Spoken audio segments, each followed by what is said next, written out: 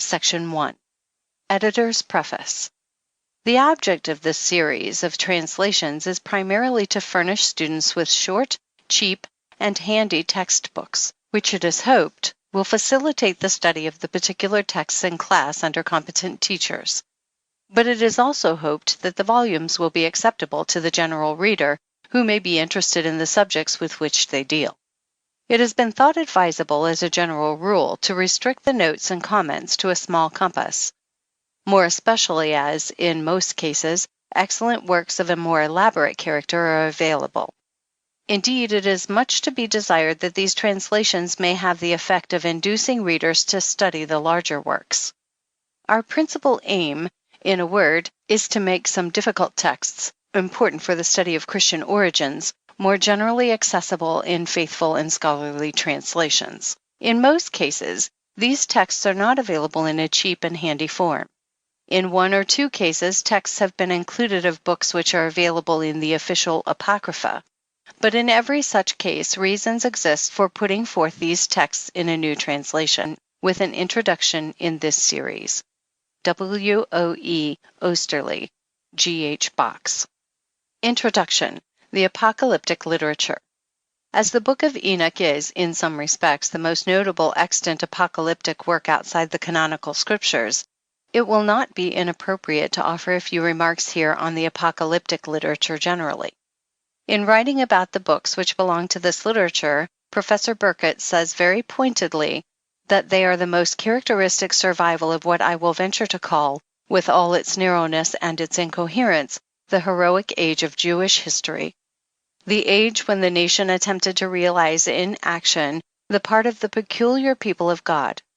It ended in catastrophe, but the nation left two successors, the Christian Church and the rabbinical schools, each of which carried on some of the old national aims. And of the two, it was the Christian Church that was most faithful to the ideas enshrined in the apocalypses, and it did consider itself, not without some reason, the fulfillment of those ideas. What is wanted, therefore, in studying the apocalypses is, above all, sympathy with the ideas that underlie them, and especially with the belief in the new age. And those who believe that in Christianity a new era really did dawn for us ought, I think, to have that sympathy. We study the apocalypses to learn how our spiritual ancestors hoped again that God would make all right in the end. And that we, their children, are here today studying them is an indication that their hope was not wholly unfounded. Hope is, indeed, the main underlying motive power which prompted the writers of the apocalypses, and this hope is the more intensive and ardent in that it shines forth from a background which is dark with despair. For the apocalyptists despaired of the world in which they lived, a world in which the godly were of no account, while the wicked seemed too often triumphant and prosperous. With evil everywhere around, the apocalyptists saw no hope for the world as it was. For such a world there was no remedy, only destruction. If the good were ever to triumph, it must be in a new world. Despairing, therefore, of the world around them, the apocalyptists centered their hope upon a world to come, where the righteous would come to their own, and evil would find no place. It is this thought which underlies the opening words of the Book of Enoch, the words of the blessing of Enoch, wherewith he blessed the elect and righteous, who will be living in the day of tribulation, when all the wicked and godless are to be removed. Nowhere in this book is the essence of this hope more beautifully expressed than in a short metrical piece in the first chapter. But with the righteous he will make peace, and will protect the elect, and mercy shall be upon them. And they shall all belong to God, and they shall all be prospered, and they shall all be blessed. And he will help them all, and light shall appear unto them, and he will make peace with them. 1 Enoch 1:8. In all the books belonging to this literature which have come down to us, this hope is expressed more or less vividly, nor is the dark background wanting with prophecies of coming wrath. It will therefore be realized that the apocalyptic literature is almost wholly concerned with the future. It is true that again and again the apocalyptist glances at the contemporary history of the world around him, to which many a cryptic reference is made, a fact which necessitates some knowledge of the history of this period, circa 200 BC through AD 100. for a full understanding of the books in question, but these references are only made with a view to comforting the oppressed and afflicted with the thought that even the most mighty of earthly powers are shortly to be overthrown by the advent of the new and glorious era, when every injustice and all the incongruities of life will be done away with, so that every reference to the present is merely a position taken up from which to point to the future. Now, since, as we have seen, the apocalyptists despair of any bettering of the present world, and therefore contemplate its destruction as the preliminary of the new order of things, they look away from this world in their visions of the future. They conceive of other worldly forces coming into play in the reconstitution of things, and of society generally. And since these are other worldly forces, the supernatural plays a great part in the apocalyptic literature. This supernatural coloring will often strike the reader of this literature as fantastic, and at times bizarre, but this should not be permitted to obscure the reality which often lies behind these weird shadows. Mental visions are not always easily expressed in words. The seer who in a vision has received a message in some fantastic guise necessarily has the impress upon his mind of what he has seen when giving his message. And when he describes his vision, the picture he presents is, in the nature of the case, more fantastic to the ear of the hearer than to the eye of him who saw it. Allowance should be made for this, especially by us Westerns, who are so lacking in the rich imaginativeness of the Oriental.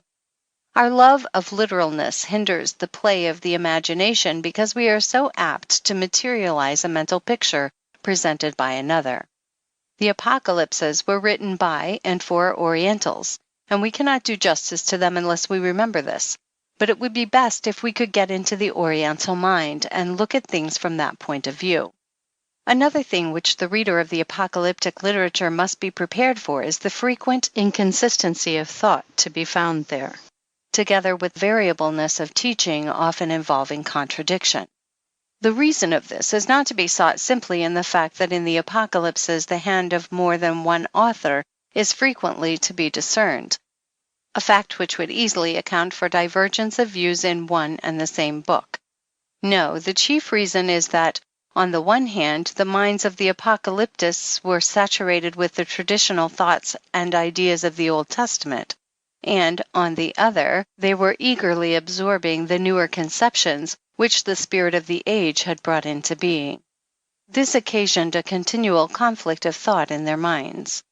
The endeavor to harmonize the old and the new would not always succeed, and in consequence there often resulted a compromise which was illogical and which presented contradictions.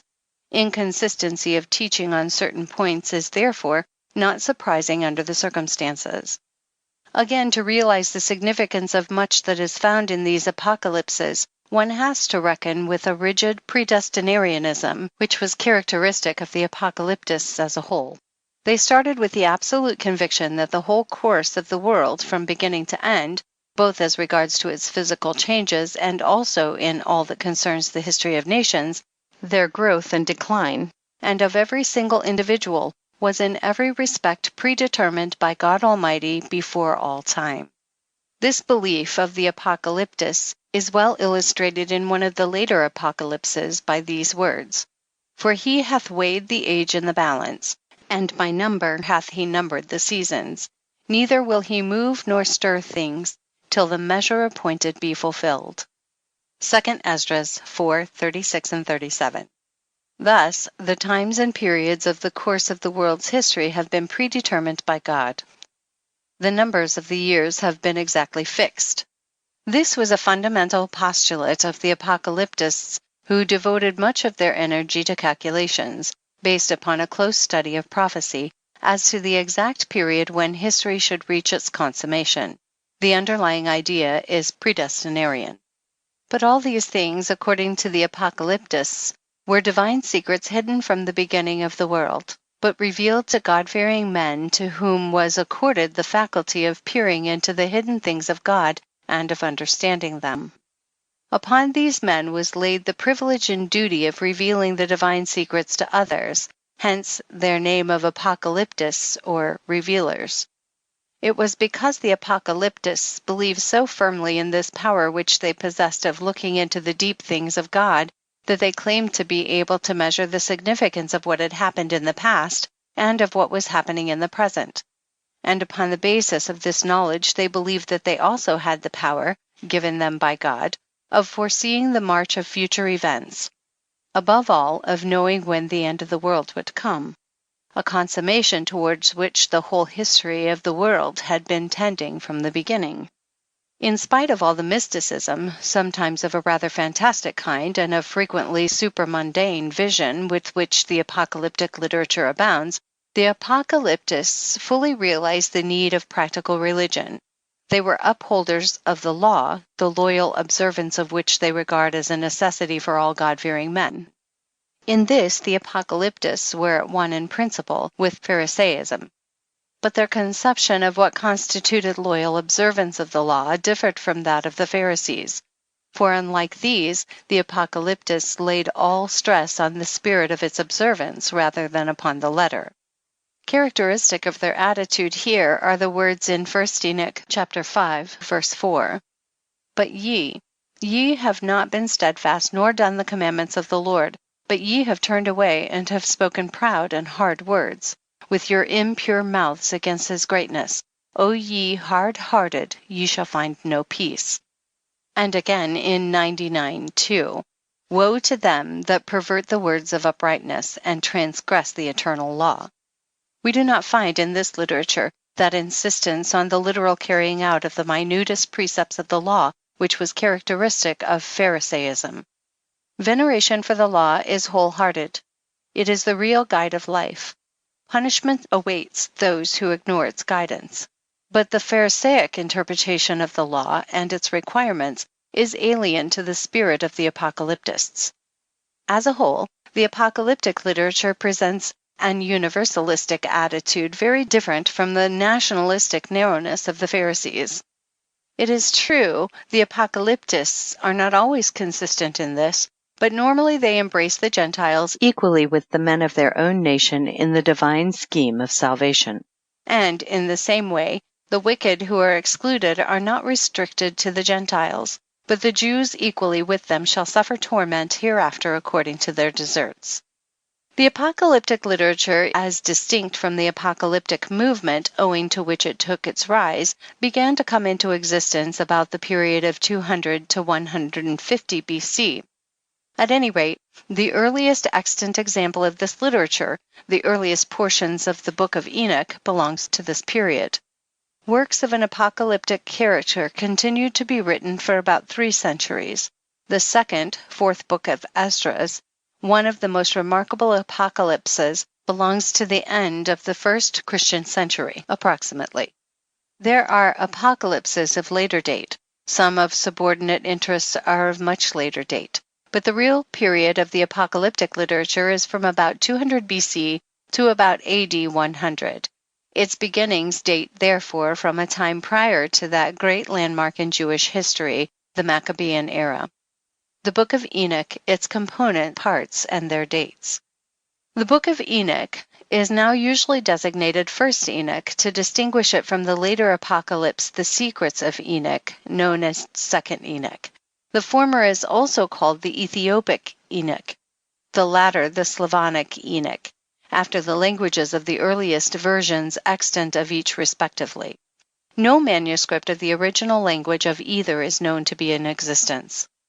According to Canon Charles, the various elements of which our book in its present form is made up belong to different dates. The following table will show the dates of the different parts of the book. Canon Charles believes that these are approximately correct, without committing himself to the certainty of this in each case. Chapters 12 through 36, 42, and 91, 12 through 17. The Apocalypse of Weeks, the oldest pre-Maccabean portions.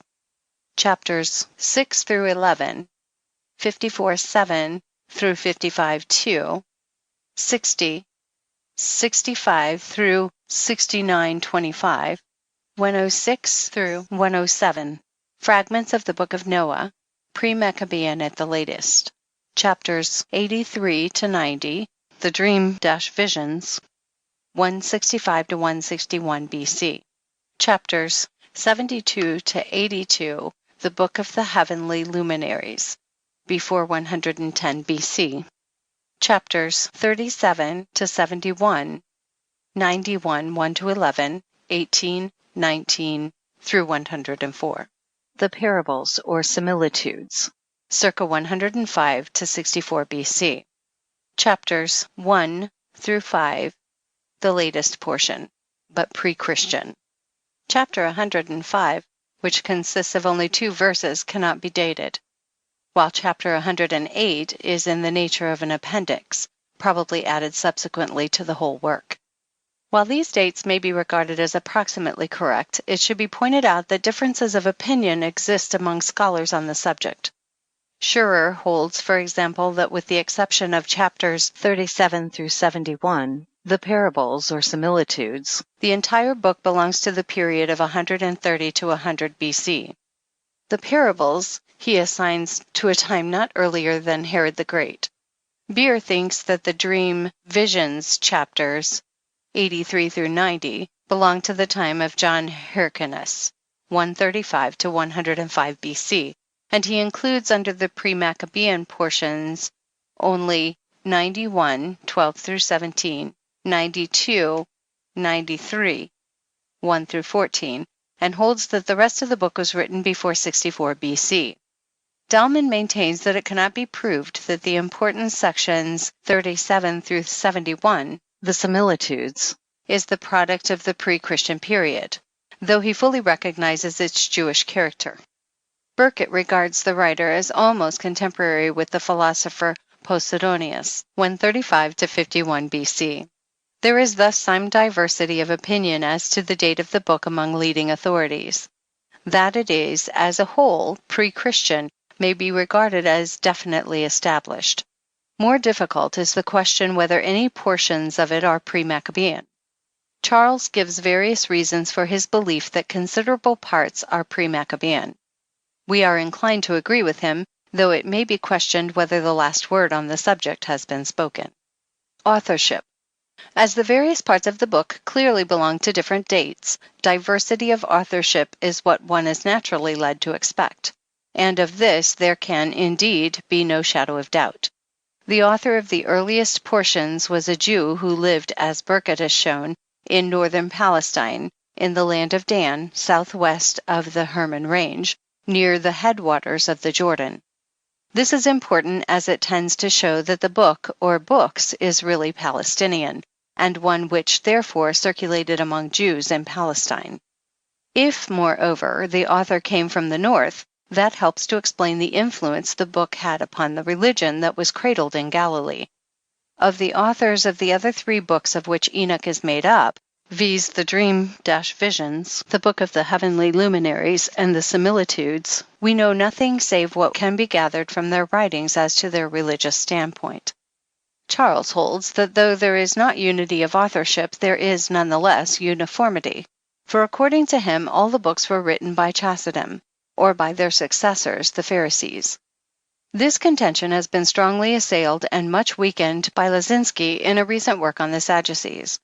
While frankly recognizing the composite character of the book, Lazinski holds that the original portions of it emanate from Sadducean circles, and that the special object of the book originally was the bringing about of a reform of the calendar. He points to the ascription of the book to Enoch as supporting his contention. For Enoch lived 365 years, i.e., his years correspond to the number of days in the solar year. The basis of reckoning time was one of the fundamental points of difference between the Pharisees and Sadducees, for whereas the former reckoned time by the lunar year, 360 days, the latter did so by the solar year. Here a significant remark of Burkitt's is worth recalling. In writing about the false titles given to all the apocalyptic books, he says, "There is another aspect of pseudonymous authorship, to which I venture to think sufficient attention has not been given. It is this, that the names were not chosen out of mere caprice. They indicated to a certain extent what subjects would be treated and the point of view of the writer. Further, the fact that Enoch walked with God, and he was not, for God took him, i.e., that he ascended into the heavens, is also significant, for he would thereby be just the one to know all about the heavenly luminaries. He was just the most appropriate author of a book which was to deal with astronomical questions. The Sadducean character of the original work, says Lisinski, is seen most clearly in the discussion regarding the calendar. Chapters 72 through 82 are rightly called the Book of Astronomy, the book of the courses of the luminaries of the heaven, the relations of each according to their classes, their dominion, and their seasons, according to their names and places of origin, and according to their months, with regard to all the years of the world and unto eternity, till the new creation is accomplished, which endureth till all eternity. 72:1. That sounds almost as though the author of the Book of Jubilees had written it. That it is not a merely scientific interest which impels the writer to give expression to his astronomical theories may be seen from the words at the conclusion of the section. Blessed are all the righteous, blessed are all those who walk in the way of righteousness, and sin not as the sinners in the reckoning of all their days, in which the sun traverseth the heaven, entering into and departing from the portals for 30 days. 82, verses 4 through 7. Herein one can discern quite clearly the tendency of the writer. He desires the adoption of the solar year, while his contemporaries wrongly followed a different reckoning, and therefore celebrated the feasts at the wrong time. The sinners who sin in the reckoning of the year are the Pharisees, and the righteous ones who are blessed, the Zedekim, who walk upon the paths of righteousness, Zedek, as the name is made to imply, are the Sadducees. The point may appear small to us, but we may compare it with the quartodeciman controversy in the Church during the 2nd century. It is, at any rate, a strong point in favor of the Sadducean authorship of the Book of the Heavenly Luminaries. The pre-Maccabean portions, assuming that some portions of it are pre-Maccabean, of the Book of Enoch must certainly be ascribed to the Chassidim, but it is not on that account necessary to ascribe all the later portions to the Pharisees. 3 points especially militate against this. Some of the teaching concerning the Messiah, the generally speaking universalistic spirit, which is quite un-Pharisaic, and the attitude towards the law, which is not that of the Pharisees. It is not to be denied that some portions, e.g. 102, 6 and following, are from the hands of Pharisees, nor can it be doubted that the whole collection in its present form has been worked over by a Pharisee, or Pharisees, but that all the post-Maccabean portions in their original form emanated from Pharisaic circles does not appear to have been proved. It seems more likely that, with the exceptions already referred to, the various component parts of the book were written by apocalyptists, who belonged neither to Pharisaic nor yet to Sadducean circles. Language. The Book of Enoch exists only in the Ethiopic version. This was translated from the Greek version, of which only a few portions are extant. The Latin version, which was also made from the Greek, is not extant, with the exception of 1:9 and 106, 1 through 18. The fragment containing these 2 passages was discovered by the Reverend Al R. James of King's College, Cambridge, in the British Museum. The book was originally written either in Hebrew or Aramaic. Charles thinks that chapters 6 through 36, 58 through 90 were Aramaic, the rest Hebrew. It is, however, very difficult to say for certain which of these 2 languages was really the original, because, as Burkitt says, most of the most convincing proofs that the Greek text of Enoch is a translation from a Semitic language fit equally well with the Hebrew or an Aramaic original.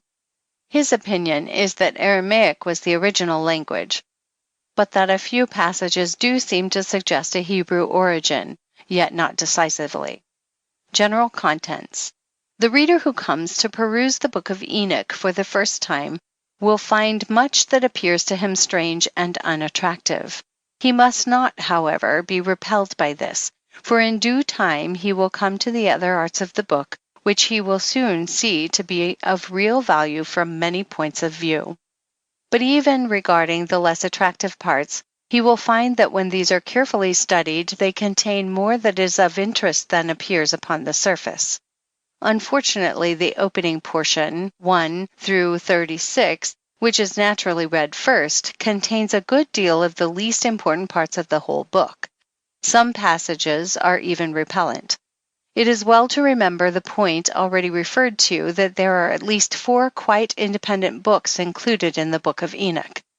Exclusive of certain Noah fragments and other pieces, see below, the student is therefore advised to treat these as separate works, and to read them as such.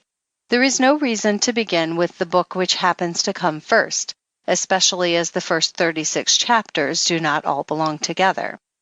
But in any case, it will be found most useful to have some general idea of the contents of each of the different books before beginning to read them. For this purpose, a brief resume of each is given here. 1. The Book of Enoch, chapters 12 through 36.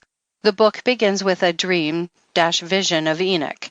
In this dream, Enoch is asked to intercede for the watchers of heaven, i.e. the angels, who had left their heavenly home to commit iniquity with the daughters of men. He writes out the petition, CP the title Enoch the scribe, the fallen angels make, and then retires to await the answer, which comes to him in a series of visions. These visions are not quite easy to follow. They are evidently incomplete and somewhat confused. In all probability, the text has suffered in transmission. At any rate, the petition is refused. Enoch declares to the fallen angels the doom which, as he has been taught in the visions, is to be their lot. The final words of the message which he is bidden to give them are, "You have no peace." 12 through 16. There follow then accounts of the different journeys which Enoch makes, being conducted by angels of light through certain parts of the earth and through Sheol. After the account of the first journey, 17 through 19, a short enumeration is made of the archangels, 7 in number, and their functions, 20. In the second journey is described the place of final punishment of the fallen angels. This place is the prison of the angels, and here they will be imprisoned forever. From thence, Enoch is taken to Sheol, then to the west, where he sees the luminaries of heaven. After that, the angels show him 7 magnificent mountains, upon one of which is the throne of God. He sees also the tree of life, which is to be given to the holy and righteous after the great judgment. From thence he comes back to the center of the earth and sees the blessed place, Jerusalem, and the accursed valley, 21 through 27. The book concludes with what appear to be fragments of other journeys, to the east, to the north, and to the south. Of special interest here is the mention of the Garden of Righteousness and the Tree of Wisdom, chapters 28 through 36. Much that is written in these chapters may appear pointless and uninspiring, but we must bear in mind the purpose that lies behind it all. The fallen angels were believed to have brought sin onto the earth. All the wickedness of the world the apocalyptist traces back to them. This cause of sin must be wholly destroyed before righteousness can come truly to its own. Therefore, the apocalyptist has a practical aim in view when describing in much detail the final place of punishment of the fallen angels. For here, too, are to come all those who by sin are the offspring of this race. No less does he delight in telling of the abode of joy prepared for the righteous. That all these descriptions were constructed out of the imagination of the apocalyptist, based largely no doubt upon popular tradition, did not detract from their practical value for the people of his day. He was a preacher of righteousness who looked forward in absolute conviction to the final overthrow of sin, and all his visions have as their motive power the yearning for and belief in the triumph of righteousness over sin. One of a like mind wrote later on, in a kind of preface to his book, these significant words, which sum up the essence of the teaching of this book: "And destroy all the spirits of the reprobate, and the children of the watchers, because they have wronged mankind. Destroy all wrong from the face of the earth, and let every evil work come to an end.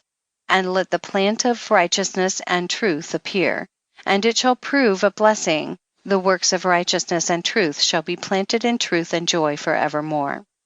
2. The parables. Chapters 37 through 71. There are 3 parables or similitudes, and they all have as their underlying thought the destruction of evil and the triumph of righteousness, as in the preceding book. But here some new and important elements are introduced which give special value to this book. The first parable, 38 through 94, is a prophecy of coming judgment upon the wicked, and especially the kings and mighty ones on the earth. On the other hand, the apocalyptist sees in his vision the abode and resting places of the righteous who are continually praising the Lord of spirits. This is the usual title given to God in this book. Here occurs the first mention of the elect one, Luke 23, verse 35. In the presence of the Lord of spirits, there are also the 4 archangels, and innumerable companies of other angels. Here he learns many secrets of the heavens. A fragment on wisdom, 42, which recalls some passages in Exodus 24, comes in the middle of the secrets and is clearly out of place. The second parable, 45 through 57, continues the same theme and further develops it. Of special importance is the sitting of the elect one on the throne of glory as judge, chapter 45, verse 3, and the mention of his title, Son of Man, chapter 46, verse 2. The thought of the vindication of the righteous is marred by their joy at vengeance upon the wicked. A particularly striking passage is chapter 48, 1 through 7, which speaks of the inexhaustible fountain of righteousness reserved for the holy and elect in the presence of the Son of Man and of the Lord of spirits. The apocalyptist prophesies further of the repentance of the Gentiles, chapter 1, an universalistic note of significance, and speaks of the resurrection of the dead in a notable passage. And in those days shall the earth also give back that which has been entrusted to it, and Sheol shall also give back that which it has received, and hell shall give back that which it owes. The parable ends with an account of the judgment, followed by 2 short passages on the last struggle of the heathen powers against Israel, 56, 5 through 8, and the return from the dispersion, 57, which do not appear to be in their original place. The third parable, 58 through 71, has clearly suffered largely from the intrusion of alien matter, and is probably incomplete. Its main theme is the final judgment upon all flesh, and especially upon the great ones of the earth. The judge is the Son of Man. Some of the passages which speak of the future reward of the righteous are full of beauty. The following is well worth quoting. And the righteous and elect shall have risen from the earth, and ceased to be of downcast countenance, and they shall have been clothed with garments of glory, and they shall be garments of life from the Lord of spirits, and your garments shall not grow old, nor your glory pass away before the Lord of spirits. A large Noah fragment comes in the middle of the parable. See page 26 below. The close of this parable is contained in 69, 26 through 29, the account of Enoch's final translation, 70, and 2 of Enoch's visions, 71, are out of place. 3. The Book of the Courses of the Heavenly Luminaries, chapters 72 through 82. In 74:12 it says, "And the sun and the stars bring in all the years exactly, so that they do not advance or delay their position by a single day unto eternity, but complete the years with perfect justice in 364 days. This gives the keynote of this book, viz. that time is to be reckoned by the sun, not by the moon. See further on this section on authorship above. Until we come to chapter 80, this book is uninteresting in the extreme. It purports to tell in detail of the laws by which the sun, moon, stars, and the winds are governed. They are described by Uriel, the holy angel, to the apocalyptist. The 4 quarters of the world, the 7 mountains, and the 7 rivers are also dealt with. The author has no other interest save a scientific one colored by Jewish conceptions and beliefs. It is, however, different when we come to chapter 80, verse 2 through 8. The whole tone alters in these verses, in which it is said that owing to the sin of men, the moon and the sun will mislead them. An ethical thought is thus brought in, which is wholly lacking in the previous chapters of this book. This is also true of chapter 81. It is probable that neither of these chapters stood here originally. Regarding the point of 364 days to the year, which the writer of this book makes, Charles says that he did this only through sheer incapacity for appreciating and think better, for he must have been acquainted with the solar year of 365 1/4 days. His acquaintance with the Greek cycles shows this. The author's reckoning of the year at 364 days may be partly due to his opposition to heathen systems, and partly to the fact that 364 is divisible by 7 and amounts to 52 weeks exactly. In any case, he is opposed to the lunar year, the Pharisaic way of reckoning time, and this is an important point in favor of Sadducean authorship. It will be noted that this book was written in post-Maccabean times. It was after the Maccabean struggle that the Sadducees and Pharisees appeared as parties definitely opposed to one another. 4. The Dream/Vision. Chapters 83 through 90. This book consists of 2 dreams/visions. The first deals with the judgment brought upon the world by the deluge on account of sin. The origin of sin is again traced to the angels who fell. It concludes with a hymn of praise to God in which a prayer is offered that all flesh may not be destroyed. 83 through 84. The second dream/vision is much longer. It gives in brief outline the history of the world to the founding of the Messianic kingdom. First, the patriarchs symbolized by bulls, etc. 85. Then the fallen angels, also described in symbolic language, and their punishment, 86 through 88.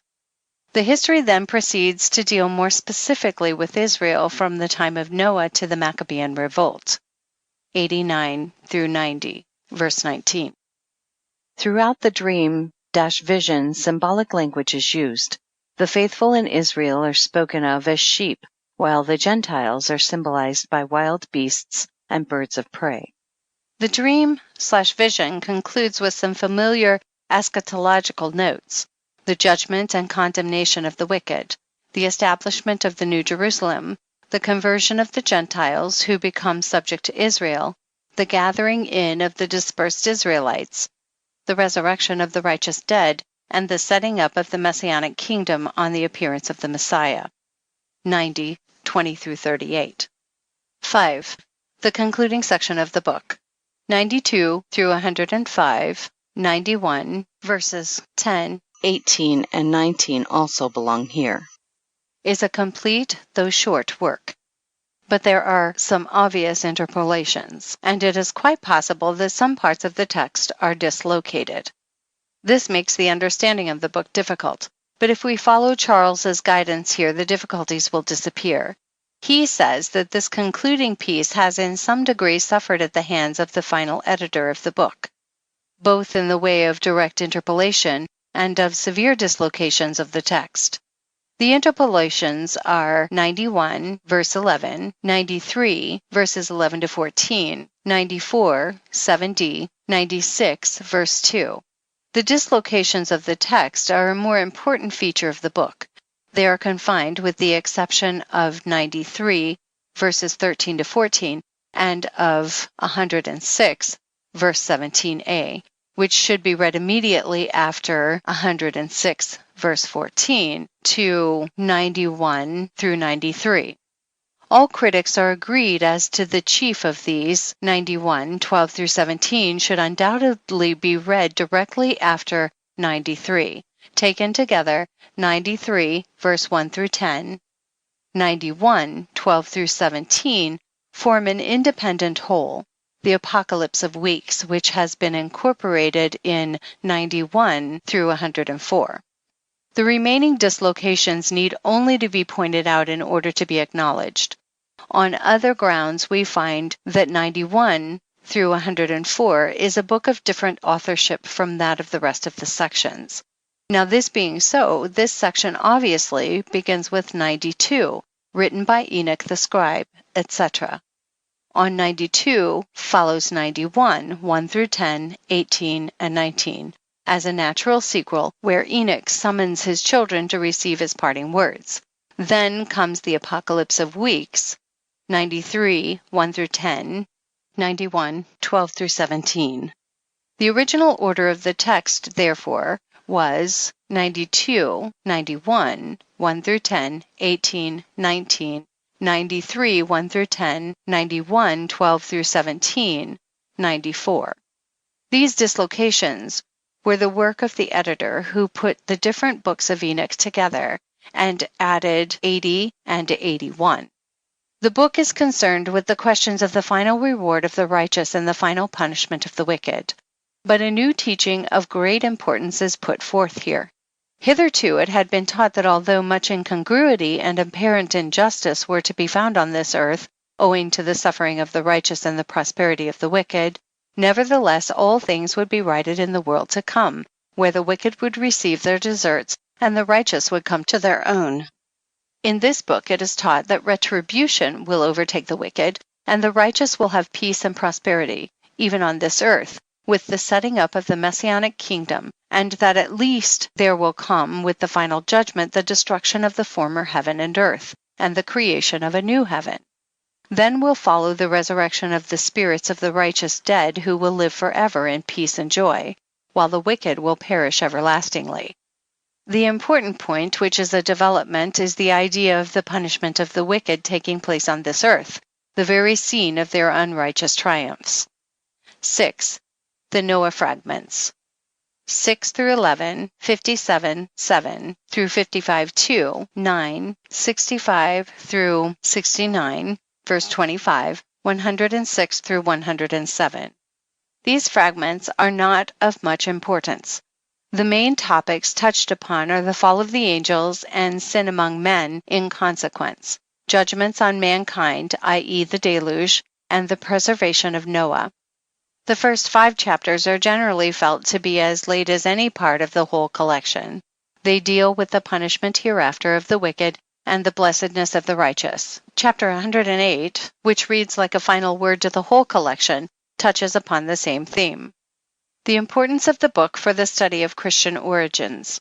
This is a subject which cannot be thoroughly appreciated without studying the book in detail, especially from its doctrinal standpoint, and seeing in how many aspects it represents the doctrine and the popular conceptions of the Jews during the 2 last pre-Christian centuries. To do this here would involve a far too extended investigation. It must suffice to indicate a few of the many points which should be studied.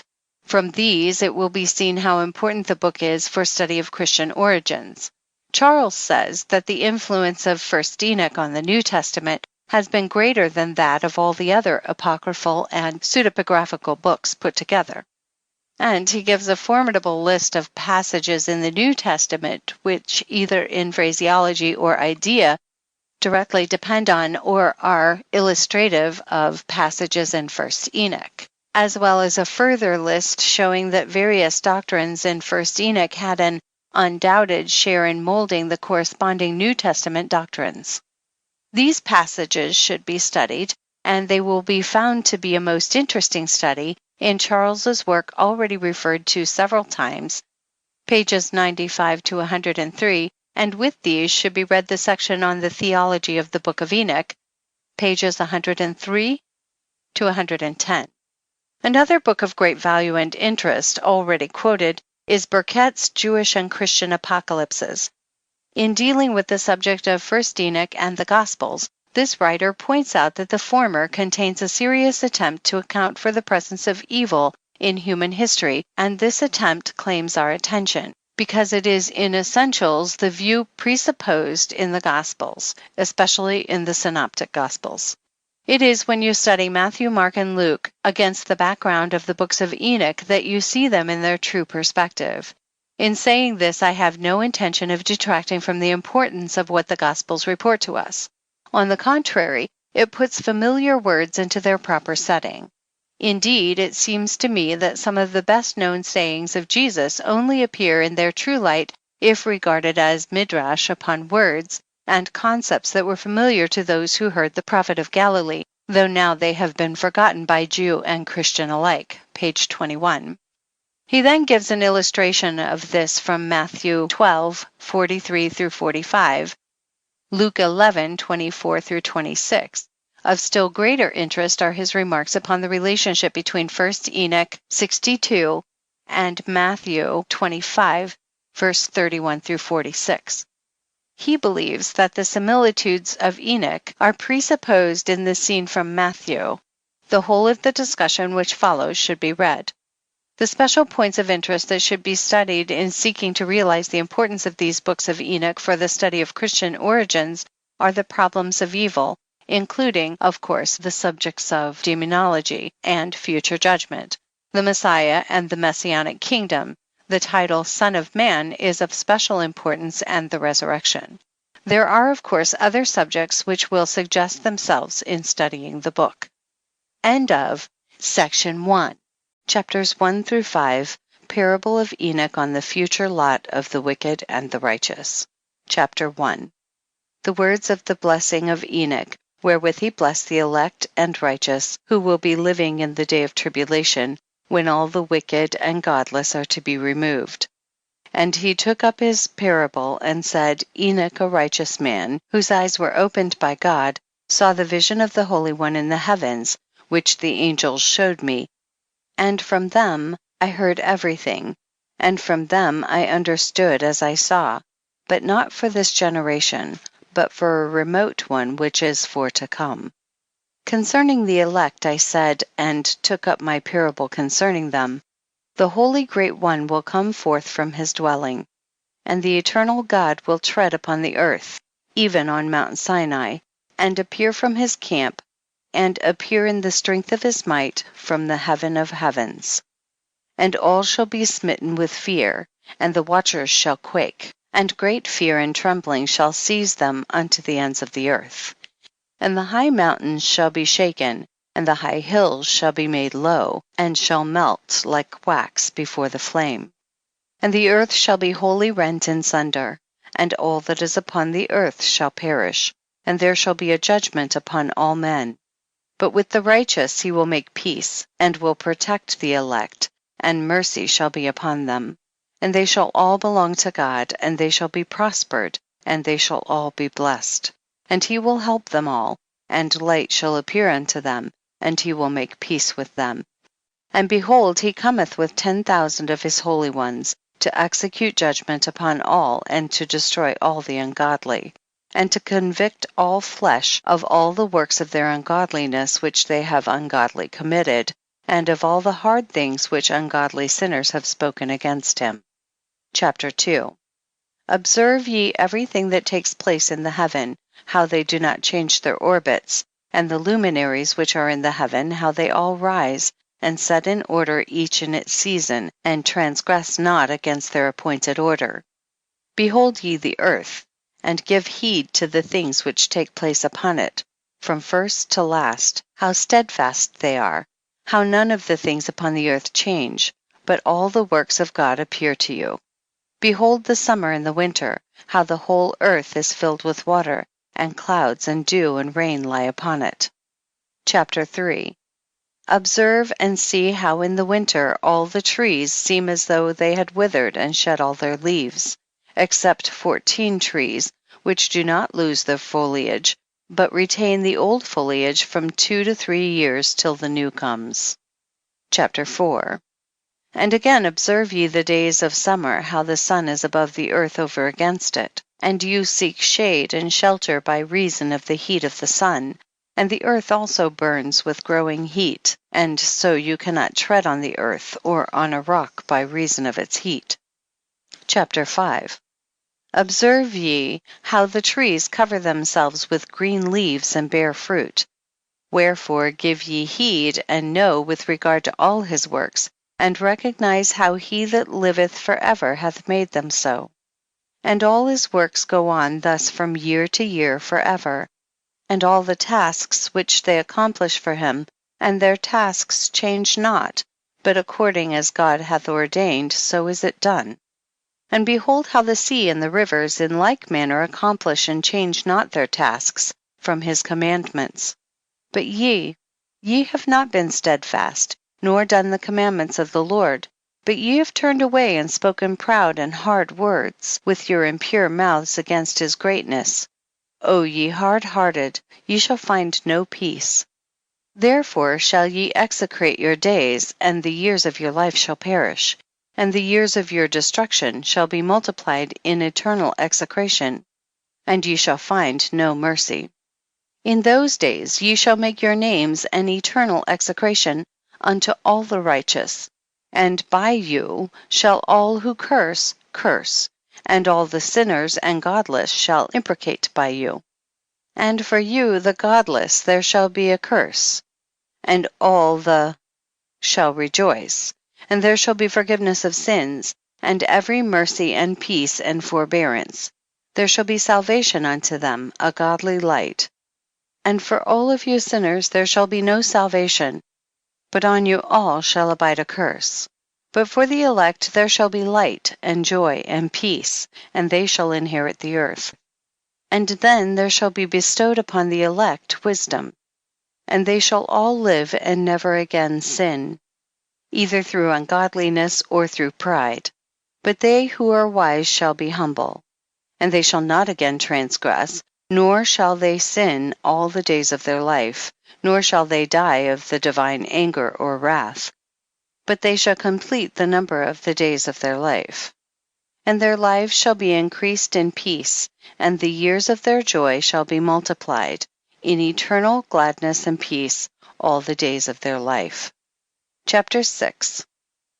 Chapters 6 through 11, the fall of the angels, the demoralization of mankind, the intercession of the angels on behalf of mankind, the dooms pronounced by God on the angels, the Messianic kingdom, a Noah fragment. Chapter 6. And it came to pass when the children of men had multiplied, that in those days were born unto them beautiful and comely daughters. And the angels, the children of the heaven, saw and lusted after them, and said to one another, Come, let us choose us wives from among the children of men, and beget us children. And Samjaza, who was their leader, said unto them, I fear you will not indeed agree to do this deed, and I alone shall have to pay the penalty of a great sin. And they all answered him and said, Let us all swear an oath, and all bind ourselves by mutual imprecations, not to abandon this plan, but to do this thing. Then sware they all together, and bound themselves by mutual imprecations upon it. And they were in all 200, who descended in the days of Jared on the summit of Mount Hermon, and they called it Mount Hermon, because they had sworn and bound themselves by mutual imprecations upon it. And these are the names of their leaders: Semizaz, their leader, Arakiba, Ramiel, Kokabiel, Tamiel, Ramiel, Denal, Ezekiel, Barachel, Asael, Amaras, Batarel, Onanel, Zokiel, Samsapil, Satarel, Thurel, Homhal, Sariel. These are their chiefs of tens. Chapter 7. And all the others together with them took unto themselves wives, and each chose for himself one, and they began to go in unto them and to defile themselves with them. And they taught them charms and enchantments and the cutting of roots, and made them acquainted with plants. And they became pregnant, and they bare great giants, whose height was 3,000 ells, who consumed all the acquisitions of men. And when men could no longer sustain them, the giants turned against them and devoured mankind. And they began to sin against birds and beasts and reptiles and fish, and to devour one another's flesh, and drink the blood. Then the earth laid accusation against the lawless ones. Chapter 8. And Azazel taught men to make swords and knives and shields and breastplates, and made known to them the metals of the earth, and the art of working them, and bracelets and ornaments, and the use of antimony, and the beautifying of the eyelids, and all kinds of costly stones, and all coloring tinctures. And there arose much godlessness, and they committed fornication, and they were led astray, and became corrupt in all their ways. Samjaza taught enchantments and root cuttings, Amaras the resolving of enchantments, Barakwihal taught astrology, Kokabel the constellations, Ezekiel the knowledge of the clouds, Araquiel the signs of the earth, Shamsiel the signs of the sun, and Sariel the course of the moon. And as men perished they cried, and their cry went up to heaven. Chapter 9. And then Michael, Uriel, Raphael, and Gabriel looked down from heaven and saw much blood being shed upon the earth, and all the lawlessness being wrought upon the earth. And they said one to another, the earth made without inhabitant cries the voice of their crying up to the gates of heaven. And now to you, the holy ones of heaven, the souls of men make their suit, saying, bring our cause before the Most High. And they said to the Lord of the ages, Lord of lords, God of gods, King of kings, and God of the ages, the throne of thy glory standeth unto all the generations of the ages, and thy name holy and glorious and blessed unto all the ages. Thou hast made all things, and power over all things hast thou.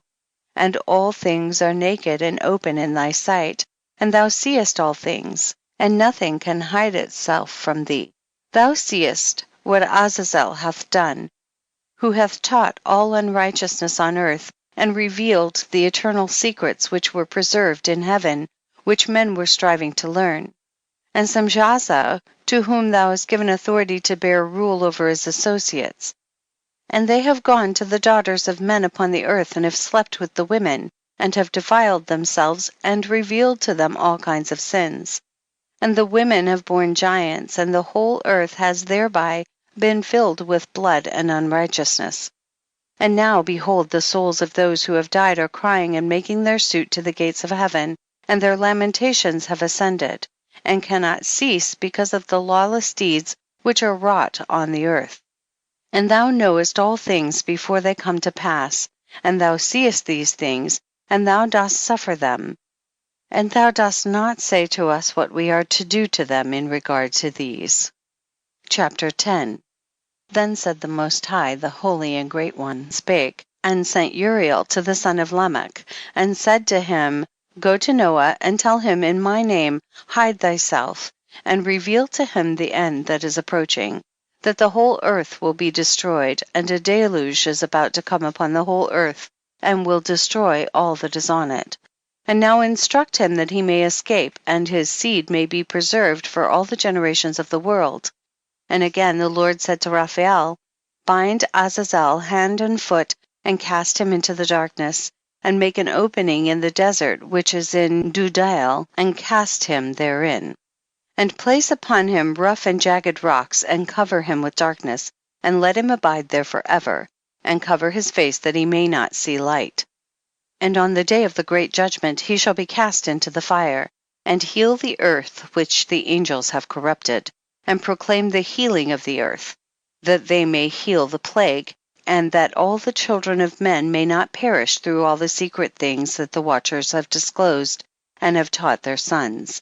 And the whole earth has been corrupted through the works that were taught by Azazel, to him ascribe all sin. And to Gabriel said the Lord, proceed against the bastards and the reprobates, and against the children of fornication, and destroy the children of fornication, and the children of the watchers from amongst men, and cause them to go forth. Send them one against the other, that they may destroy each other in battle. For length of days shall they not have, and no request that they, i.e. their fathers, make of thee shall be granted unto their fathers on their behalf. For they hope to live in eternal life, and that each one of them will live 500 years. And the Lord said unto Michael, go bind Samjaza and his associates, who have united themselves with women so as to have defiled themselves with them in all their uncleanness. And when their sons have slain one another, and they have seen the destruction of their beloved ones, bind them fast for 70 generations in the valleys of the earth, till the day of their judgment and of their consummation, till the judgment that is forever and ever is consummated. In those days they shall be led off to the abyss of fire, and to the torment and the prison in which they shall be confined forever. And whosoever shall be condemned and destroyed will from thenceforth be bound together with them to the end of all generations, and destroy all the spirits of the reprobate and the children of the watchers, because they have wronged mankind. Destroy all wrong from the face of the earth, and let every evil work come to an end, and let the plant of righteousness and truth appear. And it shall prove a blessing, the works of righteousness and truth shall be planted in truth and joy forevermore. And then shall all the righteous escape, and shall live till they beget thousands of children, and all the days of their youth and their old age shall they complete in peace. And then shall the whole earth be tilled in righteousness, and shall all be planted with trees and be full of blessing. And all desirable trees shall be planted on it, and they shall plant vines on it, and the vine which they plant thereon shall yield wine in abundance. And as for all the seed which is sown thereon, each measure of it shall bear 1,000, and each measure of olives shall yield 10 presses of oil. And cleanse thou the earth from all oppression, and from all unrighteousness, and from all sin, and from all godlessness. And all the uncleanness that is wrought upon the earth destroy from off the earth. And all the children of men shall become righteous, and all nations shall offer adoration, and shall praise me, and all shall worship me. And the earth shall be cleansed from all defilement, and from all sin, and from all punishment, and from all torment, and I will never again send them upon it from generation to generation and forever. Chapter 11. And in those days I will open the store chambers of blessing which are in the heaven, so as to send them down upon the earth over the work and labor of the children of men. And truth and peace shall be associated together throughout all the days of the world, and throughout all the generations of men. End of section 2, chapters 12 through 19. Chapters 12 through 16, dream, vision of Enoch, his intercession for Azazel and the fallen angels, and his announcement to them of their first and final doom. Chapter 12. Before these things Enoch was hidden, and no one of the children of men knew where he was hidden, and where he abode, and what had become of him. And his activities had to do with the watchers, and his days were with the holy ones. And I, Enoch, was blessing the Lord of majesty and the King of the ages, and lo, the watchers called me, Enoch the scribe, and said to me, Enoch, thou scribe of righteousness, go, declare to the watchers of the heaven who have left the high heaven, the holy eternal place, and have defiled themselves with women, and have done as the children of earth do, and have taken unto themselves wives. Ye have wrought great destruction on the earth, and ye shall have no peace nor forgiveness of sin, and inasmuch as they delight themselves in their children, the murder of their beloved ones shall they see, and over the destruction of their children shall they lament, and shall make supplication unto eternity, but mercy and peace shall ye not attain. Chapter 13. And Enoch went and said, Azazel, thou shalt have no peace. A severe sentence has gone forth against thee to put thee in bonds, and thou shalt not have toleration nor request granted to thee, because of the unrighteousness which thou hast taught, and because of all the works of godlessness and unrighteousness and sin which thou hast shown to men. Then I went and spoke to them all together, and they were all afraid, and fear and trembling seized them. And they besought me to draw up a petition for them that they might find forgiveness, and to read their petition in the presence of the Lord of heaven. For from thenceforward they could not speak with him, nor lift up their eyes to heaven for shame of their sins for which they had been condemned. Then I wrote out their petition, and the prayer in regard to their spirits and their deeds individually, and in regard to their request that they should have forgiveness and length of days. And I went off and sat down at the waters of Dan, in the land of Dan, to the south of the west of Hermon. I read their petition till I fell asleep. And behold, a dream came to me, and visions fell down upon me. And I saw visions of chastisement, and a voice came bidding me, I tell it to the sons of heaven, and reprimand them. And when I awaked, I came unto them, and they were all sitting gathered together weeping in Abazjel, which is between Lebanon and Sennacer, with their faces covered. And I recounted before them all the visions which I had seen in sleep, and I began to speak the words of the righteousness, and to reprimand the heavenly watchers. Chapter 14. The book of the words of righteousness and of the reprimand of the eternal watchers in accordance with the command of the Holy Great One in that vision. I saw in my sleep what I will now say with a tongue of flesh and with the breath of my mouth, which the Great One has given to men to converse therewith and understand with the heart. As he has created and given to man the power of understanding the word of wisdom, so hath he created me also and given me the power of reprimanding the watchers, the children of heaven. I wrote out your petition, and in my vision it appeared thus, that your petition will not be granted unto you throughout all the days of eternity, and that judgment has been finally passed upon you. Yea, your petition will not be granted unto you. And from henceforth you shall not ascend into heaven into all eternity, and in bonds of the earth the decree has gone forth to bind you for all the days of the world. And that previously you shall have seen the destruction of your beloved sons, and you shall have no pleasure in them, but they shall fall before you by the sword. And your petition on their behalf shall not be granted, nor yet on your own, even though you weep and pray and speak all the words contained in the writing which I have written.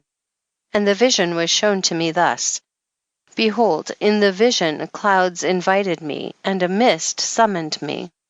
And the course of the stars and the lightnings sped and hastened me, and the winds in the vision caused me to fly and lifted me upward and bore me into heaven. And I went in till I drew nigh to a wall which is built of crystals, and surrounded by tongues of fire. And it began to affright me. And I went into the tongues of fire and drew nigh to a large house which was built of crystals. And the walls of the house were like a tessellated floor made of crystals, and its groundwork was of crystal. Its ceiling was like the path of the stars and the lightnings, and between them were fiery cherubim, and their heaven was clear as water. A flaming fire surrounded the walls, and its portals blazed with fire. And I entered into that house, and it was hot as fire and cold as ice. There were no delights of life therein. Fear covered me, and trembling got hold upon me. And as I quaked and trembled, I fell upon my face. And I beheld a vision, and lo, there was a second house greater than the former, and the entire portal stood open before me, and it was built of flames of fire. And in every respect it so excelled in splendor and magnificence and extent, that I cannot describe to you its splendor and its extent. And its floor was of fire, and above it were lightnings, and the path of the stars, and its ceiling also was flaming fire. And I looked and saw therein a lofty throne.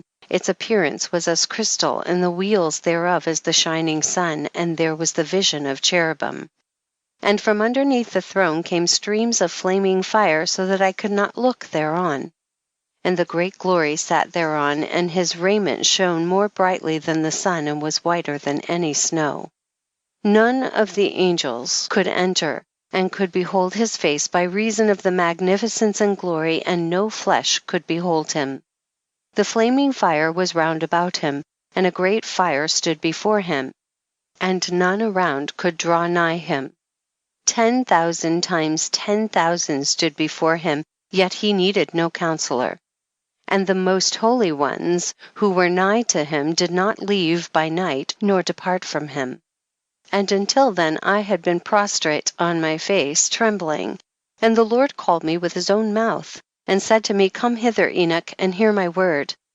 And one of the holy ones came to me and waked me. And he made me rise up and approach the door, and I bowed my face downwards. Chapter 15. And he answered and said to me, and I heard his voice, Fear not, Enoch, thou righteous man and scribe of righteousness, approach hither and hear my voice, and go say to the watchers of heaven, who have sent thee to intercede for them, you should intercede for men, and not men for you. Wherefore have ye left the high, holy, and eternal heaven, and lain with women, and defiled yourselves with the daughters of men, and taken to yourselves wives, and done like the children of earth, and begotten giants as your sons? And though ye were holy, spiritual, living the eternal life, you have defiled yourselves with the blood of women, and have begotten children with the blood of flesh, and, as the children of men, have lusted after flesh and blood, as those also do who die and perish. Therefore have I given them wives also, that they might impregnate them, and beget children by them, that thus nothing might be wanting to them on earth. But you were formerly spiritual, living the eternal life, and immortal for all generations of the world. And therefore I have not appointed wives for you, for as for the spiritual ones of the heaven, in heaven is their dwelling. And now the giants who are produced from the spirits and flesh shall be called evil spirits upon the earth, and on the earth shall be their dwelling. Evil spirits have proceeded from their bodies, because they are born from men. And from the holy watchers is their beginning and primal origin. They shall be evil spirits on earth, and evil spirits shall they be called. As for the spirits of heaven, in heaven shall be their dwelling. But as for the spirits of the earth which were born upon the earth, on the earth shall be their dwelling. And the spirits of the giants afflict, oppress, destroy, attack, do battle, and work destruction on the earth, and cause trouble. They take no food, but nevertheless hunger, and thirst, and cause offenses. And these spirits shall rise up against the children of men and against the women, because they have proceeded from them. Chapter 16. From the days of the slaughter and destruction and death of the giants, from the souls of whose flesh the spirits, having gone forth, shall destroy without incurring judgment, thus shall they destroy until the day of the consummation, the great judgment, in which the age shall be consummated, over the watchers and the godless, yea, shall be wholly consummated. And now as to the watchers who have sent thee to intercede for them, who had been aforetime in heaven, say to them, you have been in heaven, but all the mysteries had not yet been revealed to you, and you knew worthless ones. And these in the hardness of your hearts you have made known to the women, and through these mysteries women and men work much evil on earth. Say to them therefore, you have no peace. Chapters 17 through 37. Enoch's journey through the earth and Sheol. Chapters 17 through 19. The first journey. Chapter 17. And they took and brought me to a place in which those who were there were like flaming fire. And when they wished, they appeared as men. And they brought me to the place of darkness, and to a mountain, the point of whose summit reached to heaven. And I saw the places of the luminaries, and the treasuries of the stars, and of the thunder, and in the uttermost depths, where were a fiery bow and arrows and their quiver, and a fiery sword, and all the lightnings. And they took me to the living waters, and to the fire of the west, which receives every setting of the sun. And I came to a river of fire, in which the fire flows like water, and discharges itself into the great sea towards the west. I saw the great rivers, and came to the great river, and to the great darkness, and went to the place where no flesh walks. I saw the mountains of the darkness of winter, and the place whence all the waters of the deep flow. I saw the mouths of all the rivers of the earth, and the mouth of the deep. Chapter 18. I saw the treasuries of all the winds. I saw how he had furnished with them the whole creation and the firm foundation of the earth. And I saw the cornerstone of the earth. I saw the four winds which bear the earth and the firmament of the heaven. And I saw how the winds stretched out the vaults of heaven, and have their station between heaven and earth. These are the pillars of the heaven. And I saw the winds of heaven, which turn and bring the circumference of the sun and all the stars to their setting. I saw the winds on the earth carrying the clouds. I saw the paths of the angels. I saw at the end of the earth the firmament of the heaven above.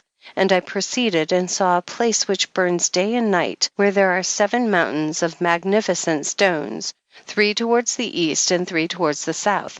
And as for those towards the east, one was of colored stone, and one of pearl, and one of jacinth, and those towards the south of red stone.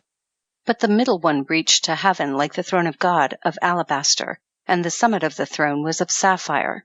And I saw a flaming fire, and beyond these mountains is a region the end of the great earth. There the heavens were completed. And I saw a deep abyss with columns of heavenly fire, and among them I saw columns of fire fall, which were beyond measure alike, towards the height and towards the depth.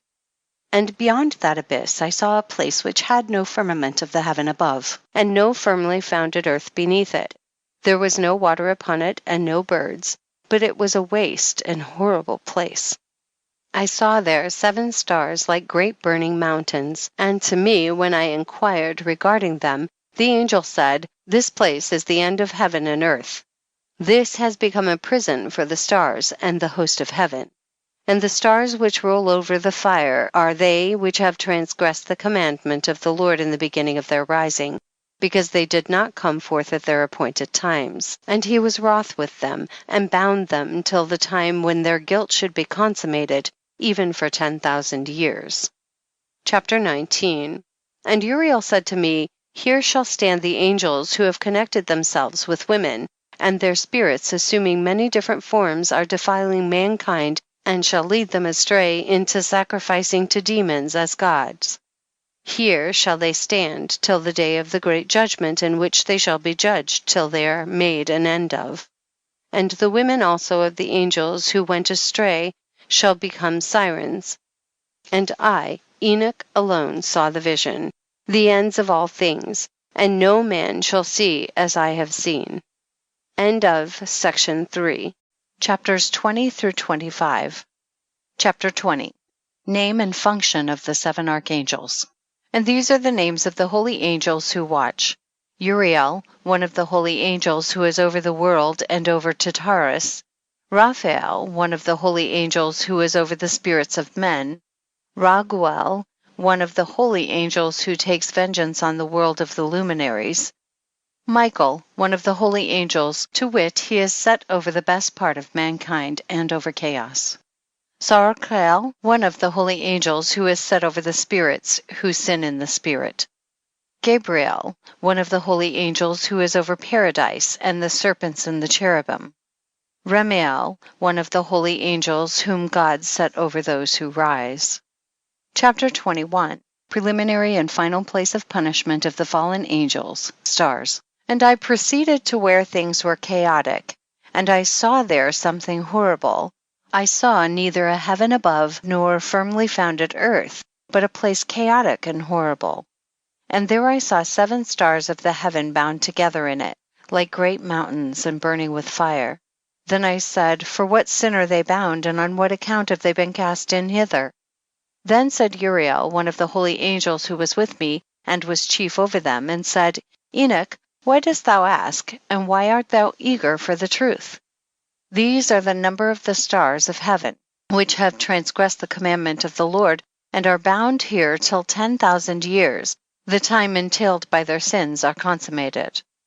And from thence I went to another place, which was still more horrible than the former, and I saw a horrible thing, a great fire there which burned and blazed, and the place was cleft as far as the abyss, being full of great descending columns of fire. Neither its extent or magnitude could I see, nor could I conjecture. Then I said, "How fearful is this place, and how terrible to look upon!" Then Uriel answered me, one of the holy angels who was with me, and said unto me, "Enoch, why hast thou such fear and affright?" And I answered, "Because of this fearful place, and because of the spectacle of the pain." And he said unto me, "This place is the prison of the angels, and here they will be imprisoned forever." Chapter 22. Sheol, or the underworld. And thence I went to another place, and he showed me in the west another great high mountain, and of hard rock. And there was in it 4 hollow places, deep and wide and very smooth. How smooth are the hollow places, and deep and dark to look at! Then Raphael answered, one of the holy angels who was with me, and said unto me, "These hollow places have been created for this very purpose, that the spirits of the souls of the dead should assemble therein, yea, that all the souls of the children of men should assemble here, and these places have been made to receive them till the day of their judgment, until their appointed period, till the period appointed, till the great judgment comes upon them." I saw the spirits of the children of men who were dead, and their voice went forth to heaven and made suit.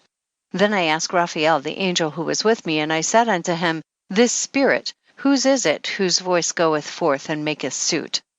And he answered me, saying, "This is the spirit which went forth from Abel, whom his brother Cain slew, and he makes his suit against him till his seed is destroyed from the face of the earth, and his seed is annihilated from amongst the seed of men." Then I asked regarding it, and regarding all the hollow places, why is one separated from the other? And he answered me and said unto me, these three have been made that the spirits of the dead might be separated. And such a division has been made for the spirits of the righteous, in which there is the bright spring of water. And such has been made for sinners when they die and are buried in the earth, and judgment has not been executed on them in their lifetime. Here their spirits shall be set apart in this great pain till the great day of judgment and punishment and torment of those who curse forever, and retribution for their spirits. There he shall bind them forever. And such a division has been made for the spirits of those who make their suit, who make disclosures concerning their destruction, when they were slain in the days of the sinners. Such has been made for the spirits of men who were not righteous but sinners, who were complete in transgression, and of the transgressors they shall be companions. But their spirits shall not be slain in the day of judgment, nor shall they be raised from thence. Then I blessed the Lord of glory and said, blessed be my Lord, the Lord of righteousness, who ruleth forever. Chapter 23. The fire that deals with the luminaries of heaven. From thence I went to another place to the west of the ends of the earth, and I saw a burning fire which ran without resting, and paused not from its course day or night, but ran regularly. And I asked, saying, what is this which rests not? Then Raguel, one of the holy angels who was with me, answered me and said unto me, this course of fire which thou hast seen is the fire in the west, which persecutes all the luminaries of heaven. Chapter 24 and 25. The 7 mountains in the northwest and the tree of life. Chapter 24. And from thence I went to another place of the earth, and he showed me a mountain range of fire which burnt day and night. And I went beyond it and saw 7 magnificent mountains, all differing each from the other, and the stones thereof were magnificent and beautiful, magnificent as a whole, of glorious appearance and fair exterior. 3 towards the east, one founded on the other, and 3 towards the south, one upon the other, and deep rough ravines, no one of which joined with any other. And the 7th mountain was in the midst of these, and it excelled them in height, resembling the seat of a throne, and fragrant trees encircled the throne. And amongst them was a tree such as I had never yet smelt, neither was any among them, nor were others like it. It had a fragrance beyond all fragrance, and its leaves and blooms and wood wither not forever. And its fruit is beautiful, and its fruit resembles the dates of a palm. Then I said, how beautiful is this tree, and fragrant, and its leaves are fair, and its blooms very delightful in appearance. Then answered Michael, one of the holy and honored angels who was with me, and was their leader. Chapter 25. And he said unto me, Enoch, why dost thou ask me regarding the fragrance of the tree? And why dost thou wish to learn the truth?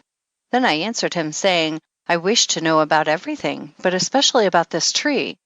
And he answered, saying, this high mountain which thou hast seen, whose summit is like the throne of God, is his throne, where the holy great one, the Lord of glory, the eternal King, will sit, when he shall come down to visit the earth with goodness.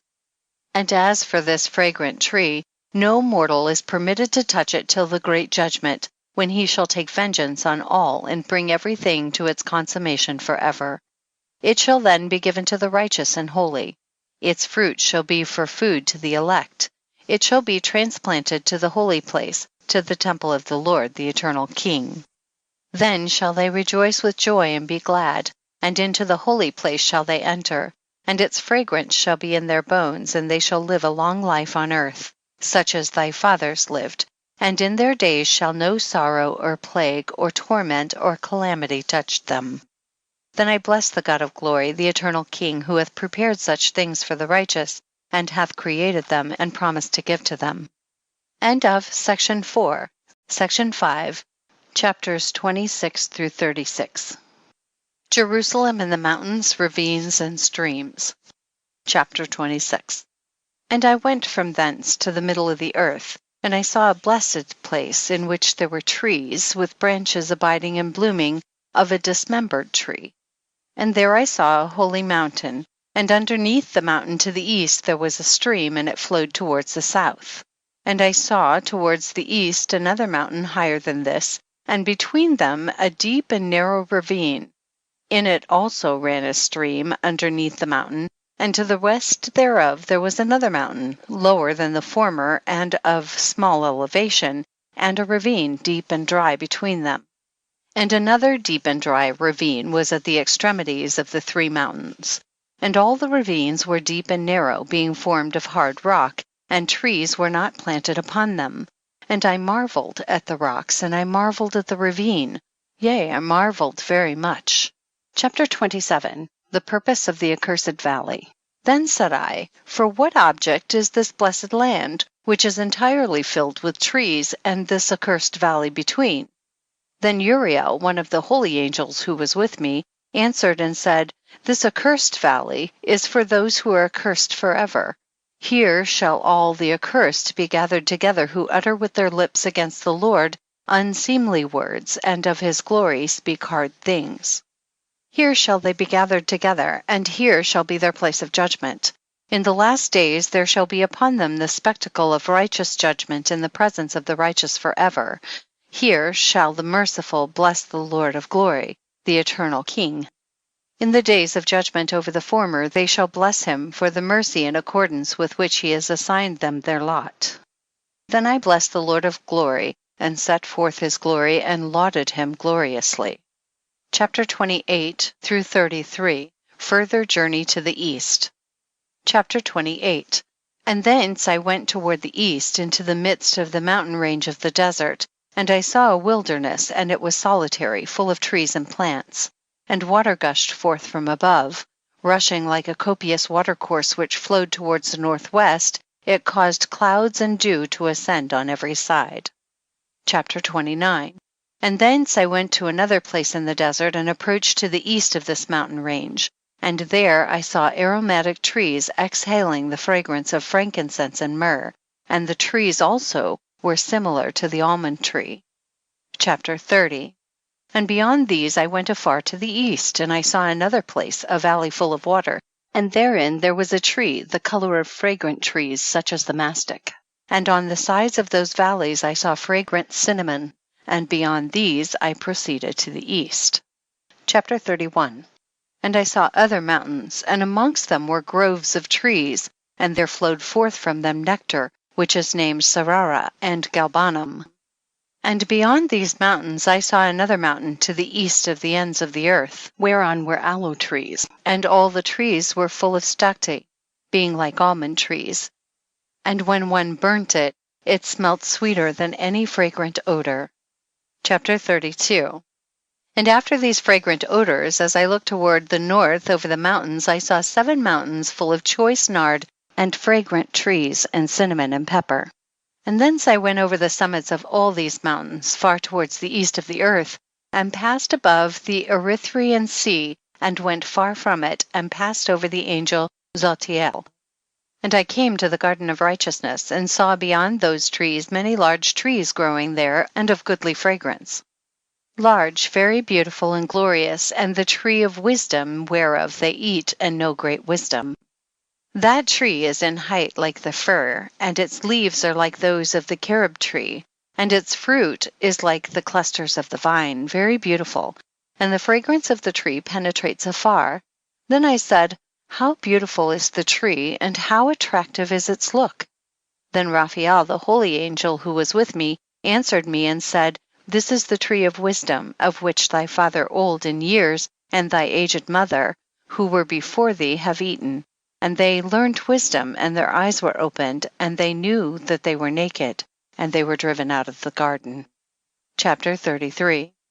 And from thence I went to the ends of the earth, and saw there great beasts, and each differed from the other. And I saw birds also differing in appearance and beauty and voice, the one differing from the other. And to the east of those beasts I saw the ends of the earth whereon the heaven rests, and the portals of the heavens open.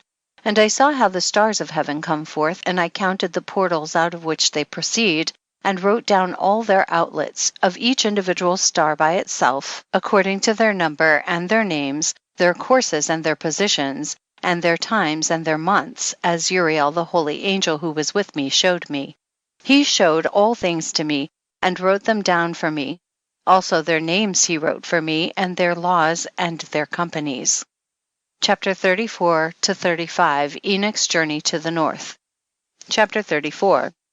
And from thence I went towards the north to the ends of the earth, and there I saw a great and glorious device at the ends of the whole earth. And here I saw 3 portals of heaven open in the heaven. Through each of them proceed north winds. When they blow, there is cold, hail, frost, snow, dew, and rain. And out of the one portal they blow for good, but when they blow through the other 2 portals, it is with violence and affliction on the earth, and they blow with violence. Chapter 35. And from thence I went towards the west to the ends of the earth, and I saw there 3 portals of the heaven open, such as I had seen in the east, the same number of portals and the same number of outlets.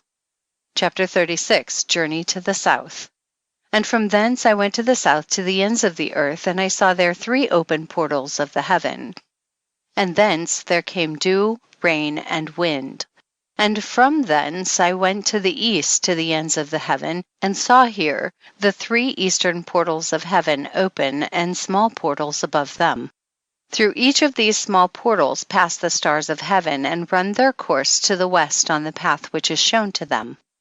And as often as I saw, I blessed always the Lord of glory, and I continued to bless the Lord of glory, who has wrought great and glorious wonders, to show the greatness of his work to the angels, and to spirits, and to men, that they might praise his work and all his creation, that they might see the work of his might, and praise the great work of his hands, and bless him forever. End of section 5. Chapters 37 to 44. The parables, 37 to 71. Chapter 37. The second vision which he saw, the vision of wisdom, which Enoch the son of Jared, the son of Mahalalel, the son of Canaan, the son of Enos, the son of Seth, the son of Adam, saw. And this is the beginning of the words of wisdom which I lifted up my voice to speak, and say to those which dwell on earth. Hear ye, men of old time, and see, ye that come after, the words of the Holy One which I will speak before the Lord of spirits. It were better to declare them only to the men of old time, but even from those that come after we will not withhold the beginning of wisdom.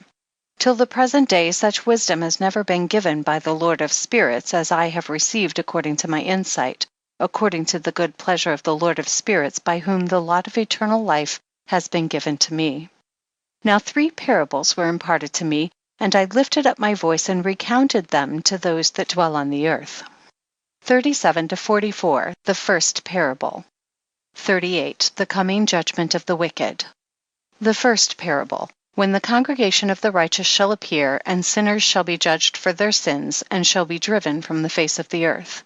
And when the righteous one shall appear before the eyes of the righteous, whose elect works hang upon the Lord of spirits. And light shall appear to the righteous and the elect who dwell on the earth.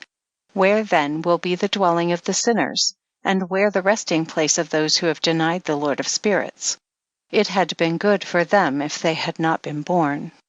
When the secrets of the righteous shall be revealed, and the sinners judged, and the godless driven from the presence of the righteous and elect, from that time those that possess the earth shall no longer be powerful and exalted, and they shall not be able to behold the face of the holy, for the Lord of spirits has caused his light to appear on the face of the holy, righteous, and elect.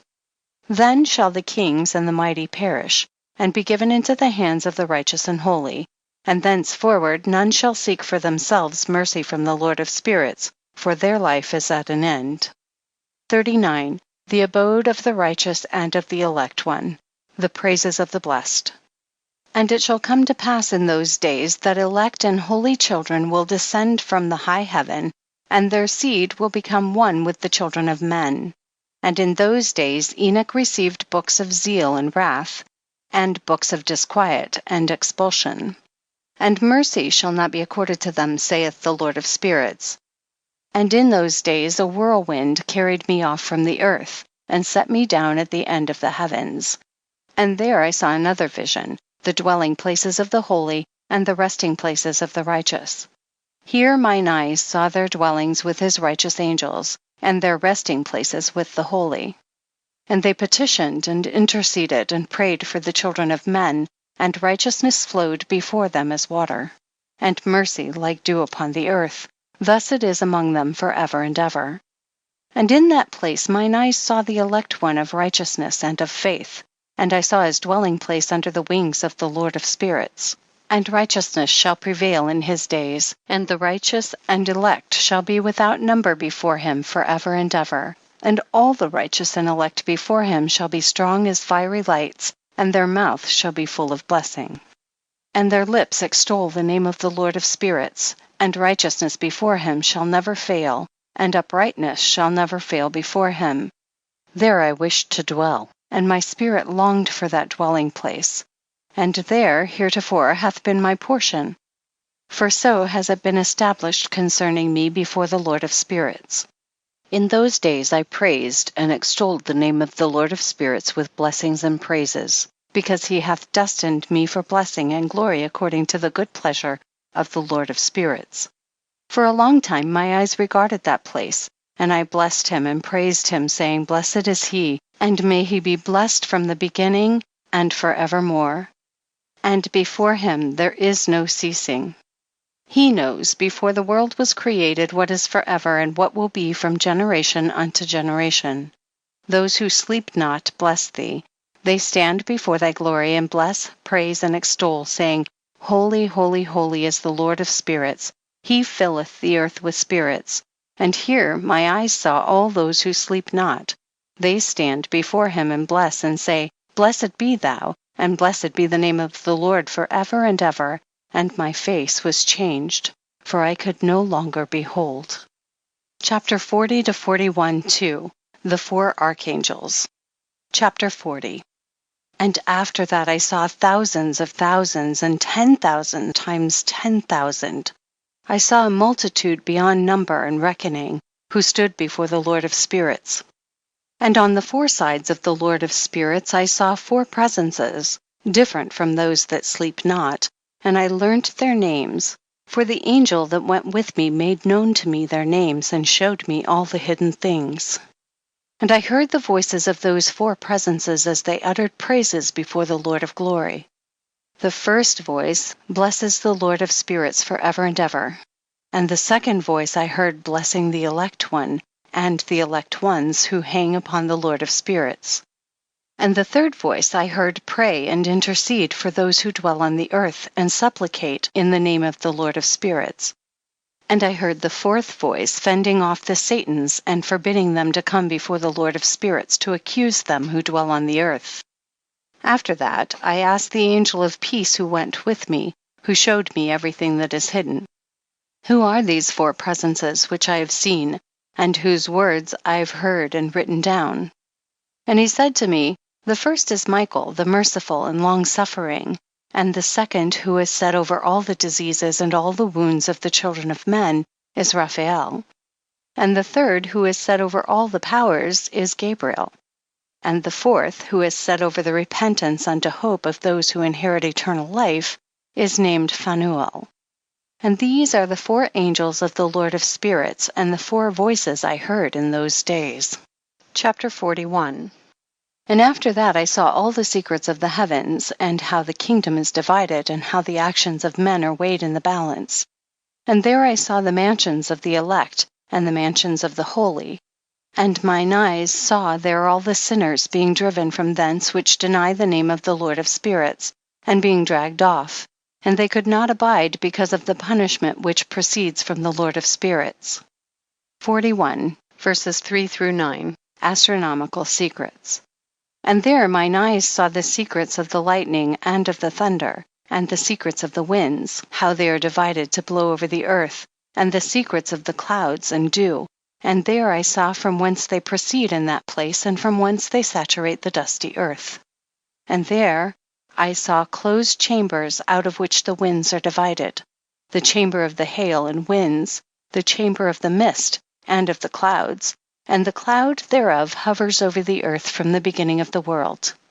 And I saw the chambers of the sun and moon, whence they proceed and whither they come again, and their glorious return, and how one is superior to the other, and their stately orbit, and how they do not leave their orbit, and they add nothing to their orbit, and they take nothing from it, and they keep faith with each other, in accordance with the oath by which they are bound together. And first the sun goes forth, and traverses his path according to the commandment of the Lord of spirits, and mighty is his name forever and ever. And after that I saw the hidden and the visible path of the moon, and she accomplishes the course of her path in that place by day and by night, the one holding a position opposite to the other before the Lord of spirits. And they give thanks and praise and rest not, for unto them is their thanksgiving rest. For the sun changes oft for a blessing or a curse, and the course of the path of the moon is light to the righteous, and darkness to the sinners in the name of the Lord, who made a separation between the light and the darkness, and divided the spirits of men, and strengthened the spirits of the righteous in the name of his righteousness. For no angel hinders, and no power is able to hinder, for he appoints a judge for them all, and he judges them all before him. 42. The dwelling places of wisdom and of unrighteousness. Wisdom found no place where she might dwell. Then a dwelling place was assigned her in the heavens. Wisdom went forth to make her dwelling among the children of men, and found no dwelling place. Wisdom returned to her place, and took her seat among the angels. And unrighteousness went forth from her chambers, whom she sought not she found, and dwelt with them, as rain in a desert, and dew on a thirsty land. 43 to 44. Astronomical secrets. And I saw other lightnings and the stars of heaven, and I saw how he called them all by their names, and they hearkened unto him. And I saw how they are weighed in a righteous balance according to their proportions of light. I saw the width of their spaces, and the day of their appearing, and how their revolution produces lightning. And I saw their revolution according to the number of the angels, and how they keep faith with each other. And I asked the angel who went with me, who showed me what was hidden, what are these? And he said to me, the Lord of spirits hath showed thee their parabolic meaning, literally their parable. These are the names of the holy who dwell in the earth and believe in the name of the Lord of spirits forever and ever. Chapter 44. Also another phenomenon I saw in regard to the lightnings, how some of the stars arise and become lightnings, and cannot part with their new form. End of section 6. Chapters 45 through 59. Chapters 45 through 47, the second parable, the lot of the apostates, the new heaven and the new earth. Chapter 45. And this is the second parable concerning those who deny the name of the dwelling of the holy ones and the Lord of spirits. And into the heaven they shall not ascend, and on the earth they shall not come. Such shall be the lot of the sinners who have denied the name of the Lord of spirits, who are thus preserved for the day of suffering and tribulation. On that day mine elect ones shall sit on the throne of glory, and shall try their works, and their places of rest shall be innumerable. And their souls shall grow strong within them when they see mine elect ones, and those who have called upon my glorious name. Then will I cause mine elect one to dwell among them. And I will transform the heaven and make it an eternal blessing and light. And I will transform the earth and make it a blessing. And I will cause mine elect ones to dwell upon it. But the sinners and evildoers shall not set foot thereon. For I have provided and satisfied with peace my righteous ones, and have caused them to dwell before me. But for the sinners there is judgment impending with me, so that I shall destroy them from the face of the earth. Chapter 46. The head of days and the Son of Man. Chapter 46. And there I saw one who had a head of days, and his head was white like wool. And with him was another being whose countenance had the appearance of a man, and his face was full of graciousness, like one of the holy angels.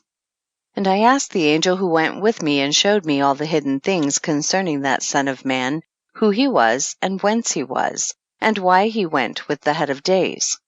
And he answered and said unto me, This is the Son of Man who hath righteousness, with whom dwelleth righteousness, and who revealeth all the treasures of that which is hidden, because the Lord of spirits hath chosen him, and whose lot hath the preeminence before the Lord of spirits in uprightness forever. And this Son of Man whom thou hast seen shall raise up the kings and the mighty from their seats, and the strong from their thrones, and shall loosen the reins of the strong, and break the teeth of the sinners.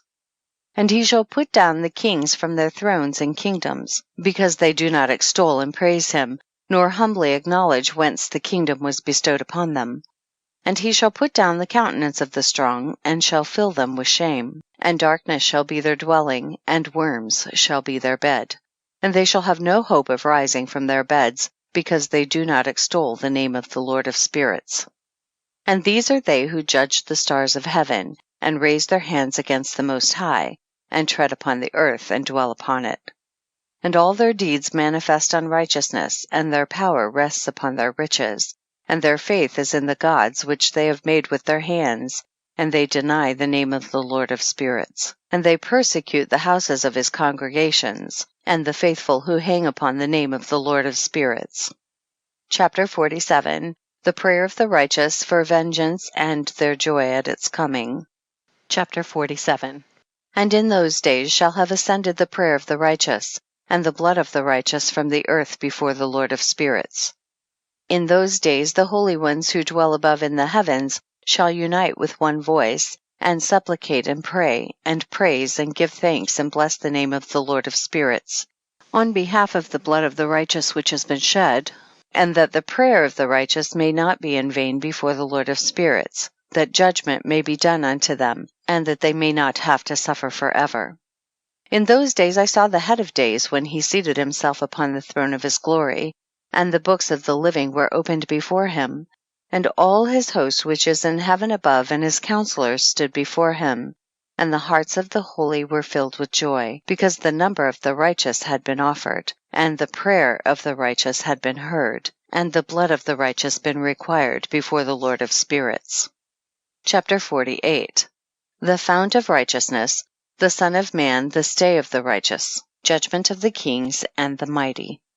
Chapter 48. And in that place I saw the fountain of righteousness, which was inexhaustible, and around it were many fountains of wisdom. And all the thirsty drank of them, and were filled with wisdom, and their dwellings were with the righteous and holy and elect. And at that hour that Son of Man was named in the presence of the Lord of spirits, and his name before the head of days. Yea, before the sun and the signs were created, before the stars of the heaven were made, his name was named before the Lord of spirits. He shall be a staff to the righteous, whereon to stay themselves and not fall, and he shall be the light of the Gentiles, and the hope of those who are troubled of heart. All who dwell on earth shall fall down and worship before him, and will praise and bless and celebrate with song the Lord of spirits. And for this reason hath he been chosen and hidden before him, before the creation of the world, and forevermore. And the wisdom of the Lord of spirits hath revealed him to the holy and righteous. For he hath preserved the lot of the righteous, because they have hated and despised this world of unrighteousness, and have hated all its works and ways in the name of the Lord of spirits. For in his name they are saved, and according to his good pleasure hath it been in regard to their life. In these days downcast in countenance shall the kings of the earth have become, and the strong who possess the land because of the works of their hands. For on the day of their anguish and affliction they shall not be able to save themselves, and I will give them over into the hands of mine elect. As straw in the fire, so shall they burn before the face of the holy. As lead in the water shall they sink before the face of the righteous, and no trace of them shall any more be found. And on the day of their affliction there shall be rest on the earth, and before them they shall fall and not rise again. And there shall be no one to take them with his hands and raise them, for they have denied the Lord of spirits and his anointed. The name of the Lord of spirits be blessed. Chapter 49. The power and wisdom of the elect one.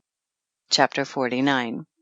For wisdom is poured out like water, and glory faileth not before him for evermore. For he is mighty in all the secrets of righteousness, and unrighteousness shall disappear as a shadow, and have no continuance, because the elect one standeth before the Lord of spirits, and his glory is for ever and ever, and his might unto all generations.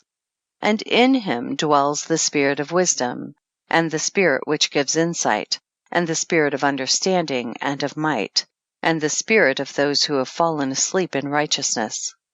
And he shall judge the secret things, and none shall be able to utter a lying word before him. For he is the elect one before the Lord of spirits according to his good pleasure. Chapter 50. The glorification and victory of the righteous, the repentance of the Gentiles. Chapter 50. And in those days a change shall take place for the holy and elect, and the light of days shall abide upon them, and glory and honor shall turn to the holy, on the day of affliction on which evil shall have been treasured up against the sinners. And the righteous shall be victorious in the name of the Lord of spirits, and he will cause the others to witness this, that they may repent and forego the works of their hands. They shall have no honor through the name of the Lord of spirits, yet through his name shall they be saved, and the Lord of spirits will have compassion on them, for his compassion is great. And he is righteous also in his judgment, and in the presence of his glory unrighteousness also shall not maintain itself. At his judgment the unrepentant shall perish before him. And from henceforth I will have no mercy on them, saith the Lord of spirits. Chapter 51. The resurrection of the dead, and the separation by the judge of the righteous and the wicked. Chapter 51. And in those days shall the earth also give back that which has been entrusted to it, and Sheol also shall give back that which it has received, and hell shall give back that which it owes. For in those days the elect one shall arise, and he shall choose the righteous and holy from among them. For the day has drawn nigh that they should be saved. And the elect one shall in those days sit on my throne, and his mouth shall pour forth all the secrets of wisdom and counsel. For the Lord of spirits hath given them to him, and hath glorified him.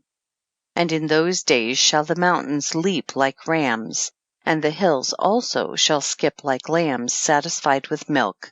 And the faces of all the angels in heaven shall be lighted up with joy, and the earth shall rejoice, and the righteous shall dwell upon it, and the elect shall walk thereon. Chapter 52. The 7 metal mountains and the elect one. Chapter 52. And after those days, in that place where I had seen all the visions of that which is hidden, for I had been carried off in a whirlwind, and they had borne me towards the west. There mine eyes saw all the secret things of heaven that shall be, a mountain of iron, and a mountain of copper, and a mountain of silver, and a mountain of gold, and a mountain of soft metal, and a mountain of lead. And I asked the angel who went with me, saying, What things are these which I have seen in secret? And he said unto me, All these things which thou hast seen shall serve the dominion of his anointed, that he may be potent and mighty on the earth. And that angel of peace answered, saying unto me, Wait a little, and there shall be revealed unto thee all the secret things which surround the Lord of spirits. And these mountains which thine eyes have seen, the mountain of iron, and the mountain of copper, and the mountain of silver, and the mountain of gold, and the mountain of soft metal, and the mountain of lead, all these shall be in the presence of the elect one as wax before the fire, and like the water which streams down from above upon those mountains, and they shall become powerless before his feet. And it shall come to pass in those days that none shall be saved, either by gold or by silver, and none be able to escape. And there shall be no iron for war, nor shall one clothe oneself with a breastplate. Bronze shall be of no service, and tin shall be of no service, and shall not be esteemed, and lead shall not be desired.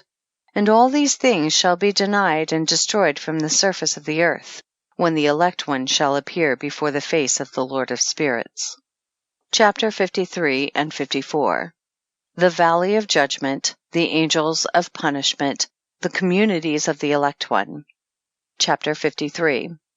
There mine eyes saw a deep valley with open mouths, and all who dwell on the earth and sea and islands shall bring to him gifts and presents and tokens of homage, but that deep valley shall not become full. And their hands commit lawless deeds, and the sinners devour all whom they lawlessly oppress. yet the sinners shall be destroyed before the face of the Lord of spirits, and they shall be banished from off the face of his earth, and they shall perish for ever and ever. For I saw all the angels of punishment abiding there, and preparing all the instruments of Satan. And I asked the angel of peace who went with me, for whom are they preparing these instruments? And he said unto me, they prepare these for the kings and the mighty of this earth, that they may thereby be destroyed. And after this the righteous and elect one shall cause the house of his congregation to appear.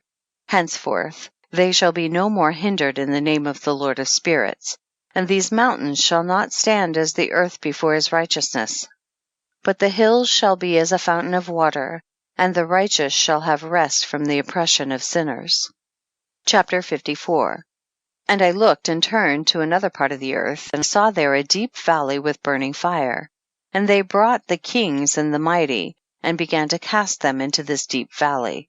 And there mine eyes saw how they made these their instruments, iron chains of immeasurable weight. And I asked the angel of peace who went with me, saying, for whom are these chains being prepared? And he said unto me, these are being prepared for the hosts of Azazel, so that they may take them and cast them into the abyss of complete condemnation, and they shall cover their jaws with rough stones, as the Lord of spirits commanded.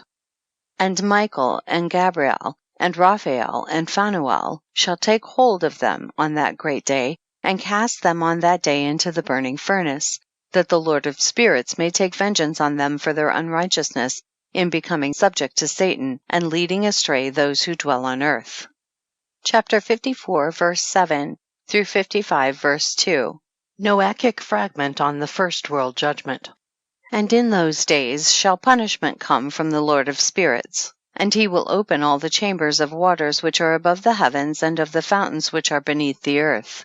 And all the waters shall be joined with the waters. That which is above the heavens is the masculine, and the water which is beneath the earth is the feminine. And they shall destroy all who dwell on the earth, and those who dwell under the ends of the heaven. And when they have recognized their unrighteousness which they have wrought on the earth, then by these shall they perish. Chapter 55. And after that the head of days repented, and said, in vain have I destroyed all who dwell on the earth.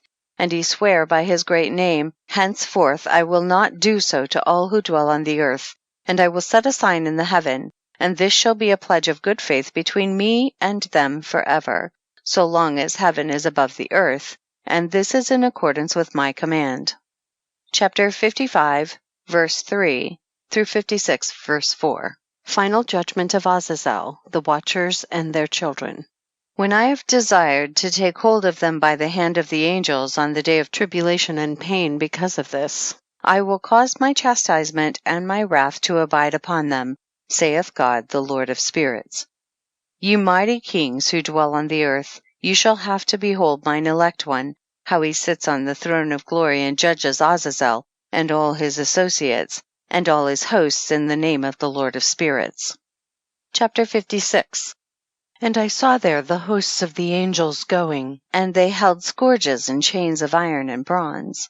And I asked the angel of peace who went with me, saying, to whom are these who hold the scourges going? And he said unto me, to their elect and beloved ones, that they may be cast into the chasm of the abyss of the valley. And then that valley shall be filled with their elect and beloved, and the days of their life shall be at an end, and the days of their leading astray shall not thenceforward be reckoned. Chapter 56, verses 5 through 8. Last struggle of heathen powers against Israel. And in those days the angels shall return and hurl themselves to the east upon the Parthians and Medes. They shall stir up the kings, so that a spirit of unrest shall come upon them, and they shall rouse them from their thrones, that they may break forth as lions from their lairs, and as hungry wolves among their flocks. And they shall go up and tread under foot the land of his elect ones. And the land of his elect ones shall be before them a threshing floor and a highway. But the city of my righteous shall be a hindrance to their horses, and they shall begin to fight among themselves. And their right hand shall be strong against themselves, and a man shall not know his brother, nor a son his father or his mother, till there be no number of the corpses through their slaughter, and their punishment be not in vain. In those days Sheol shall open its jaws, and they shall be swallowed up therein, and their destruction shall be at an end. Sheol shall devour the sinners in the presence of the elect. Chapter 57. The return from the dispersion. Chapter 57. And it came to pass after this that I saw another host of wagons and men riding thereon, and coming on the winds from the east and from the west to the south. And the noise of their wagons was heard, and when this turmoil took place the holy ones from heaven remarked it, and the pillars of the earth were moved from their place, and the sound thereof was heard from the one end of heaven to the other in one day. And they shall all fall down and worship the Lord of spirits, and this is the end of the second parable. Chapter 58 through 71, the third parable. Chapter 58, the blessedness of the saints. Chapter 58. And I began to speak the third parable concerning the righteous and elect. Blessed are ye, ye righteous and elect, for glorious shall be your lot. And the righteous shall be in the light of the sun, and the elect in the light of eternal life. And the days of their life shall be unending, and the days of the holy without number. And they shall seek the light and find righteousness with the Lord of spirits. There shall be peace to the righteous in the name of the eternal Lord. And after this it shall be said to the holy in heaven, that they should seek out the secrets of righteousness, the heritage of faith. For it has become bright as the sun upon earth, and the darkness is past. And there shall be a light that never endeth, and to a limit, literally number of days, they shall not come. For the darkness shall first have been destroyed, and the light established before the Lord of spirits, and the light of uprightness established forever before the Lord of spirits. Chapter 59. The lights and the thunder. Chapter 59. In those days mine eyes saw the secrets of the lightnings, and of the lights, and the judgments they execute, literally their judgment, and they lighten for a blessing or a curse, as the Lord of spirits willeth. And there I saw the secrets of the thunder, and how when it resounds above in the heaven, the sound thereof is heard. And he caused me to see the judgments executed on the earth, whether they be for well-being and blessing, or for a curse, according to the word of the Lord of spirits. And after that all the secrets of the lights and lightnings were shown to me, and they lighten for blessing and for satisfying. End of section 7. Chapter 60. Book of Noah, a fragment. Quaking of heaven, Behemoth and Leviathan, the elements. Chapter 60. In the year 500, in the 7th month, on the 14th day of the month in the life of Enoch. In that parable I saw how a mighty quaking made the heaven of heavens to quake, and the host of the Most High, and the angels, 1,000 thousands and 10,000 times 10,000, were disquieted with a great disquiet. And the head of days sat on the throne of his glory, and the angels and the righteous stood around him. And a great trembling seized me, and fear took hold of me, and my loins gave way, and dissolved were my reins, and I fell upon my face. And Michael sent another angel from among the holy ones, and he raised me up. And when he had raised me up, my spirit returned, for I had not been able to endure the look of this host, and the commotion and the quaking of the heaven. And Michael said unto me, Why art thou disquieted with such a vision? Until this day lasted the day of his mercy, and he hath been merciful and long-suffering towards those who dwell on the earth. And when the day, and the power, and the punishment, and the judgment come, which the Lord of spirits hath prepared for those who worship not the righteous law, and for those who deny the righteous judgment, and for those who take his name in vain, that day is prepared for the elect a covenant, but for sinners an inquisition. When the punishment of the Lord of spirits shall rest upon them, it shall rest in order that the punishment of the Lord of spirits may not come in vain, and it shall slay the children with their mothers, and the children with their fathers. Afterwards the judgment shall take place according to his mercy and his patience. And on that day were two monsters parted, a female monster named Leviathan, to dwell in the abysses of the ocean over the fountains of the waters, but the male is named Behemoth, who occupied with his breast a waste wilderness named Duodain on the east of the garden where the elect and righteous dwell, where my grandfather was taken up, the seventh from Adam, the first man whom the Lord of Spirits created. And I besought the other angel that he should show me the might of those monsters, how they were parted on one day and cast, the one into the abysses of the sea, and the other unto the dry land of the wilderness.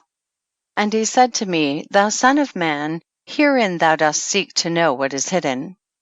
And the other angel who went with me and showed me what was hidden told me what is first and last in the heaven in the height, and beneath the earth in the depth, and at the ends of the heaven, and on the foundation of the heaven. And the chambers of the winds, and how the winds are divided, and how they are weighed, and how the portals of the winds are reckoned, each according to the power of the wind, and the power of the lights of the moon, and according to the power that is fitting. And the divisions of the stars according to their names, and how all the divisions are divided. And the thunders according to the places where they fall, and all the divisions that are made among the lightnings, that it may lighten, and their host, that they may at once obey. For the thunder has places of rest, which are assigned to it, while it is waiting for its peal, and the thunder and lightning are inseparable, and although not one and undivided, they both go together through the Spirit, and separate not. For when the lightning lightens, the thunder utters its voice, and the Spirit enforces a pause during the peal, and divides equally between them. For the treasury of their peals is like the sand, and each one of them, as it peals, is held in with a bridle, and turned back by the power of the Spirit, and pushed forward according to the many quarters of the earth. And the spirit of the sea is masculine and strong, and according to the might of his strength he draws it back with a rein, and in like manner it is driven forward and disperses amid all the mountains of the earth. And the spirit of the hoarfrost is his own angel, and the spirit of the hail is a good angel, and the spirit of the snow has forsaken his chambers on account of his strength. There is a special spirit therein, and that which ascends from it is like smoke, and its name is frost. And the spirit of the mist is not united with them in their chambers, but it has a special chamber, for its course is glorious, both in light and in darkness, and in winter and in summer, and in its chamber is an angel. And the spirit of the dew has its dwelling at the ends of the heaven, and is connected with the chambers of the rain, and its course is in winter and summer, and its clouds and the clouds of the mist are connected, and the one gives to the other. And when the spirit of the rain goes forth from its chamber, the angels come and open the chamber and lead it out. And when it is diffused over the whole earth, it unites with the water on the earth, and whensoever it unites with the water on the earth. For the waters are for those who dwell on the earth, for they are nourishment for the earth and from the Most High who is in heaven. Therefore there is a measure for the rain, and the angels take it in charge. And these things I saw towards the garden of the righteous. And the angel of peace who was with me said to me, These two monsters prepared conformably to the greatness of God shall feed. Chapter 61. Angels go off to measure paradise, the judgment of the righteous by the elect one, the praise of the elect one and of God. Chapter 61. And I saw in those days how long cords were given to those angels, and they took to themselves wings and flew, and they went towards the north. And I asked the angel, saying unto him, Why have those angels taken these cords and gone off? And he said unto me, They have gone to measure. And the angel who went with me said unto me, These shall bring the measures of the righteous, and the ropes of the righteous to the righteous, that they may stay themselves on the name of the Lord of spirits forever and ever. The elect shall begin to dwell with the elect, and those are the measures which shall be given to faith, and which shall strengthen righteousness. And these measures shall reveal all the secrets of the depths of the earth. And those who have been destroyed by the desert, and those who have been devoured by the beasts, and those who have been devoured by the fish of the sea, that they may return and stay themselves on the day of the elect one, for none shall be destroyed before the Lord of spirits, and none can be destroyed. And all who dwell above in the heaven received a command and power, and one voice and one light like unto fire.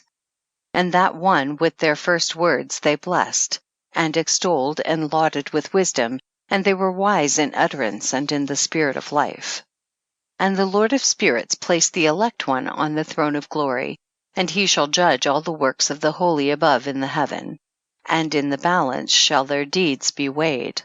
And when he shall lift up his countenance to judge their secret ways according to the word of the name of the Lord of spirits, and their path according to the way of the righteous judgment of the Lord of spirits, then shall they all with one voice speak and bless, and glorify and extol and sanctify the name of the Lord of spirits. And he will summon all the host of the heavens, and all the holy ones above, and the host of God, the cherubic, seraphim, and ophanim, and all the angels of power, and all the angels of principalities, and the elect one, and the other powers on the earth and over the water. On that day shall raise one voice, and bless and glorify, and exalt in the spirit of faith, and in the spirit of wisdom, and in the spirit of patience, and in the spirit of mercy, and in the spirit of judgment and of peace, and in the spirit of goodness, and shall all say with one voice, Blessed is he, and may the name of the Lord of spirits be blessed forever and ever. All who sleep not above in heaven shall bless him, and all the holy ones who are in heaven shall bless him, and all the elect who dwell in the garden of life. And every spirit of light who is able to bless and glorify and extol and hallow thy blessed name, and all flesh shall beyond measure glorify and bless thy name forever and ever.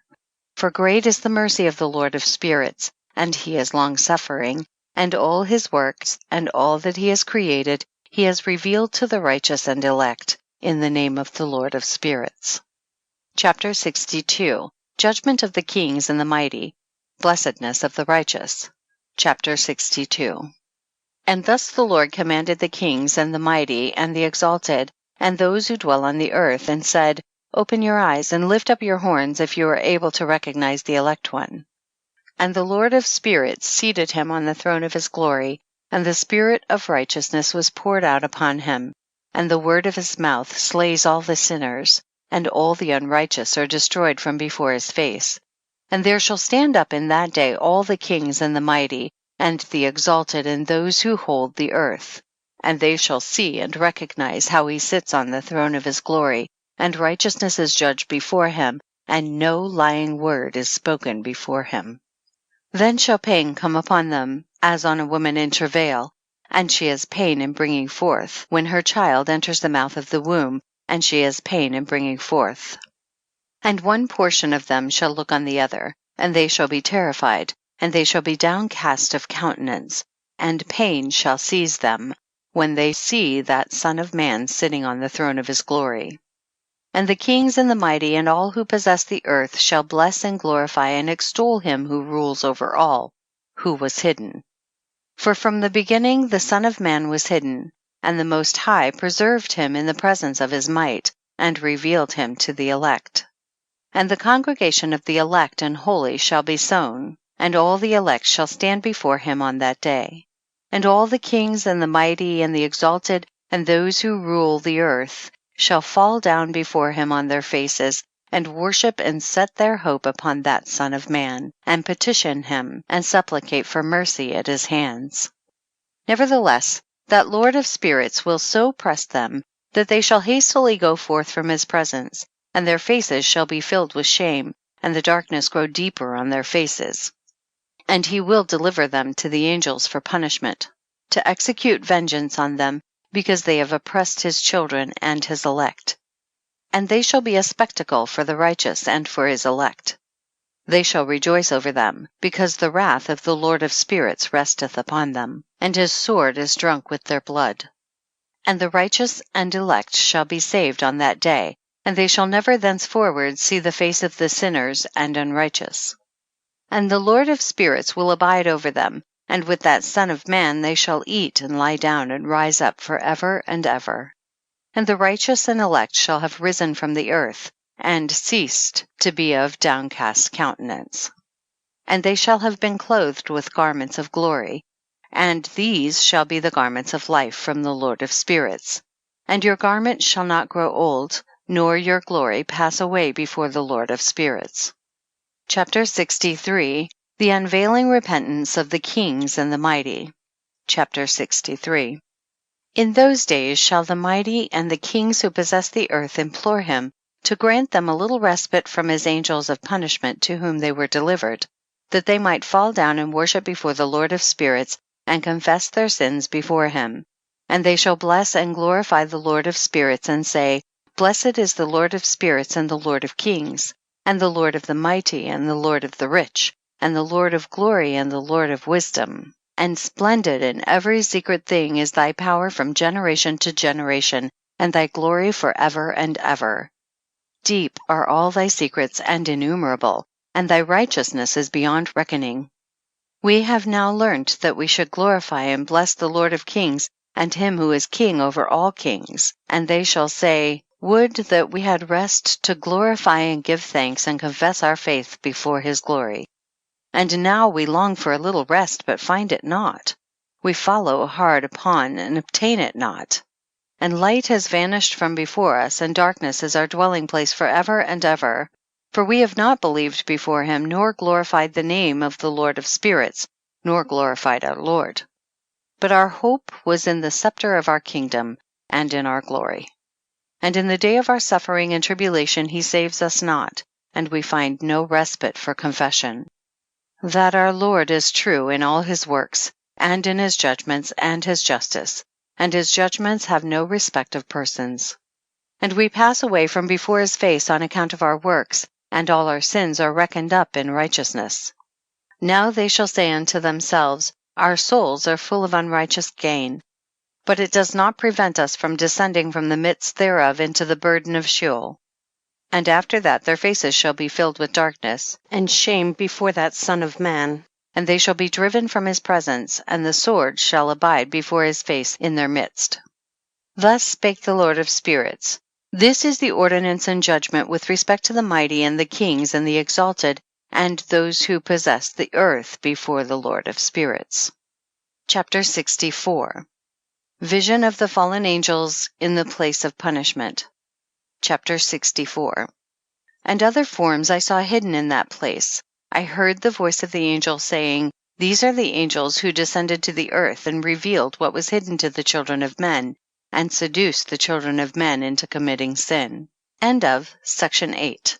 Chapter 65. Enoch foretells to Noah the deluge, and his own preservation.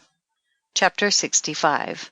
And in those days Noah saw the earth that it had sunk down, and its destruction was nigh. And he arose from thence, and went to the ends of the earth, and cried aloud to his grandfather Enoch. And Noah said 3 times with an embittered voice, Hear me, hear me, hear me. And I said unto him, Tell me what it is that is falling out on the earth, that the earth is in such evil plight and shaken, lest perchance I shall perish with it. And thereupon there was a great commotion on the earth, and a voice was heard from heaven, and I fell on my face. And Enoch my grandfather came and stood by me, and said unto me, Why hast thou cried unto me with a bitter cry, and weeping? And a command has gone forth from the presence of the Lord concerning those who dwell on the earth, that their ruin is accomplished because they have learnt all the secrets of the angels, and all the violence of the Satans, and all their powers, the most secret ones, and all the power of those who practice sorcery, and the power of witchcraft, and the power of those who make molten images for the whole earth, and how silver is produced from the dust of the earth, and how soft metal originates in the earth. For lead and tin are not produced from the earth like the first, it is a fountain that produces them, and an angel stands therein, and that angel is preeminent. And after that my grandfather Enoch took hold of me by my hand, and raised me up, and said unto me, Go, for I have asked the Lord of spirits as touching this commotion on the earth. And he said unto me, Because of their unrighteousness their judgment has been determined upon, and shall not be withheld by me forever. Because of the sorceries which they have searched out and learnt, the earth and those who dwell upon it shall be destroyed. And these they have no place of repentance forever, because they have shown them what was hidden, and they are the damned. But as for thee, my son, the Lord of spirits knows that thou art pure, and guiltless of this reproach concerning the secrets. And he has destined thy name to be among the holy. and will preserve thee amongst those who dwell on the earth, and has destined thy righteous seed both for kingship and for great honors. And from thy seed shall proceed a fountain of the righteous and holy without number forever. Chapter 66. The angels of the waters bidden to hold them in check. Chapter 66. And after that he showed me the angels of punishment, who are prepared to come and let loose all the powers of the waters which are beneath in the earth, in order to bring judgment and destruction on all who abide and dwell on the earth. And the Lord of spirits gave commandment to the angels who were going forth, that they should not cause the waters to rise, but should hold them in check, for those angels were over the powers of the waters. And I went away from the presence of Enoch. Chapter 67. God's promise to Noah, places of punishment of the angels and of the kings. Chapter 67. And in those days the word of God came unto me, and he said unto me, Noah, thy lot is come up before me, a lot without blame, a lot of love and uprightness. And now the angels are making a wooden building, and when they have completed the task, I will place my hand upon it and preserve it. And there shall come forth from it the seed of life. And a change shall set in, so that the earth will not remain without inhabitant. And I will make fast thy seed before me forever and ever, and I will spread abroad those who dwell with thee. It shall not be unfruitful on the face of the earth, but it shall be blessed and multiply on the earth in the name of the Lord. And he will imprison those angels who have shown unrighteousness in that burning valley which my grandfather Enoch had formerly shown to me in the west among the mountains of gold and silver and iron and soft metal and tin. And I saw that valley in which there was a great convulsion, and a convulsion of the waters. And when all this took place from that fiery molten metal and from the convulsion thereof in that place, there was produced a smell of sulfur, and it was connected with those waters, and that valley of the angels who had led astray mankind burned beneath that land. And through its valleys proceed streams of fire, where these angels are punished who had led astray those who dwell upon the earth. But those waters shall in those days serve for the kings and the mighty and the exalted, and those who dwell on the earth for the healing of the body, but for the punishment of the spirit. Now their spirit is full of lust, that they may be punished in their body, for they have denied the Lord of spirits and see their punishment daily, and yet believe not in his name. And in proportion as the burning of their bodies becomes severe, a corresponding change shall take place in their spirit forever and ever. For before the Lord of spirits none shall utter an idle word. For the judgment shall come upon them, because they believe in the lust of their body and deny the Spirit of the Lord. And those same waters will undergo a change in those days. For when those angels are punished in these waters, these water springs shall change their temperature. And when the angels ascend, this water of the springs shall change and become cold. And I heard Michael answering and saying, this judgment wherewith the angels are judged is a testimony for the kings and the mighty who possess the earth. Because these waters of judgment minister to the healing of the body of the kings and the lust of their body. Therefore they will not see and will not believe that those waters will change and become a fire which burns forever. Chapter 68. Michael and Raphael, astonished at the severity of the judgment. Chapter 68. And after that my grandfather Enoch gave me the teaching of all the secrets in the book and the parables, which had been given to him, and he put them together for me in the words of the book of the parables. And on that day Michael answered Raphael and said, the power of the Spirit transports, and makes me to tremble, because of the severity of the judgment of the secrets and the judgment of the angels. Who can endure the severe judgment which has been executed, and before which they melt away? And Michael answered again and said to Raphael, who is he whose heart is not softened concerning it, and whose reins are not troubled by this word of judgment that has gone forth upon them, because of those who have thus led them out? And it came to pass, when he stood before the Lord of spirits, Michael said thus to Raphael, I will not take their part under the eye of the Lord, for the Lord of spirits has been angry with them, because they do as if they were the Lord. Therefore all that is hidden shall come upon them forever and ever, for neither angel nor man shall have his portion in it, but alone they have received their judgment forever and ever. Chapter 69. The names and functions of the fallen angels and Satans, The secret oath. Chapter 69. And after this judgment they shall terrify and make them to tremble, because they have shown this to those who dwell on the earth. And behold, the names of those angels, and these are their names: the first of them is Samjaza, the second Artaquapha, and the third Armen, the fourth Kokabel, the fifth Turiel, the sixth Rumjal, the seventh Danjal, the eighth Niquel, the ninth Baraquel, the 10th Azazel, the 11th Armaros, the 12th Batarjal, the 13th Besasajal, the 14th Hananel, the 15th Turel, and the 16th Samapasiel, the 17th Jetrel, the 18th Tamael, the 19th Turel, the 20th Rumael, the 21st Azazel.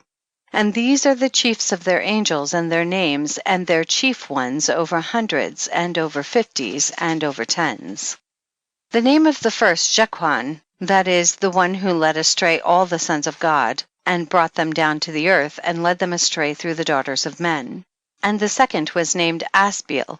He imported to the holy sons of God evil counsel, and led them astray, so that they defiled their bodies with the daughters of men. And the third was named Gadriel. He it is who showed the children of men all the blows of death, and he led astray Eve, and showed the weapons of death to the sons of men, the shield, and the coat of mail, and the sword for battle, and all the weapons of death to the children of men. And from his hand they have proceeded against those who dwell on the earth from that day and forevermore. And the fourth was named Penemu. He taught the children of men the bitter and the sweet, and he taught them all the secrets of their wisdom. And he instructed mankind in writing with ink and paper, and thereby many sinned from eternity to eternity and until this day. For men were not created for such a purpose, to give confirmation to their good faith with pen and ink. For men were created exactly like the angels, to the intent that they should continue pure and righteous, and death, which destroys everything, could not have taken hold of them. But through this their knowledge they are perishing, and through this power it is consuming me. And the fifth was named Kasdeja. This is he who showed the children of men all the wicked smitings of spirits and demons, and the smitings of the embryo in the womb, that it may pass away, and the smitings of the soul, the bites of the serpent, and the smitings which befall through the noontide heat. The son of the serpent named Tabaet.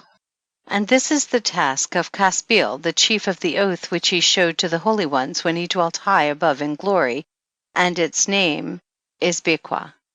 This angel requested Michael to show him the hidden name, that he might enunciate it in the oath, so that those might quake before that name and oath who revealed all that was in secret to the children of men. And this is the power of this oath, for it is powerful and strong. And he placed this oath, Akeh, in the hand of Michael. And these are the secrets of this oath, and they are strong through his oath. And the heaven was suspended before the world was created and forever. And through it the earth was founded upon the water. And from the secret recesses of the mountains come beautiful waters, from the creation of the world and unto eternity. And through that oath the sea was created, and as its foundation, he set for it the sand against the time of its anger, and it dare not pass beyond it from the creation of the world unto eternity. And through that oath are the depths made fast, and abide and stir not from their place from eternity to eternity. And through that oath the sun and moon complete their course, and deviate not from their ordinance from eternity to eternity. And through that oath the stars complete their course, and he calls them by their names, and they answer him from eternity to eternity. And in like manner the spirits of the water and of the winds, and of all zephyrs, and their paths from all the quarters of the winds. And there are preserved the voices of the thunder, and the light of the lightnings, and there are preserved the chambers of the hail, and the chambers of the hoarfrost, and the chambers of the mist, and the chambers of the rain, and the dew. And all these believe and give thanks before the Lord of spirits, and glorify him with all their power, and their food is in every act of thanksgiving. And they thank and glorify and extol the name of the Lord of spirits forever and ever. And this oath is mighty over them, and through it they are preserved, and their paths are preserved, and their course is not destroyed. Close of the third parable. And there was great joy amongst them, and they blessed and glorified and extolled, because the name of that Son of Man had been revealed unto them. And he sat on the throne of his glory, and the sum of judgment was given unto the Son of Man. And he caused the sinners to pass away and be destroyed from off the face of the earth. And those who have led the world astray, with chains shall they be bound, and in their assemblage place of destruction shall they be imprisoned, and all their works vanish from the face of the earth. And from henceforth there shall be nothing corruptible. For that Son of Man is appeared, and has seated himself on the throne of his glory, and all evil shall pass away from before his face. And the word of that Son of Man shall go forth and be strong before the Lord of spirits. This is the third parable of Enoch. Chapter 70. The final translation of Enoch. Chapter 70. And it came to pass after this, that his name during his lifetime was raised aloft to that Son of Man, and to the Lord of spirits from amongst those who dwell on the earth. And he was raised aloft on the chariots of the Spirit, and his name vanished among them. And from that day I was no longer numbered amongst them. And he set me between the two winds, between the north and the west, where the angels took the cords to measure for me the place for the elect and righteous. And there I saw the first fathers and the righteous who from the beginning dwell in that place. Chapter 71. Two earlier versions of Enoch. Chapter 71. And it came to pass after this, that my spirit was translated, and it ascended into the heavens, and I saw the holy sons of God. They were stepping on flames of fire. Their garments were white, and their raiment and their faces shone like snow. And I saw two streams of fire, and the light of that fire shone like hyacinth. And I fell on my face before the Lord of spirits. And the angel Michael, one of the archangels, seized me by my right hand, and he lifted me up and led me forth into all the secrets, and he showed me all the secrets of righteousness. And he showed me all the secrets of the ends of the heaven, and all the chambers of all the stars and all the luminaries, whence they proceed before the face of the holy ones. And he translated my spirit into the heaven of heavens, and I saw there as it were a structure built of crystals, and between those crystals tongues of living fire. And my spirit saw the girdle which girt that house of fire, and on its four sides were streams full of living fire, and they girt that house. And round about were seraphim, cherubic, and ophanim, and these are they who sleep not and guard the throne of his glory. And I saw angels who could not be counted, 1,000 thousands, and 10,000 times 10,000, encircling that house. And Michael and Raphael and Gabriel and Phanuel and the holy angels who are above the heavens go in and out of that house. And they came forth from that house, and Michael and Gabriel, Raphael and Phanuel, and many holy angels without number. And with them the head of days, his head white and pure as wool, and his raiment indescribable. And I fell on my face, and my whole body became relaxed, and my spirit was transfigured. And I cried with a loud voice with the spirit of power, and blessed and glorified and extolled. And these blessings which went forth out of my mouth were well pleasing before that head of days. And that head of days came with Michael and Gabriel, Raphael and Phanuel, thousands and 10,000s of angels without number.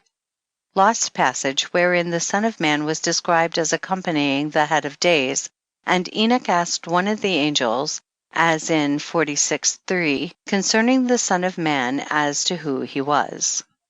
And he, in other words the angel, came to me and greeted me with his voice and said unto me, This is the Son of Man who is born unto righteousness, and righteousness abides over him, and the righteousness of the head of days forsakes him not. And he said unto me, He proclaims unto thee peace in the name of the world to come. For from hence has proceeded peace since the creation of the world, and so shall it be unto thee forever and forever and ever. And all shall walk in his ways, since righteousness never forsaketh him. With him will be their dwelling places, and with him their heritage. And they shall not be separated from him for ever and ever and ever. And so there shall be length of days with that Son of Man, and the righteous shall have peace and an upright way in the name of the Lord of spirits for ever and ever. End of section 9. The Book of the Courses of the Heavenly Luminaries. Chapter 72 through chapter 82. Chapter 72. The Sun. Chapter 72. The Book of the Courses of the Luminaries of the Heaven, the relations of each, according to their classes, their dominion, and their seasons, according to their names and places of origin, and according to their months, which Uriel, the holy angel who was with me, who is their guide, showed me. And he showed me all their laws exactly as they are, and how it is with regard to all the years of the world, and unto eternity, till the new creation is accomplished, which dureth till eternity.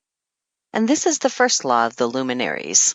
The luminary, the sun, has its rising in the eastern portals of the heaven, and its setting in the western portals of the heaven.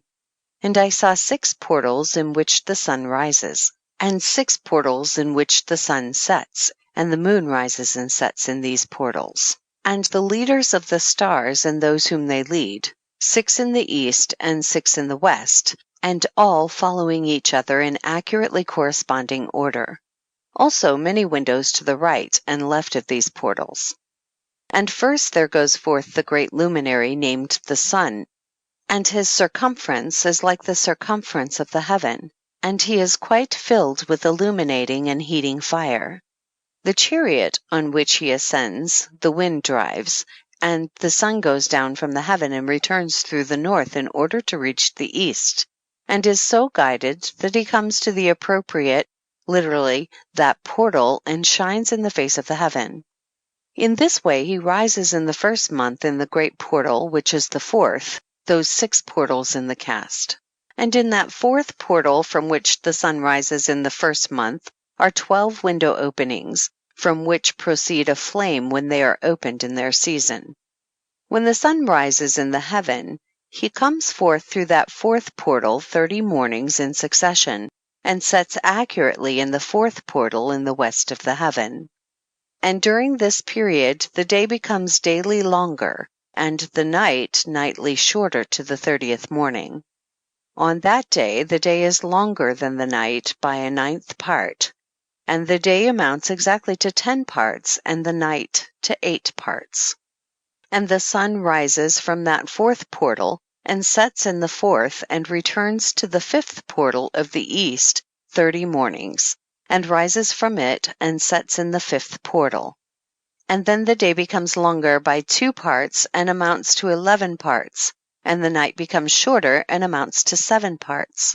And it returns to the east, and enters into the 6th portal, and rises and sets in the 6th portal 31 mornings on account of its sign. On that day the day becomes longer than the night, and the day becomes double the night, and the day becomes 12 parts, and the night is shortened and becomes 6 parts.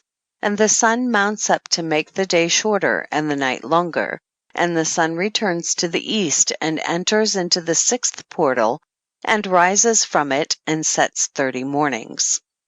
And when 30 mornings are accomplished, the day decreases by exactly 1 part, and becomes 11 parts, and the night 7.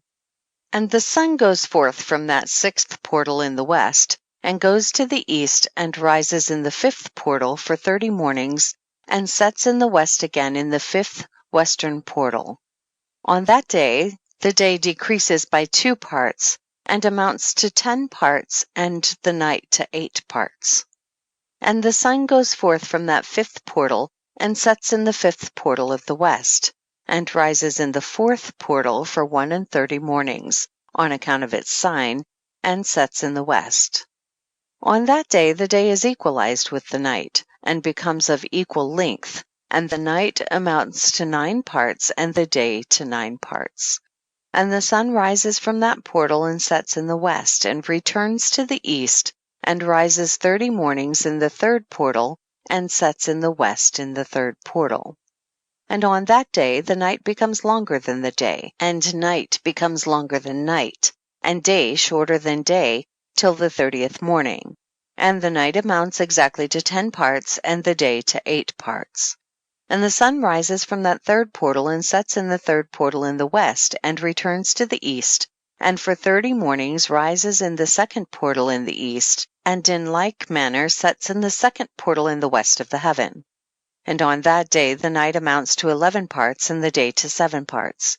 And the sun rises on that day from the second portal, and sets in the west in the second portal, and returns to the east into the first portal for 31 mornings, and sets in the first portal in the west of the heaven. And on that day the night becomes longer, and amounts to the double of the day, and the night amounts exactly to 12 parts, and the day to 6. And the sun has therewith traversed the divisions of his orbit, and turns again on those divisions of his orbit, and enters that portal 30 mornings, and sets also in the west opposite to it. And on that night has the night decreased in length by a 9th part, and the night has become 11 parts, and the day 7 parts. And the sun has returned and entered into the second portal in the east, and returns on those his divisions of his orbit for 30 mornings, rising and setting. And on that day the night decreases in length, and the night amounts to 10 parts, and the day to 8. And on that day the sun rises from that portal, and sets in the west, and returns to the east, and rises in the third portal for 31 mornings, and sets in the west of the heaven. On that day the night decreases and amounts to 9 parts, and the day to 9 parts, and the night is equal to the day, and the year is exactly as to its days 364. And the length of the day and of the night, and the shortness of the day and of the night arise. Through the course of the sun these distinctions are made, literally they are separated. So it comes that its course becomes daily longer, and its course nightly shorter. And this is the law and the course of the sun, and his return, as often as he returns 60 times and rises. In other words, the great luminary which is named the sun, forever and ever. And that which thus rises is the great luminary, and is so named according to its appearance, according as the Lord commanded. As he rises, so he sets, and decreases not, and rests not, but runs day and night, and his light is 7-fold brighter than that of the moon. But as regards size, they are both equal. Chapter 73. And after this law, I saw another law dealing with the smaller luminary which is named the moon. And her circumference is like the circumference of the heaven, and her chariot in which she rides is driven by the wind, and light is given to her in definite measure. And her rising and setting change every month, and her days are like the days of the sun. And when her light is uniform, in other words full, it amounts to the 7th part of the light of the sun. And thus she rises. And her first phase in the east comes forth on the 30th morning. And on that day she becomes visible, and constitutes for you the first phase of the moon on the 30th day together with the sun in the portal where the sun rises. And the 1/2 of her goes forth by a 7th part, and her whole circumference is empty, without light, with the exception of 1/7 part of it, and the 14th part of her light. And when she receives 1/7 part of the half of her light amounts to 1/7 part and the half thereof. And she sets with the sun, and when the sun rises, the moon rises with him, and receives the half of 1 part of light. And in that night, in the beginning of her morning, in the commencement of the lunar day, the moon sets with the sun, and is invisible that night with the 14 parts and the half of 1 of them. And she rises on that day with exactly a 7th part, and comes forth and recedes from the rising of the sun, and in her remaining days she becomes bright in the remaining 13 parts. Chapter 74. And I saw another course, a law for her, and how according to that law she performs her monthly revolution. And all these Uriel, the holy angel who is the leader of them all, showed to me, and their positions, and I wrote down their positions as he showed them to me. And I wrote down their months as they were, and the appearance of their lights, till 15 days were accomplished. In single seventh parts she accomplishes all her light in the east, and in single seventh parts accomplishes all her darkness in the west. And in certain months she alters her settings, and in certain months she pursues her own peculiar course. In 2 months the moon sets with the sun, in those 2 middle portals, the 3rd and the 4th. She goes forth for 7 days, and turns about and returns again through the portal where the sun rises, and accomplishes all her light. And she recedes from the sun, and in 8 days enters the 6th portal from which the sun goes forth. And when the sun goes forth from the 4th portal, she goes forth 7 days, until she goes forth from the 5th, and turns back again in 7 days into the 4th portal, and accomplishes all her light. And she recedes and enters into the 1st portal in 8 days, and she returns again in 7 days into the 4th portal from which the sun goes forth. Thus I saw their positions, how the moon rose and the sun set in those days. And if 5 years are added together, the sun has an overplus of 30 days. And all the days which accrue to it for one of those 5 years, when they are full, amount to 364 days. And the overplus of the sun and of the stars amounts to 6 days. In 5 years, 6 days every year come to 30 days. And the moon falls behind the sun and stars to the number of 30 days. And the sun and the stars bring in all the years exactly, so that they do not advance or delay their position by a single day unto eternity, but complete the years with perfect justice in 364 days. In 3 years there are 1,092 days, and in 5 years 1,820 days, so that in 8 years there are 2,912 days. For the moon alone the days amount in 3 years to 1,062 days, and in 5 years she falls 50 days behind. In other words, to the sum of 1,770 there is to be added 1,062 days. And in 5 years there are 1,770 days, so that for the moon the days in 8 years amount to 2,832 days. For in 8 years she falls behind to the amount of 80 days. All the days she falls behind in 8 years are 80. And the year is accurately completed in conformity with their world stations and the stations of the sun, which rise from the portals through which it, the sun, rises and sets 30 days. Chapter 75. And the leaders of the heads of the thousands, who are placed over the whole creation and over all the stars, have also to do with the 4 intercalary days, being inseparable from their office according to the reckoning of the year, and these render service on the 4 days which are not reckoned in the reckoning of the year. And owing to them men go wrong therein, for those luminaries truly render service on the world stations, one in the 1st portal, one in the 3rd portal of the heaven, one in the 4th portal, and one in the 6th portal, and the exactness of the year is accomplished through its separate 364 stations. For the signs and the times and the years and the days the angel Uriel showed to me, whom the Lord of glory hath set forever over all the luminaries of the heaven, in the heaven and in the world, that they should rule on the face of the heaven and be seen on the earth, and be leaders for the day and the night. In other words, the sun, moon, and stars, and all the ministering creatures which make their revolution in all the chariots of the heaven. In like manner 12 doors Uriel showed me, open in the circumference of the sun's chariot in the heaven, through which the rays of the sun break forth. And from them is warmth diffused over the earth, when they are opened in their appointed seasons. And for the winds and the spirit of the dew, when they are opened, standing open in the heavens at the ends. As for the 12 portals in the heaven, at the ends of the earth, out of which go forth the sun, moon, and stars, and all the works of heaven in the east and in the west.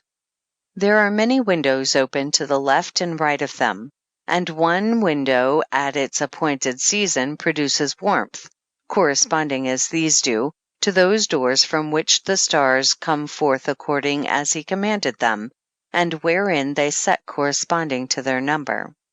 And I saw chariots in the heaven, running in the world above those portals in which revolve the stars that never set. And one is larger than all the rest, and it is that makes its course through the entire world. End of section 10. Chapter 76. The 12 windows and their portals. And at the ends of the earth I saw 12 portals open to all the quarters of the heaven, from which the winds go forth and blow over the earth. 3 of them are open on the face, in other words, the east of the heavens, and 3 in the west, and 3 on the right, in other words, the south of the heaven, and 3 on the left, in other words, the north. And the 3 first are those of the east, and 3 are of the north, and 3, after those on the left, of the south, and 3 of the west. Through 4 of these come winds of blessing and prosperity, and from those 8 come hurtful winds. When they are sent, they bring destruction on all the earth and on the water upon it, and on all who dwell thereon, and on everything which is in the water and on the land. And the first wind from those portals, called the east wind, comes forth through the first portal which is in the east, inclining towards the south. From it come forth desolation, drought, heat, and destruction. And through the second portal in the middle comes what is fitting, and from it there come rain and fruitfulness and prosperity and dew. And through the third portal which lies toward the north come cold and drought. And after these come forth the south winds through 3 portals. Through the first portal of them inclining to the east comes forth a hot wind. And through the middle portal next to it there come forth fragrant smells, and dew, and rain, and prosperity and health. And through the third portal lying to the west come forth dew and rain, locusts and desolation. And after these the north winds. From the 7th portal in the east come dew and rain, locusts and desolation. And from the middle portal come in a direct direction health, and rain, and dew, and prosperity. And through the 3rd portal in the west come cloud and hoarfrost, and snow and rain, and dew and locusts. And after these 4 are the west winds. Through the first portal adjoining the north come forth dew and hoarfrost, and cold and snow and frost.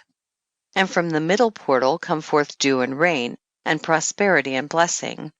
And through the last portal which adjoins the south come forth drought and desolation, and burning and destruction.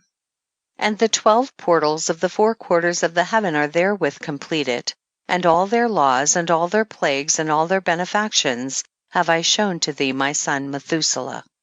Chapter 77.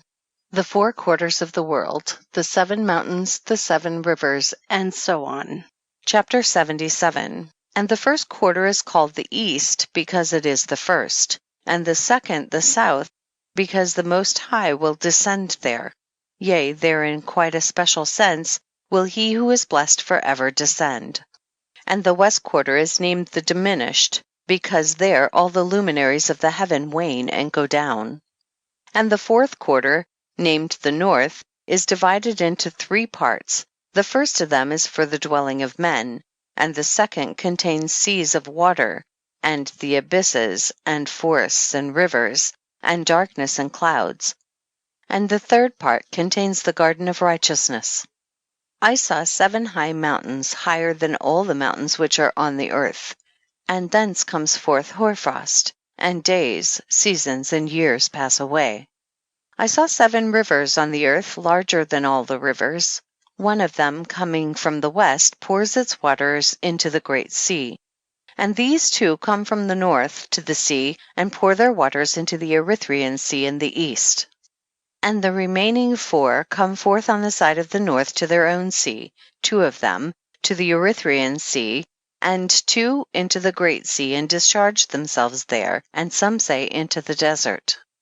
7 great islands I saw in the sea, and in the mainland, 2 in the mainland, and 5 in the great sea. Chapter 77. the sun and moon, the waxing and waning of the moon. Chapter 77. And the names of the sun are the following: the first, Orjares, and the second, Thomas. And the moon has 4 names. The first name is Esonja, the second Ibla, the third Benose, and the fourth Irae. These are the 2 great luminaries. Their circumference is like the circumference of the heaven, and the size of the circumference of both is alike. In the circumference of the sun there are 7 portions of light which are added to it more than to the moon, and in definite measures it is transferred till the 7th portion of the sun is exhausted. And they set and enter the portals of the west, and make their revolution by the north, and come forth through the eastern portals on the face of the heaven.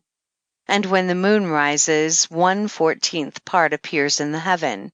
The light becomes full in her. On the 14th day she accomplishes her light.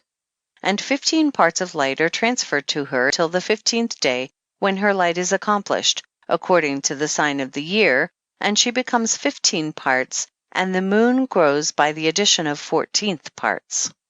And in her waning the moon decreases on the 1st day to 14 parts of her light, on the 2nd to 13 parts of light, on the 3rd to 12, on the 4th to 11, on the 5th to 10, on the 6th to 9, on the 7th to 8, on the 8th to 7, on the 9th to 6, on the 10th to 5, on the 11th to 4, on the 12th to 3, on the 13th to 2, on the 14th to the half of a 7th, and all her remaining light disappears wholly on the 15th.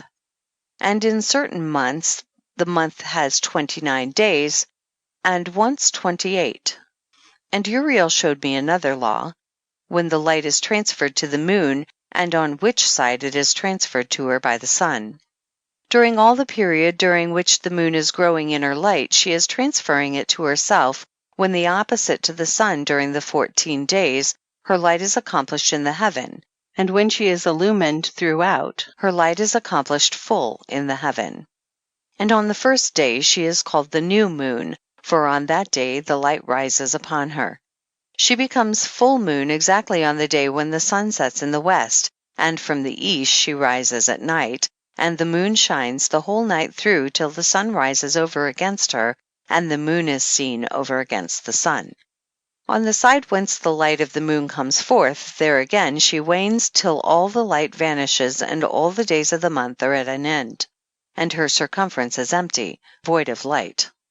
And 3 months she makes of 30 days, and at her time she makes 3 months of 29 days each, in which she accomplishes her waning in the first period of time, and in the first portal for 177 days. And in the time of her going out she appears for 3 months of 30 days each, and for 3 months she appears of 29 each. At night she appears like a man for 20 days each time, and by day she appears like the heaven, and there is nothing else in her save her light. Chapter 79 to 80. Recapitulation of several of the laws. Chapter 79. And now, my son, I have shown thee everything, and the law of all the stars of the heaven is completed. And he showed me all the laws of these for every day and for every season of bearing rule, and for every year and for its going forth, and for the order prescribed to it every month and every week. And the waning of the moon which takes place in the 6th portal, for in this 6th portal her light is accomplished, and after that there is the beginning of the waning. And the waning, which takes place in the 1st portal in its season, till 177 days are accomplished, reckoned according to weeks, 25 weeks and 2 days. She falls behind the sun and the order of the stars exactly 5 days in the course of one period, and when this place which thou seest has been traversed. Such is the picture and sketch of every luminary, which Uriel the archangel, who is their leader, showed unto me. Chapter 80. And in those days the angel Uriel answered and said to me, Behold, I have shown thee everything, Enoch, and I have revealed everything to thee that thou shouldst see this sun and this moon, and the leaders of the stars of the heaven, and all those who turn them, their tasks and times and departures. Chapter 80, verses 2-8. Perversion of nature, and the heavenly bodies owning to the sin of men. And in the days of the sinners the years shall be shortened, and their seed shall be tardy on their lands and fields, and all things on the earth shall alter, and shall not appear in their time, and the rain shall be kept back, and the heaven shall withhold it.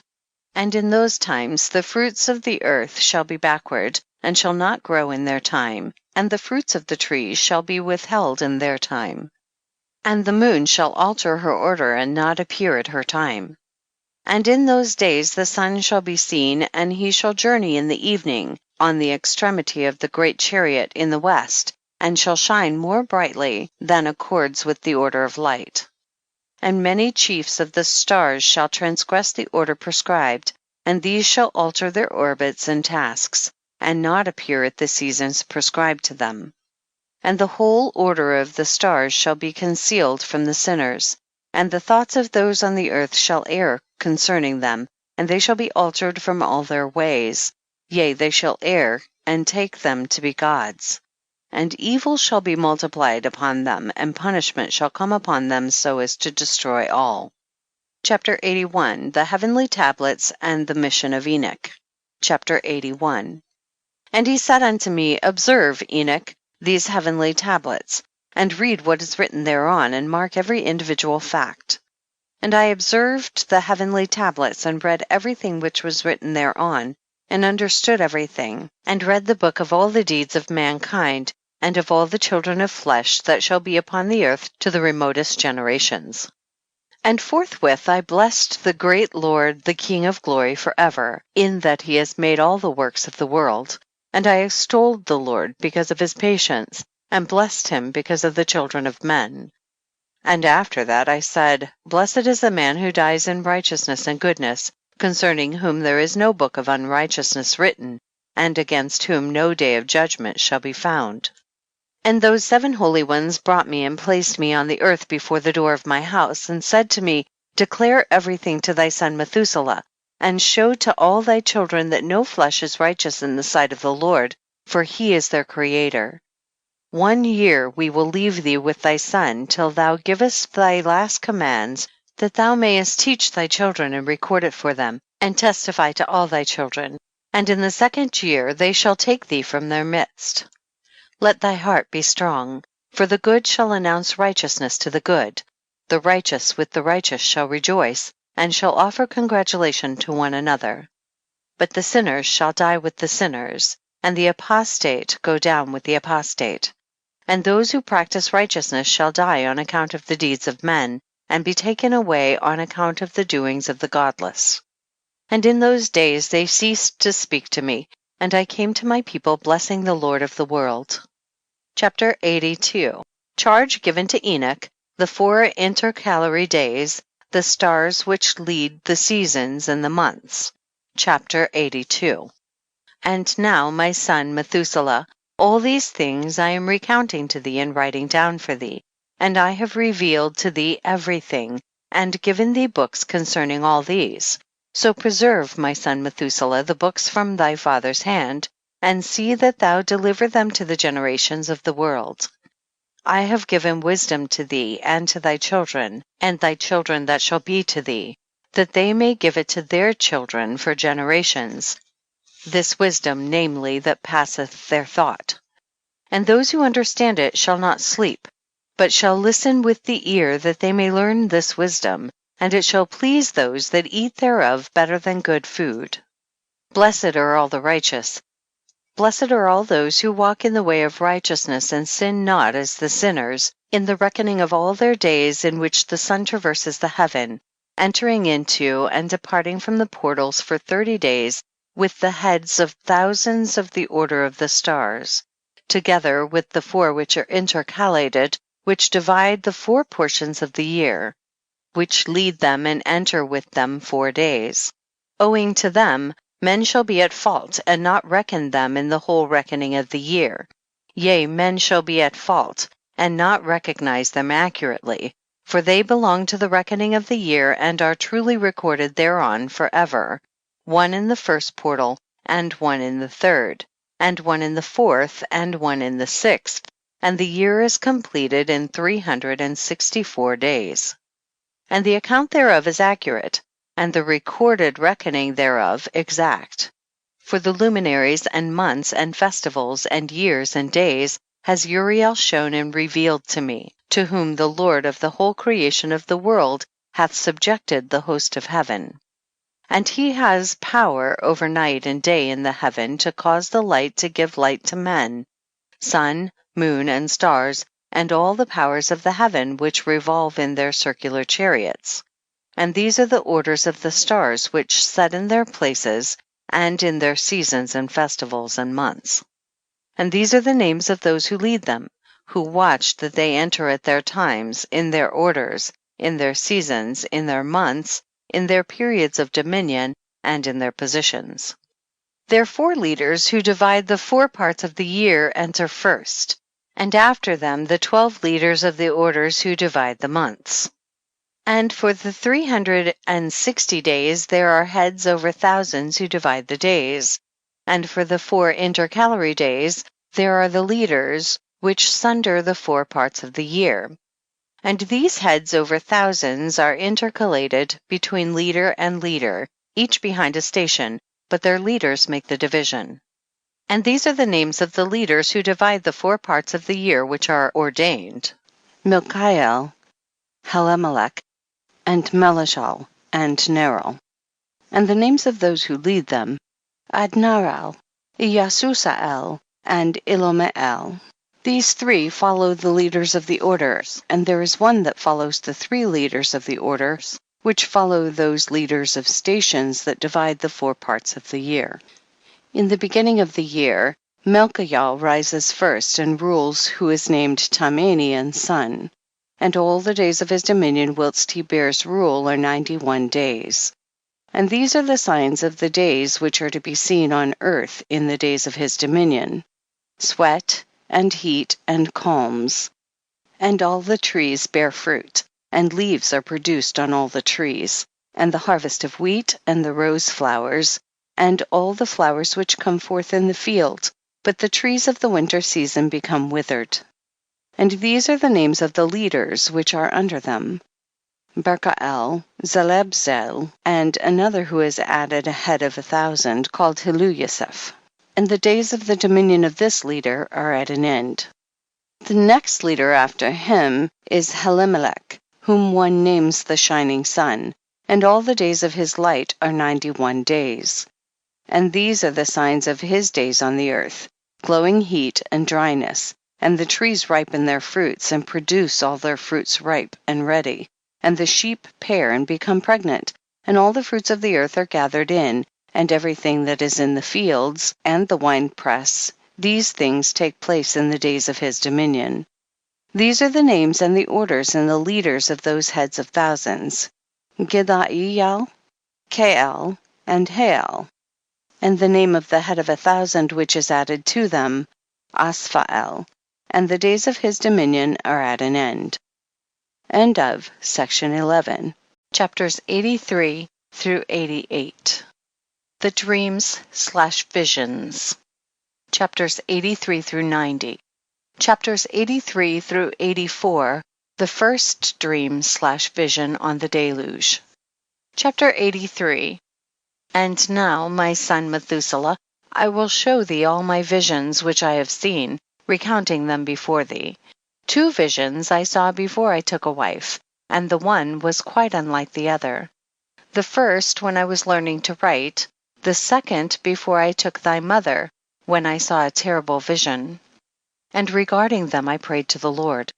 I had laid me down in the house of my grandfather Mahalalel, when I saw in a vision how the heaven collapsed and was borne off and fell to the earth. And when it fell to the earth, I saw how the earth was swallowed up in a great abyss, and mountains were suspended on mountains, and hills sank down on hills, and high trees were rent from their stems, and hurled down and sunk in the abyss. And thereupon a word fell into my mouth, and I lifted up my voice to cry aloud, and said, The earth is destroyed. And my grandfather Mahalalel waked me as I lay near him, and said unto me, Why dost thou cry so, my son? And why dost thou make such lamentation?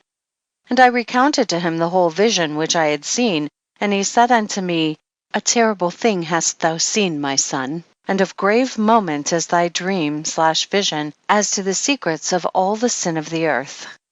It must sink into the abyss and be destroyed with a great destruction.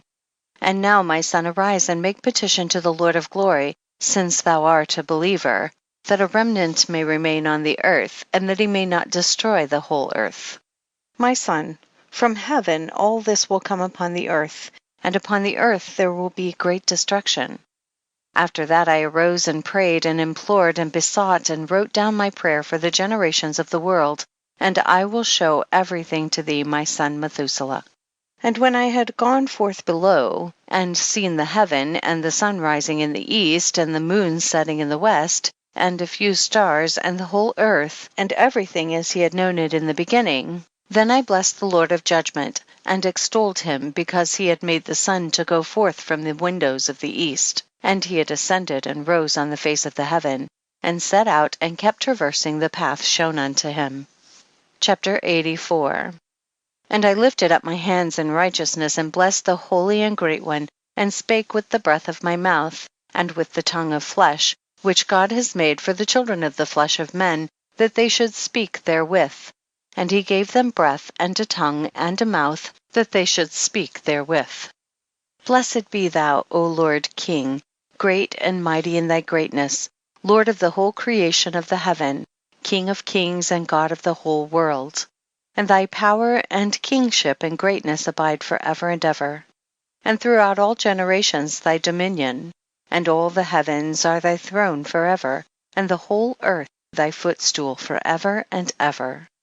For thou hast made, and thou rulest all things, and nothing is too hard for thee.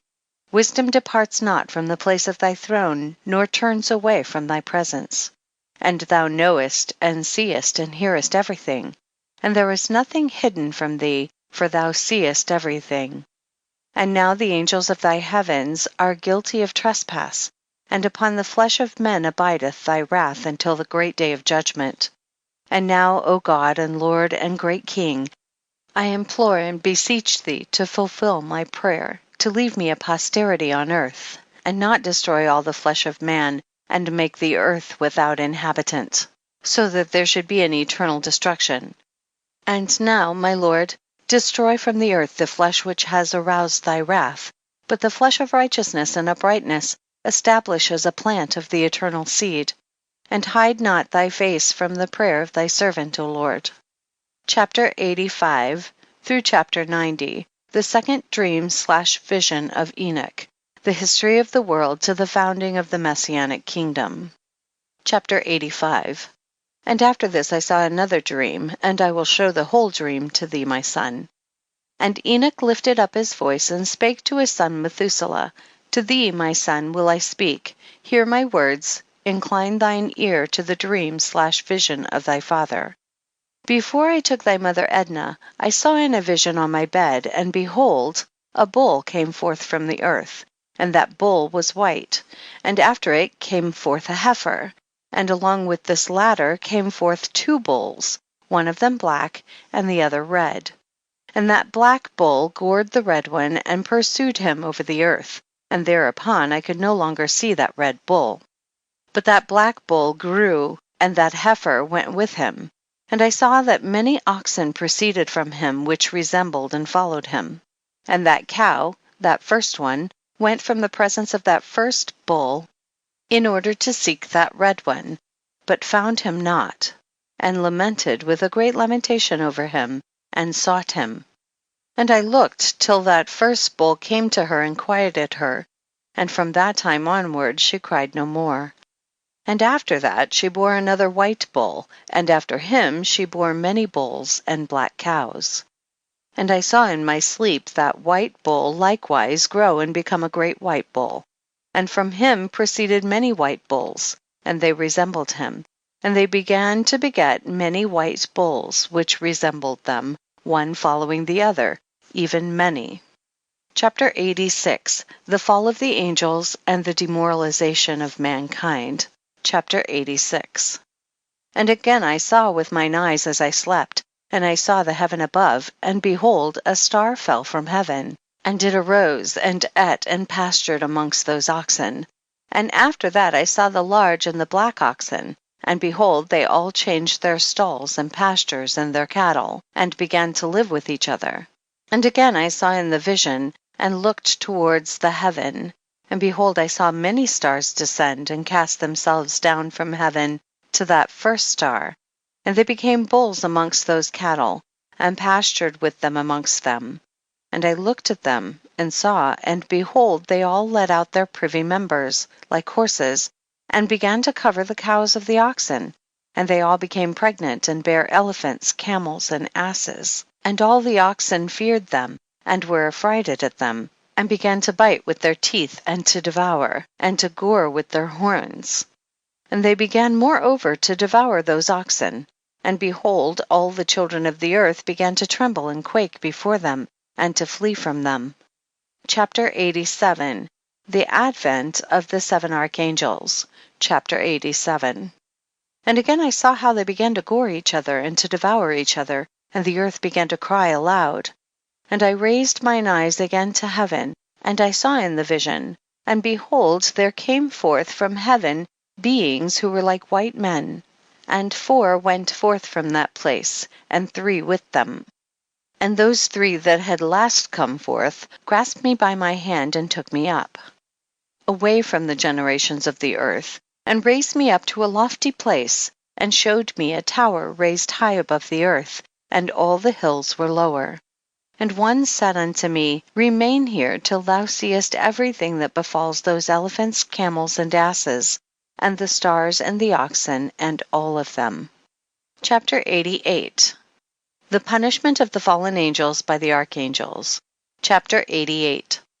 And I saw one of those 4 who had come forth first, and he seized that first star which had fallen from the heaven, and bound it hand and foot, and cast it into an abyss. Now that abyss was narrow and deep, and horrible and dark. And one of them drew a sword, and gave it to those elephants and camels and asses. Then they began to smite each other, and the whole earth quaked because of them. And as I was beholding the vision, lo, one of those 4 who had come forth stoned them from heaven, and gathered and took all the great stars, whose privy members were like those of horses, and bound them all hand and foot, and cast them in an abyss of the earth. End of section 12. Chapter 89. Verses 1 through 9. The deluge and the deliverance of Noah. Chapter 89. And one of those 4 went to that white bull, and instructed him in a secret, without his being terrified. He was born a bull, and became a man, and built for himself a great vessel, and dwelt thereon. And 3 bulls dwelt with him in that vessel, and they were covered in. And again I raised mine eyes towards heaven, and saw a lofty roof, with 7 water torrents thereon, and those torrents flowed with much water into an enclosure. And I saw again, and behold, fountains were opened on the surface of that great enclosure, and that water began to swell and rise upon the surface. And I saw that enclosure till all its surface was covered with water. And the water, the darkness, and mist increased upon it. And as I looked at the height of that water had risen above the height of that enclosure, and was streaming over that enclosure, and it stood upon the earth. And all the cattle of that enclosure were gathered together until I saw how they sank, and were swallowed up and perished in that water. But that vessel floated on the water, while all the oxen and elephants and camels and asses sank to the bottom with all the animals, so that I could no longer see them, and they were not able to escape, but perished and sank into the depths. And again I saw in the vision till those water torrents were removed from that high roof, and the chasms of the earth were leveled up, and other abysses were opened. Then the water began to run down into these, till the earth became visible. But that vessel settled on the earth, and the darkness retired, and light appeared. But that white bull, which had become a man, came out of that vessel, and the 3 bulls with him, and one of those 3 was white like that bull, and one of them was red as blood, and one black, and that white bull departed from them. Chapter 89, verses 10 through 27, from the death of Noah to the Exodus. And they began to bring forth beasts of the field and birds, so that there arose different genera: lions, tigers, wolves, dogs, hyenas, wild boars, foxes, squirrels, swine, falcons, vultures, kites, eagles, and ravens, and among them was born a white bull. And they began to bite one another. But that white bull which was born amongst them begat a wild ass, and a white bull with it, and the wild asses multiplied. But that bull which was born from him begat a black wild boar, and a white sheep. And the former begat many boars, but that sheep begat 12 sheep. And one of those 12 sheep had grown. They gave up one of them to the asses, and those asses again gave up that sheep to the wolves, and that sheep grew up among the wolves.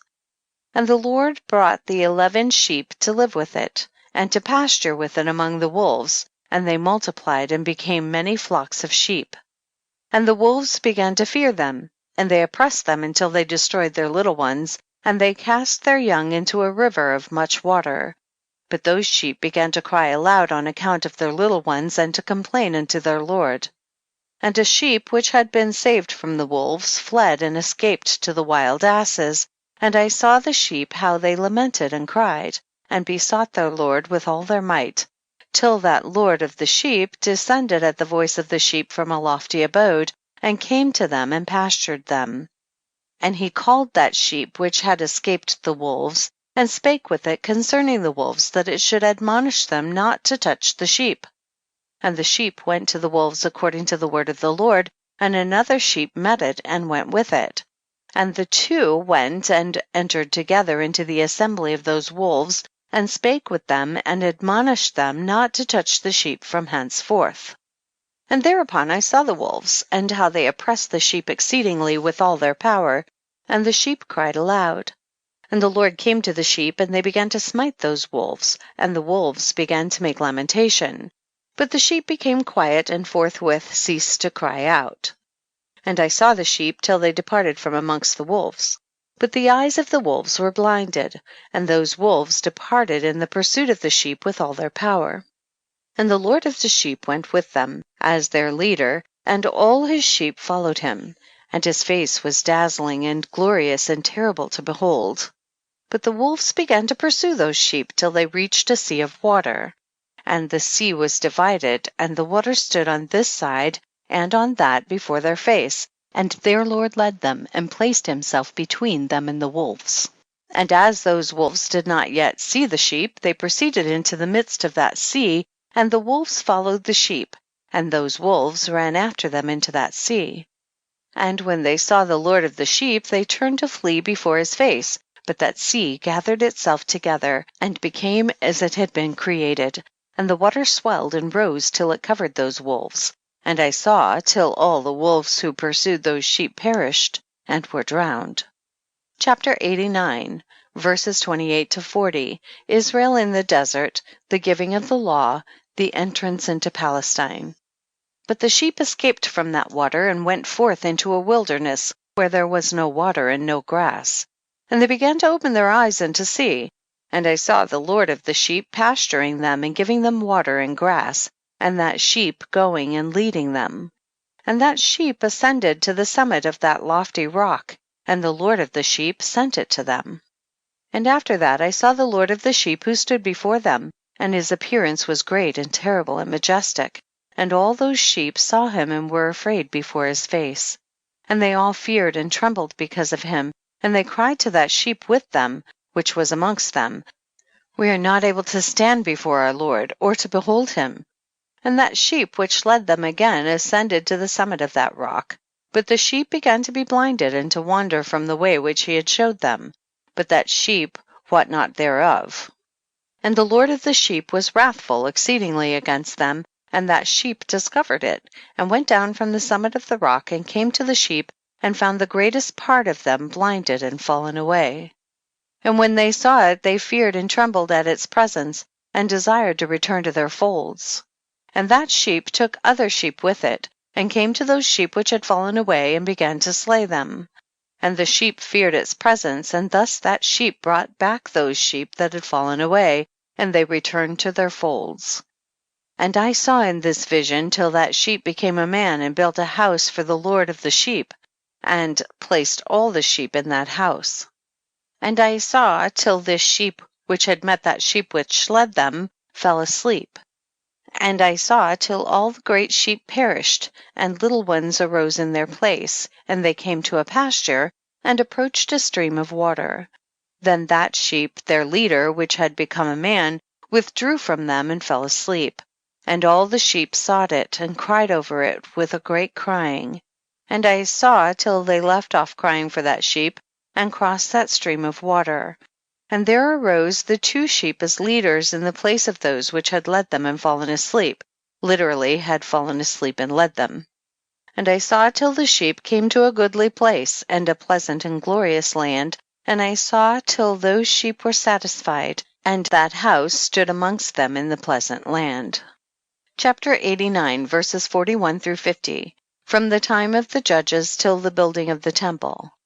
And sometimes their eyes were opened, and sometimes blinded, till another sheep arose and led them and brought them all back, and their eyes were opened.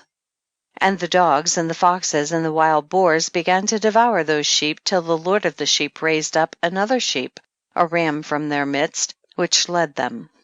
And that ram began to butt on either side those dogs, foxes, and wild boars, till he had destroyed them all. And that sheep whose eyes were opened saw that ram which was amongst the sheep, till it forsook its glory, and began to butt those sheep, and trampled upon them, and behaved itself unseemly. And the Lord of the sheep sent the lamb to another lamb, and raised it to being a ram and leader of the sheep, instead of that ram which had forsaken its glory. And it went to it and spake to it alone, and raised it to being a ram, and made it the prince and leader of the sheep. But during all these things those dogs oppressed the sheep. And the first ram pursued that second ram, and that second ram arose and fled before it. And I saw till those dogs pulled down the first ram.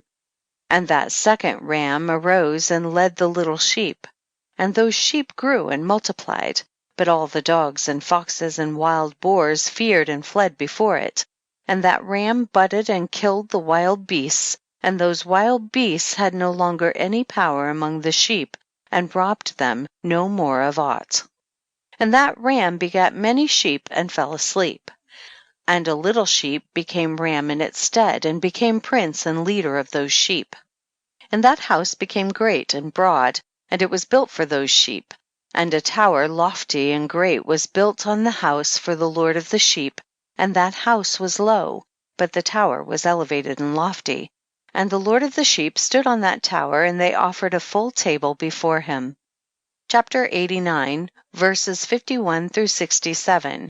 The two kingdoms of Israel and Judah, to the destruction of Jerusalem. And again I saw those sheep, that they again erred and went many ways, and forsook that their house.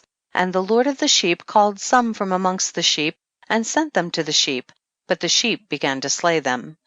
And one of them was saved, and was not slain, and it sped away and cried aloud over the sheep, and they sought to slay it, but the Lord of the sheep saved it from the sheep, and brought it up to me, and caused it to dwell there. And many other sheep he sent to those sheep to testify unto them, and lament over them.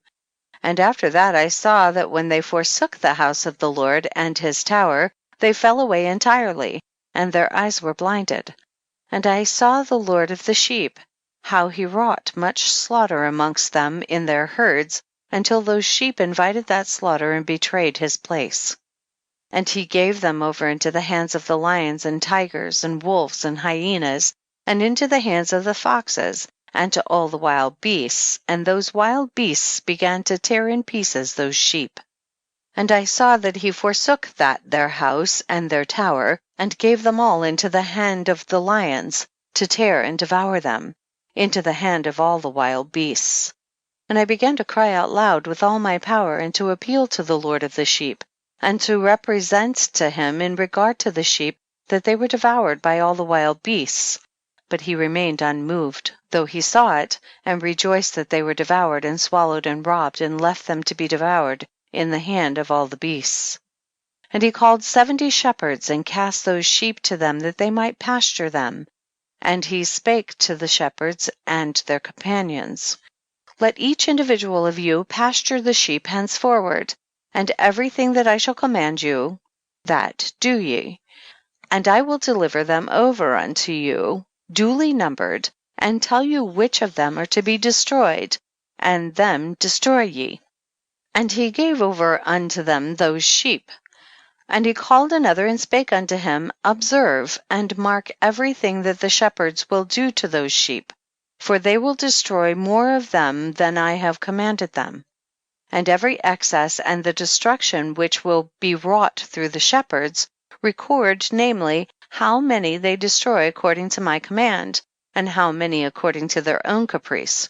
Record against every individual shepherd all the destruction he effects, and read out before me by number how many they destroy, and how many they deliver over for destruction, that I may have this as a testimony against them, and know every deed of the shepherds, that I may comprehend and see what they do, whether or not they abide by my command which I have commanded them.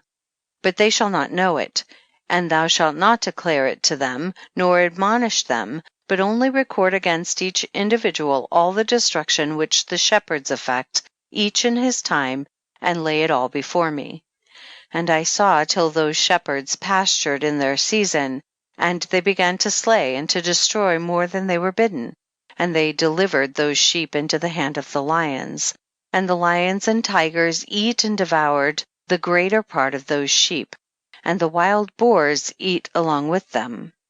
And they burnt that tower and demolished that house.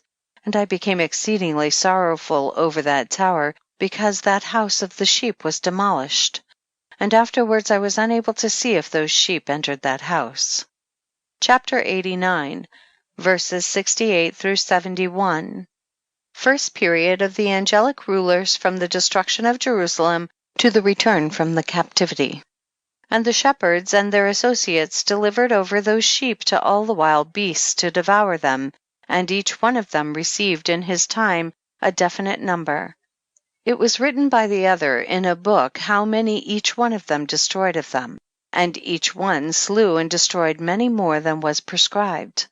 And I began to weep and lament on account of those sheep.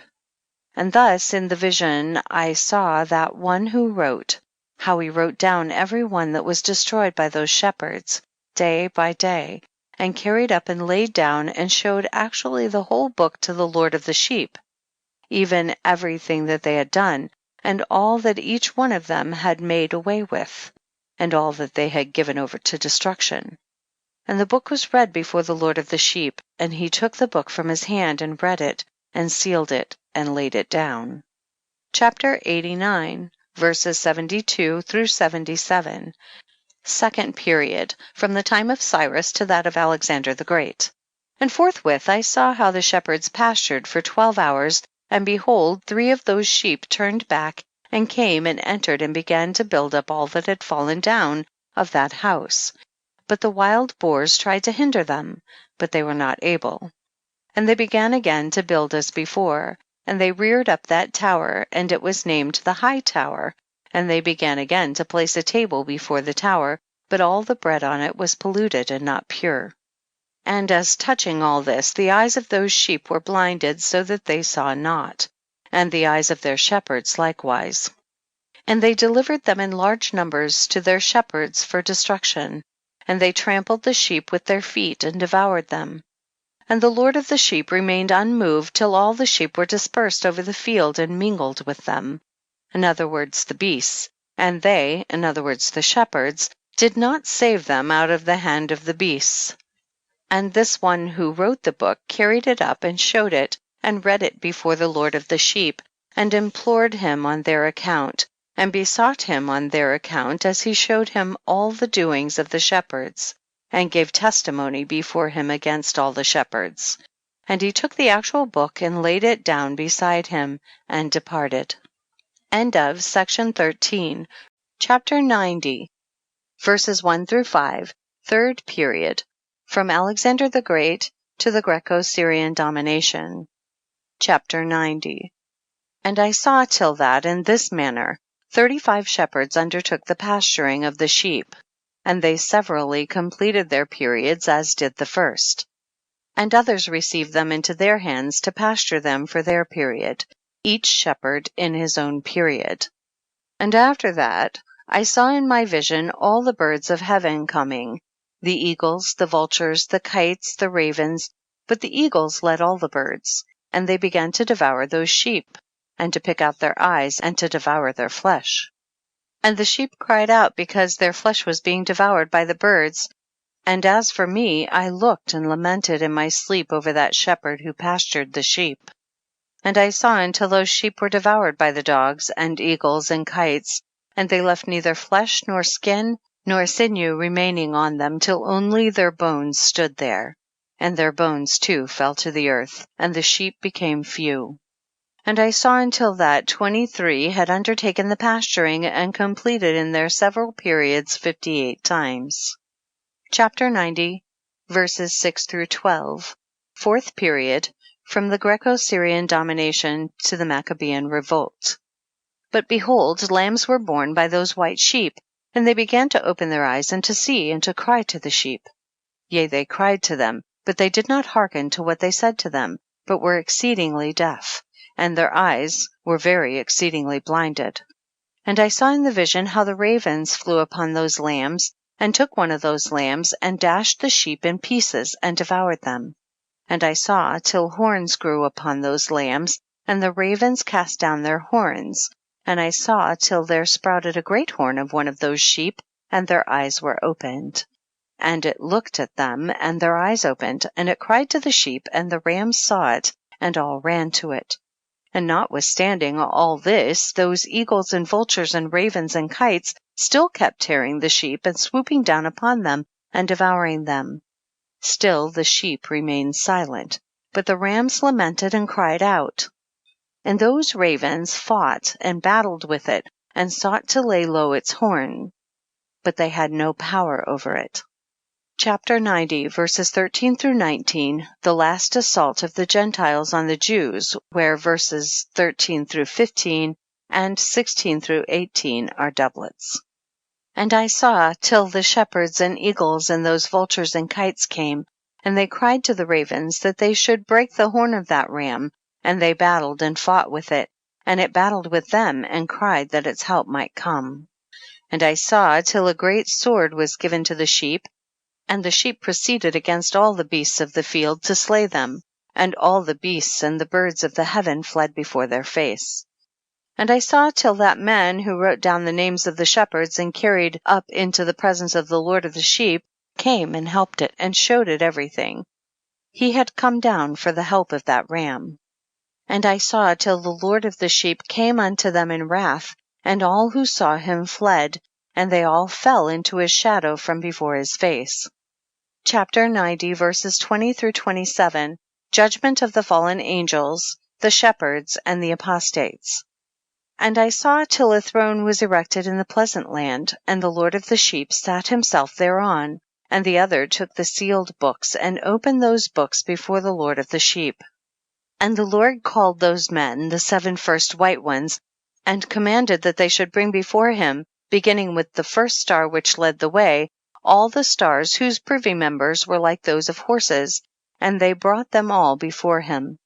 And he said to that man who wrote before him, being one of those 7 white ones, and said unto him, Take those 70 shepherds to whom I delivered the sheep, and who, taking them on their own authority, slew more than I commanded them. And behold, they were all bound, I saw, and they all stood before him.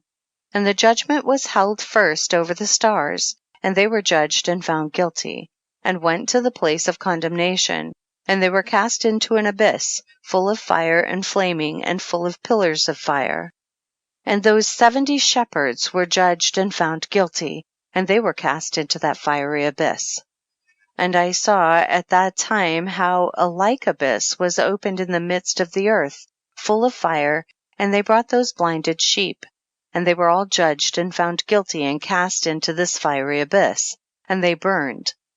Now this abyss was to the right of that house, and I saw those sheep burning and their bones burning. Chapter 90, verses 28 through 38. The New Jerusalem, the conversion of the surviving Gentiles, the resurrection of the righteous, the Messiah.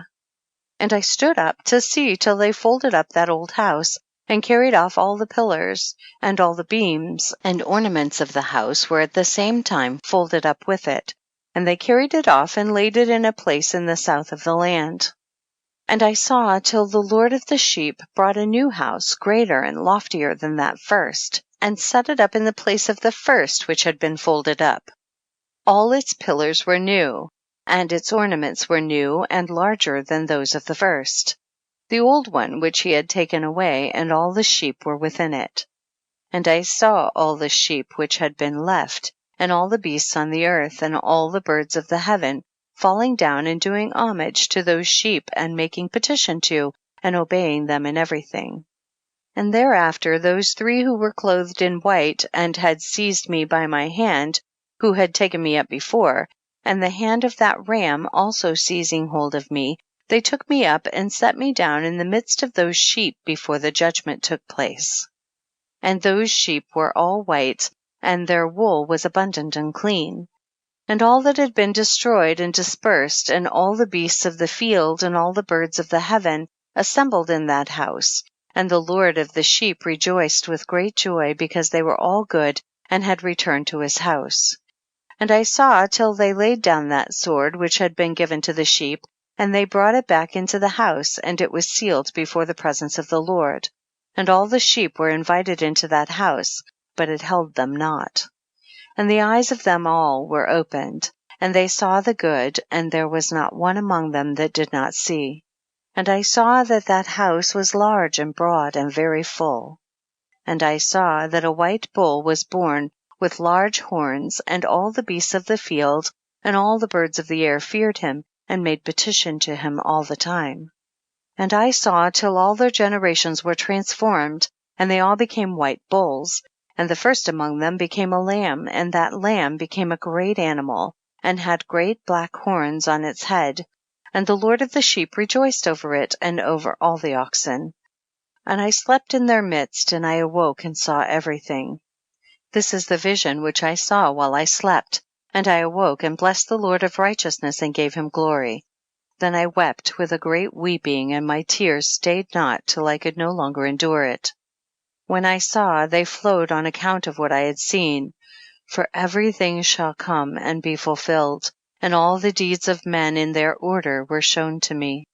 On that night I remembered the first dream, and because of it I wept and was troubled, because I had seen that vision. End of chapter 90. Chapters 91 through 97. The concluding section of the book. Chapters 92 through 105. Chapter 92 and 91, verses 1 through 10 and verses 18 through 19. Enoch's book of admonition for his children. Chapter 92. The book written by Enoch. Enoch indeed wrote this complete doctrine of wisdom, which is praised of all men and a judge of all the earth, for all my children who shall dwell on the earth, and for the future generations who shall observe uprightness and peace. Let not your spirit be troubled on account of the times, for the Holy and Great One has appointed days for all things. And the righteous one shall arise from sleep, shall arise and walk in the paths of righteousness, and all his path and conversation shall be in eternal goodness and grace. He will be gracious to the righteous, and give him eternal uprightness, and he will give him power so that he shall be endowed with goodness and righteousness, and he shall walk in eternal light. And sin shall perish in darkness forever, and shall no more be seen from that day forevermore. Chapter 91, verses 1 through 11 and 18 through 19. Enoch's admonition to his children. Chapter 91. And now, my son Methuselah, call to me all thy brothers, and gather together to me all the sons of thy mother. For the word calls me, and the Spirit is poured out upon me, that I may show you everything that shall befall you forever. And thereupon Methuselah went and summoned to him all his brothers and assembled his relatives. And he spake unto all the children of righteousness and said, Hear ye, sons of Enoch, all the words of your father, and hearken aright to the voice of my mouth. For I exhort you and say unto you, beloved, love uprightness and walk therein. And draw not nigh to uprightness with a double heart, and associate not with those of a double heart. But walk in righteousness, my sons, and it shall guide you on good paths, and righteousness shall be your companion. For I know that violence must increase on the earth, and a great chastisement be executed on the earth, and all unrighteousness come to an end. Yea, it shall be cut off from its roots, and its whole structure be destroyed. And unrighteousness shall again be consummated on the earth, and all the deeds of unrighteousness and of violence and transgression shall prevail in a twofold degree. And when sin and unrighteousness and blasphemy and violence and all kinds of deeds increase, and apostasy and transgression and uncleanness increase, a great chastisement shall come from heaven upon all these. And the Holy Lord will come forth with wrath and chastisement to execute judgment on earth. In those days violence shall be cut off from its roots, and the roots of unrighteousness together with deceit, and they shall be destroyed from under heaven. And all the idols of the heathen shall be abandoned, and the temples burned with fire, and they shall remove them from the whole earth. And they, i.e. the heathen, shall be cast into the judgment of fire, and shall perish in wrath and in grievous judgment forever. And the righteous shall arise from their sleep, and wisdom shall arise and be given unto them. And after that the roots of unrighteousness shall be cut off, and the sinners shall be destroyed by the sword, shall be cut off from the blasphemers in every place, and those who plan violence and those who commit blasphemy shall perish by the sword. And now I tell you, my sons, and show you the paths of righteousness and the paths of violence. Yea, I will show them to you again, that you may know what will come to pass. And now hearken unto me, my sons, and walk in the paths of righteousness, and walk not in the paths of violence, for all who walk in the paths of unrighteousness shall perish forever. Chapter 93. Chapter 91, 12 through 17, the Apocalypse of Weeks. Chapter 93. And after that Enoch both gave and began to recount from the books. And Enoch said, concerning the children of righteousness, and concerning the elect of the world, and concerning the plant of uprightness, I will speak these things.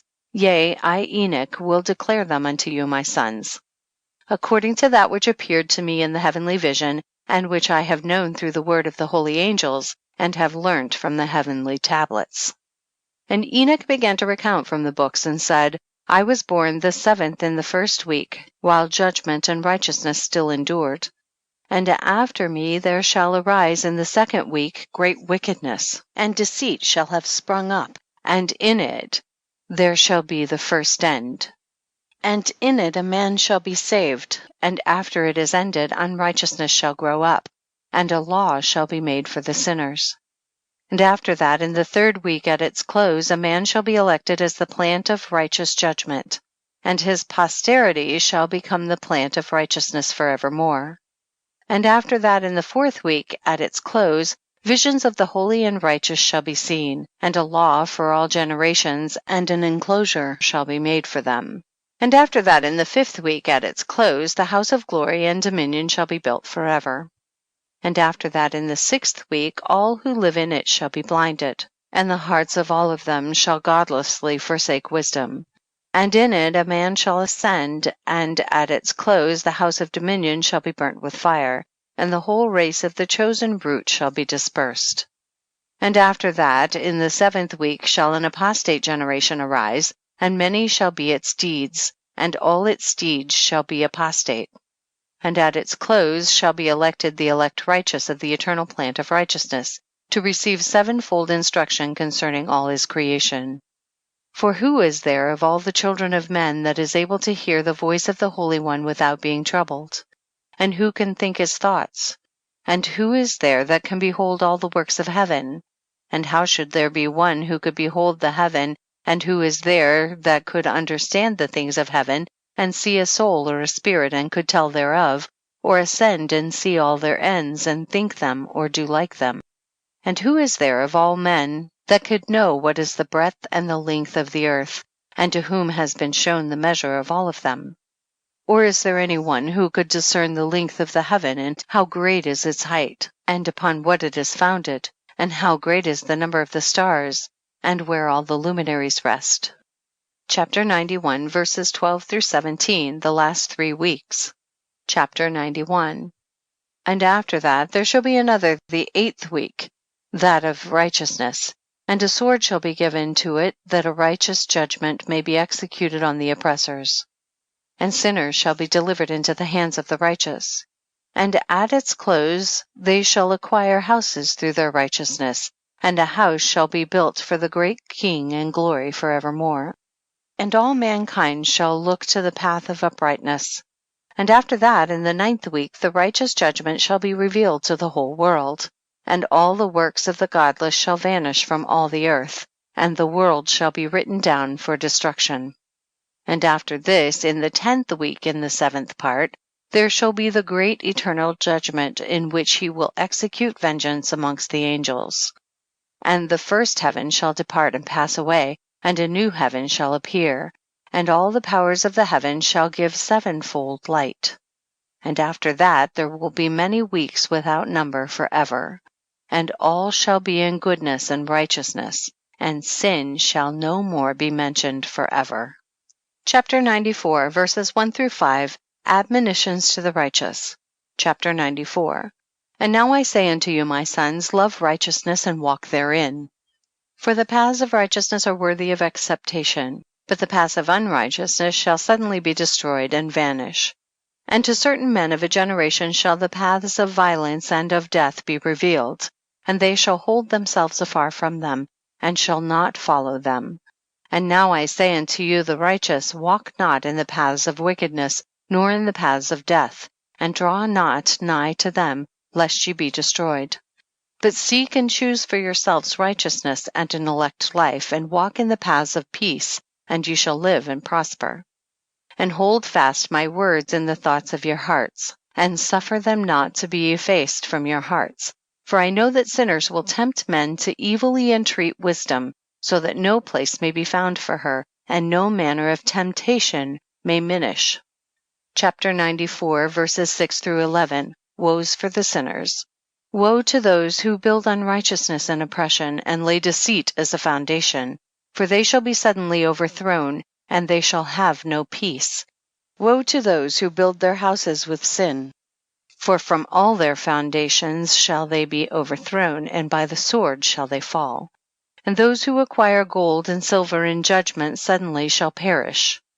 Woe to you, ye rich, for ye have trusted in your riches, and from your riches shall ye depart, because ye have not remembered the Most High in the days of your riches.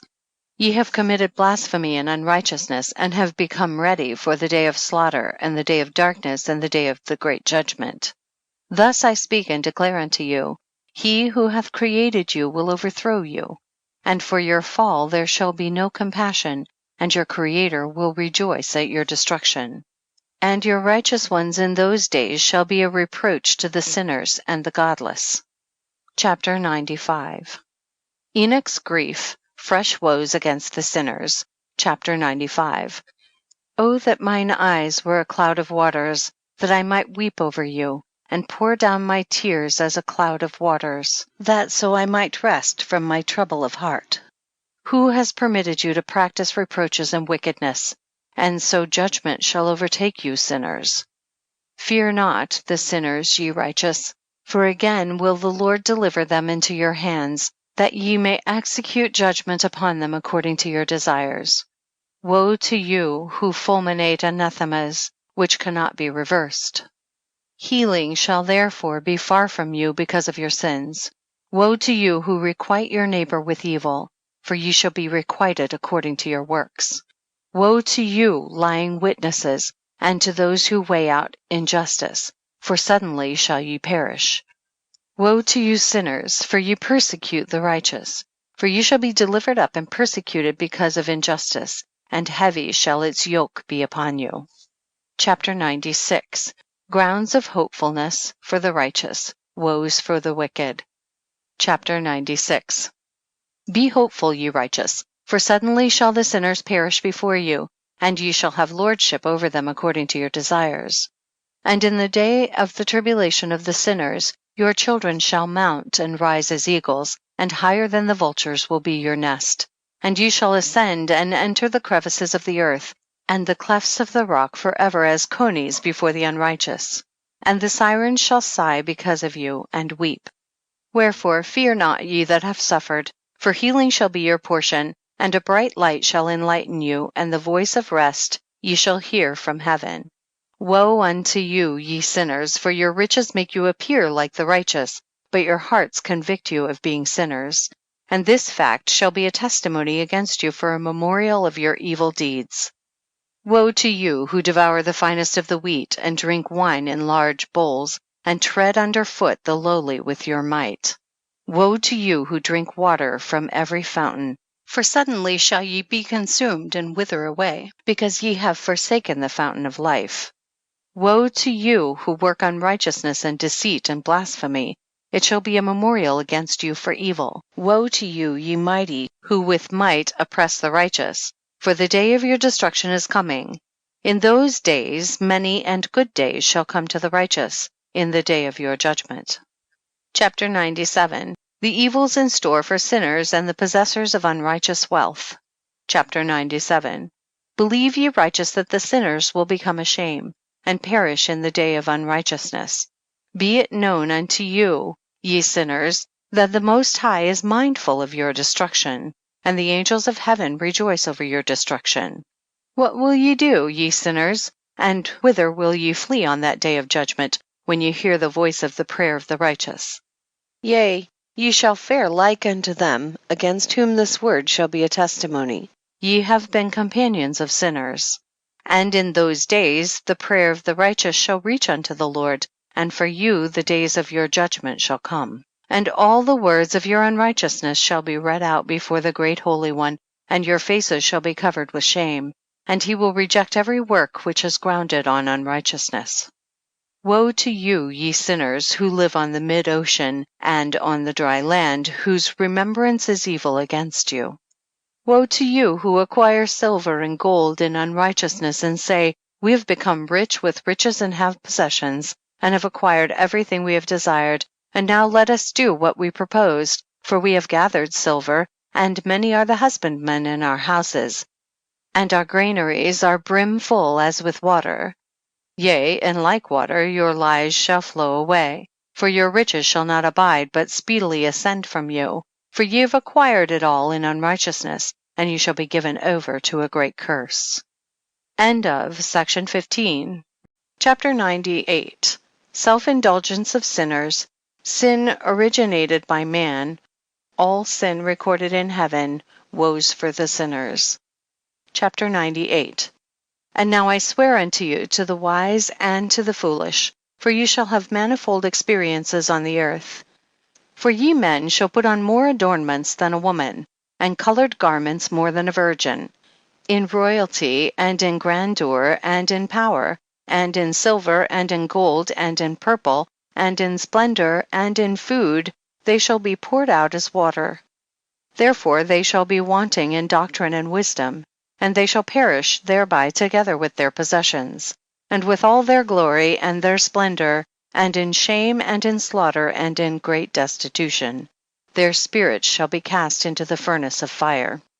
I have sworn unto you, ye sinners, as a mountain has not become a slave, and a hill does not become the handmaid of a woman, even so sin has not been sent upon the earth, but man of himself has created it, and under a great curse shall they fall who commit it. And barrenness has not been given to the woman, but on account of the deeds of her own hands she dies without children. I have sworn unto you, ye sinners, by the Holy Great One, that all your evil deeds are revealed in the heavens, and that none of your deeds of oppression are covered and hidden. And do not think in your spirit, nor say in your heart that you do not know, and that you do not see that every sin is every day recorded in heaven in the presence of the Most High. From henceforth ye know that all your oppression wherewith ye oppress is written down every day till the day of your judgment. Woe to you, ye fools, for through your folly shall ye perish, and ye transgress against the wise, and so good hap shall not be your portion. And now know ye that ye are prepared for the day of destruction. Wherefore do not hope to live, ye sinners, but ye shall depart and die, for ye know no ransom. For ye are prepared for the day of the great judgment, for the day of tribulation and great shame for your spirits. Woe to you, ye obstinate of heart, who work wickedness and eat blood. Whence have ye good things to eat, and to drink, and to be filled? From all the good things which the Lord the Most High has placed in abundance on the earth. Therefore ye shall have no peace. Woe to you, who love the deeds of unrighteousness. Wherefore do ye hope for good hap unto yourselves? Know that ye shall be delivered into the hands of the righteous, and they shall cut off your necks and slay you, and have no mercy upon you. Woe to you who rejoice in the tribulation of the righteous, for no grave shall be dug for you. Woe to you who set at naught the words of the righteous, for ye shall have no hope of life. Woe to you who write down lying and godless words, for they write down their lies that men may hear them and act godlessly towards their neighbor. Therefore they shall have no peace, but die a sudden death. Chapter 99. Woes pronounced on the godless, the lawbreakers. Evil plight of sinners in the last days, further woes. Chapter 99. Woe to you who work godlessness and glory in lying and extol them. You shall perish, and no happy life shall be yours. Woe to them who pervert the words of uprightness, and transgress the eternal law, and transform themselves into what they were not, into sinners. They shall be trodden under foot upon the earth. In those days make ready, ye righteous, to raise your prayers as a memorial, and place them as a testimony before the angels, that they may place the sin of the sinners for a memorial before the Most High. In those days the nations shall be stirred up, and the families of the nations shall arise on the day of destruction. And in those days the destitute shall go forth and carry off their children, and they shall abandon them, so that their children shall perish through them. Yea, they shall abandon their children that are still sucklings, and not return to them, and shall have no pity on their beloved ones. And again I swear to you, ye sinners, that sin is prepared for a day of unceasing bloodshed. And they who worship stones, and grave images of gold, and silver, and wood, and stone, and clay, and those who worship impure spirits and demons, and all kinds of idols not according to knowledge, shall get no manner of help from them. And they shall become godless by reason of the folly of their hearts, and their eyes shall be blinded through the fear of their hearts, and through visions in their dreams. Through these they shall become godless and fearful. For they shall have wrought all their work in a lie, and shall have worshipped a stone, therefore in an instant shall they perish. But in those days blessed are all they who accept the words of wisdom, and understand them, and observe the paths of the Most High, and walk in the path of his righteousness, and become not godless with the godless, for they shall be saved. Woe to you who spread evil to your neighbors, for you shall be slain in Sheol. Woe to you who make deceitful and false measures, and to them who cause bitterness on the earth, for they shall thereby be utterly consumed. Woe to you who build your houses through the grievous toil of others, and all their building materials are the bricks and stones of sin. I tell you, ye shall have no peace. Woe to them who reject the measure and eternal heritage of their fathers, and whose souls follow after idols, for they shall have no rest. Woe to them who work unrighteousness and help oppression, and slay their neighbors until the day of the great judgment. For he shall cast down your glory and bring affliction on your hearts, and shall arouse his fierce indignation, and destroy you all with the sword, and all the holy and righteous shall remember your sins. Chapter 100. The sinners destroy each other, judgment of the fallen angels, the safety of the righteous, further woes for the sinners. Chapter 100.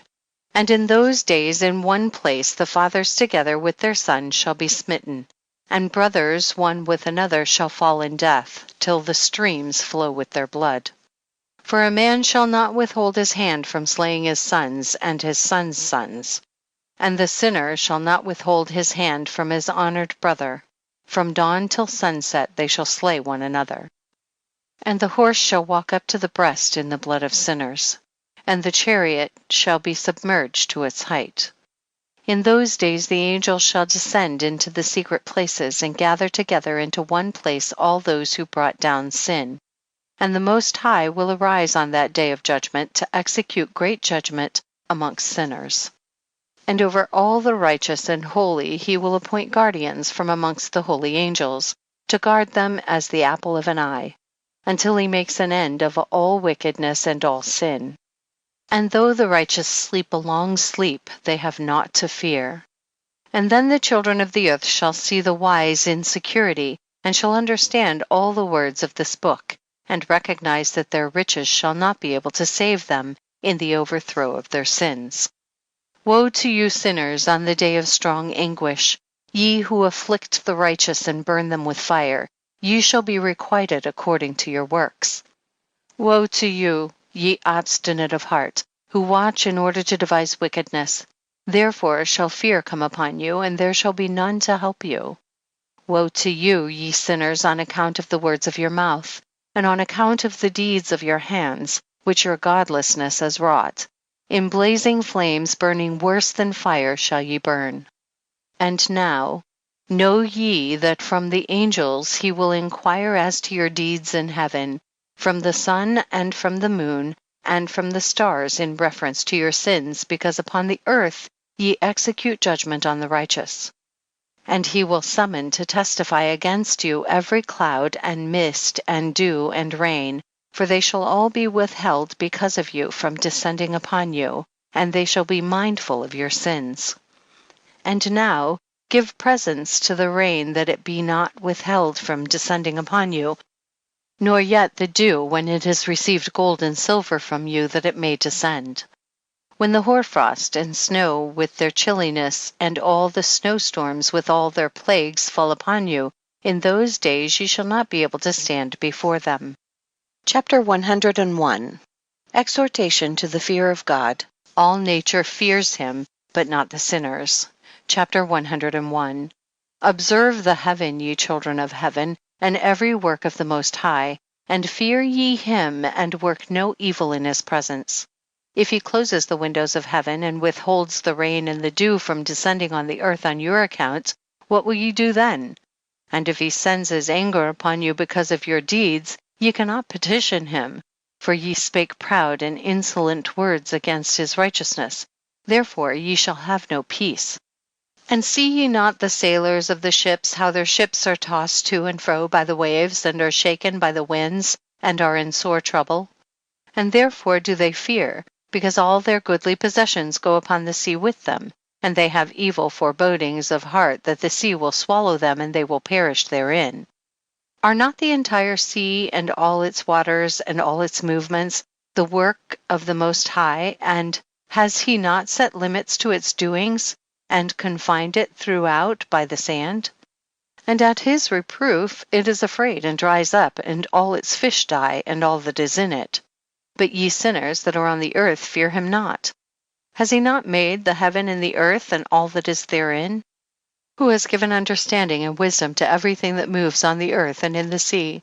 Do not the sailors of the ships fear the sea? Yet sinners fear not the Most High. Chapter 102. Terrors of the day of judgment, the adverse fortunes of the righteous on the earth. Chapter 102. In those days when he hath brought a grievous fire upon you, whither will you flee, and where will you find deliverance? And when he launches forth his word against you, will you not be affrighted and fear? And all the luminaries shall be affrighted with great fear, and all the earth shall be affrighted and tremble and be alarmed. And all the angels shall execute their commands, and shall seek to hide themselves from the presence of the great glory, and all the children of earth shall tremble and quake. And ye sinners shall be cursed forever, and ye shall have no peace. Fear ye not, ye souls of the righteous, and be hopeful, ye that have died in righteousness. And grieve not if your soul into Sheol has descended in grief, and that in your life your body fared not according to your goodness. But wait for the day of the judgment of sinners, and for the day of cursing and chastisement.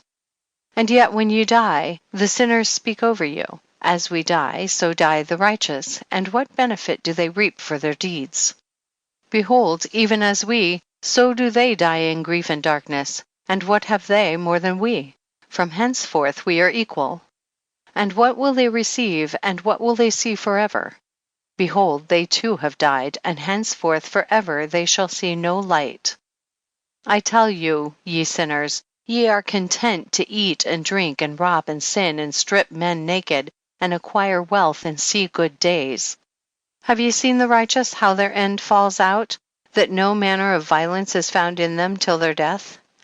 Nevertheless they perished, and became as though they had not been, and their spirits descended into Sheol in tribulation. Chapter 103. Different destinies of the righteous and the sinners. Fresh objections of the sinners. Chapter 103.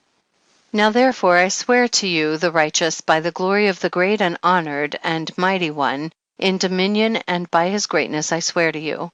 I know a mystery, and have read the heavenly tablets, and have seen the holy books, and have found written therein and inscribed regarding them, that all goodness and joy and glory are prepared for them, and written down for the spirits of those who have died in righteousness, and that manifold good shall be given to you in recompense for your labors, and that your lot is abundantly beyond the lot of the living.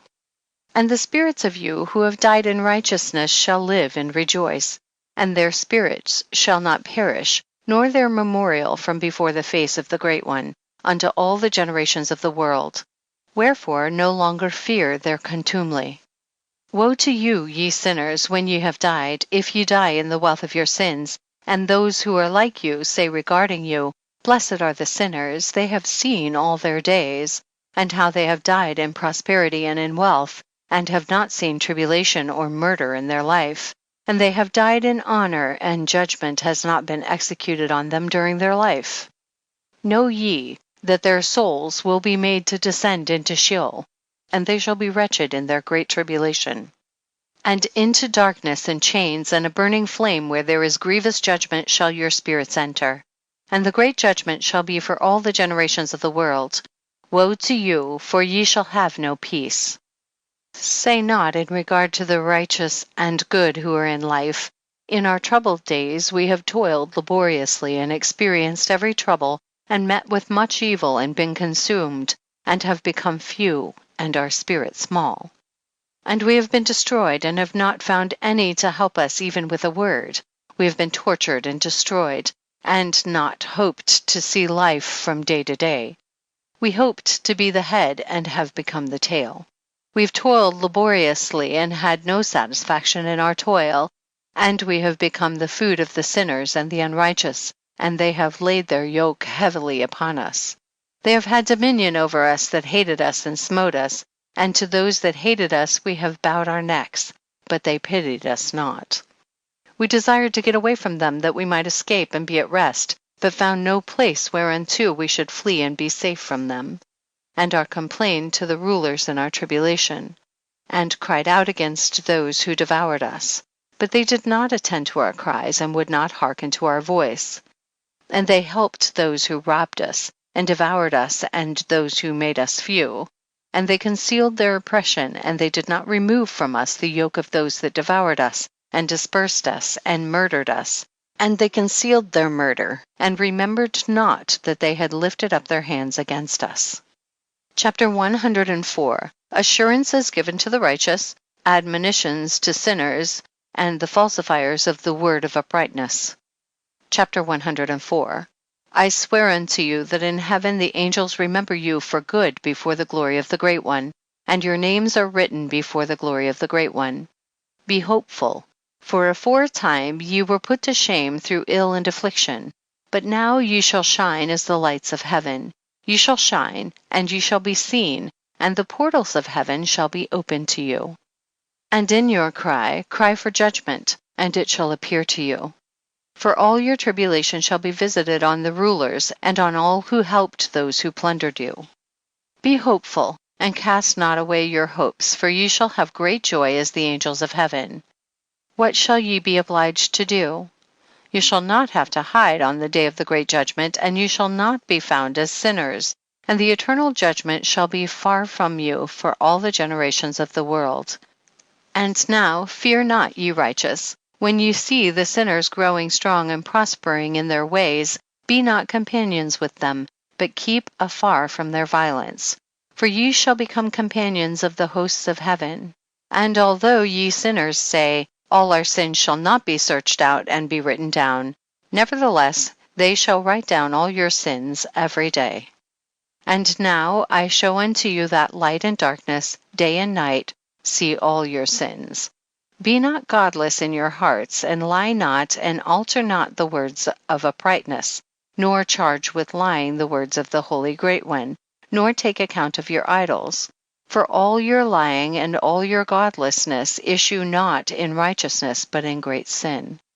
And now I know this mystery, that sinners will alter and pervert the words of righteousness in many ways, and will speak wicked words and lie, and practice great deceits, and write books concerning their words. But when they write down truthfully all my words in their languages, and do not change or minish aught from my words, but write them all down truthfully, all that I first testified concerning them. Then I know another mystery, that books will be given to the righteous and the wise to become a cause of joy and uprightness and much wisdom. And to them shall the books be given, and they shall believe in them and rejoice over them. And then shall all the righteous who have learnt there from all the paths of uprightness be recompensed. Chapter 105. God and the Messiah to dwell with man. Chapter 105. In those days the Lord bade them to summon and testify to the children of earth concerning their wisdom. Show it unto them, for ye are their guides, and a recompense over the whole earth. For I and my Son will be united with them forever in the paths of uprightness in their lives, and ye shall have peace. Rejoice, ye children of uprightness. Amen. End of section 16. Fragment of the Book of Noah. Chapters 106 and 107. Chapter 106. And after some days my son Methuselah took a wife for his son Lamech, and she became pregnant by him and bore a son. And his body was white as snow, and red as the blooming of a rose, and the hair of his head and his long locks were white as wool, and his eyes beautiful. And when he opened his eyes, he lighted up the whole house like the sun, and the whole house was very bright. And thereupon he arose in the hands of the midwife, opened his mouth, and conversed with the Lord of righteousness. And his father Lamech was afraid of him and fled, and came to his father Methuselah. And he said unto him, I have begotten a strange son, diverse from and unlike man, and resembling the sons of the God of heaven. And his nature is different, and he is not like us. And his eyes are as the rays of the sun, and his countenance is glorious. And it seems to me that he is not sprung from me, but from the angels. And I fear that in his days a wonder may be wrought on the earth. And now, my father, I am here to petition thee and implore thee, that thou mayest go to Enoch our father, and learn from him the truth, for his dwelling place is amongst the angels. And when Methuselah heard the words of his son, he came to me to the ends of the earth, for he had heard that I was there, and he cried aloud, and I heard his voice, and I came to him. And I said unto him, Behold, here am I, my son, wherefore hast thou come to me? And he answered and said, Because of a great cause of anxiety have I come to thee, and because of a disturbing vision have I approached. And now, my father, hear me. Unto Lamech my son there hath been born a son, the like of whom there is none, and his nature is not like man's nature, and the color of his body is whiter than snow, and redder than the bloom of a rose. And the hair of his head is whiter than white wool, and his eyes are like the rays of the sun, and he opened his eyes, and thereupon lighted up the whole house. And he arose in the hands of the midwife, and opened his mouth, and blessed the Lord of heaven. And his father Lamech became afraid, and fled to me, and did not believe that he was sprung from him, but that he was in the likeness of the angels of heaven. And behold, I have come to thee that thou mayest make known to me the truth. And I, Enoch, answered and said unto him, The Lord will do a new thing on the earth, and this I have already seen in a vision, and make known to thee that in the generation of my father Jared some of the angels of heaven transgressed the word of the Lord.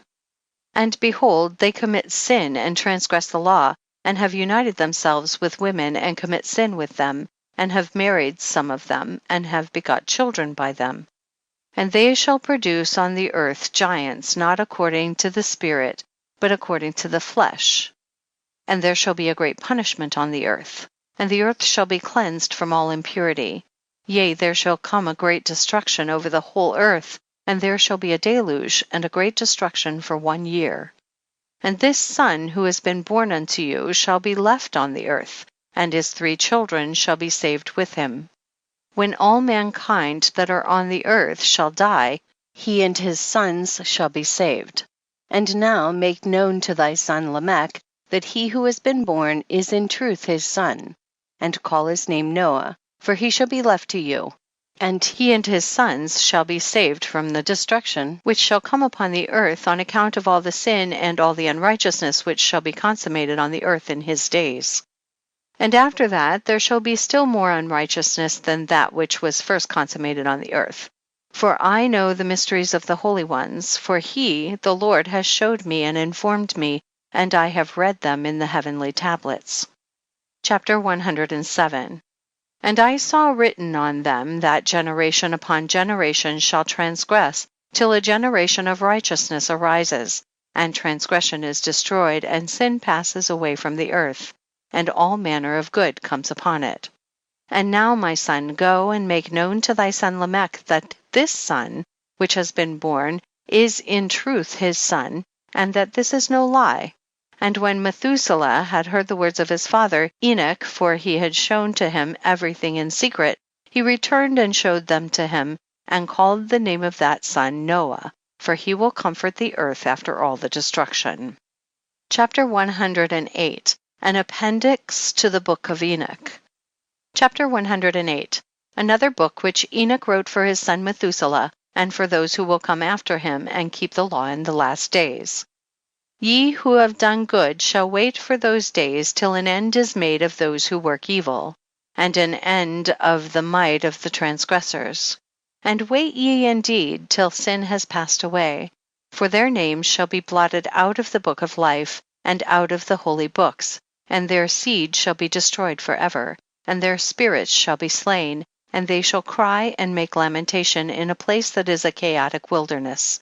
And in the fire shall they burn, for there is no earth there.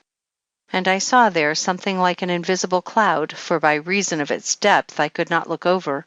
And I saw a flame of fire blazing brightly, and things like shining mountains circling and sweeping to and fro.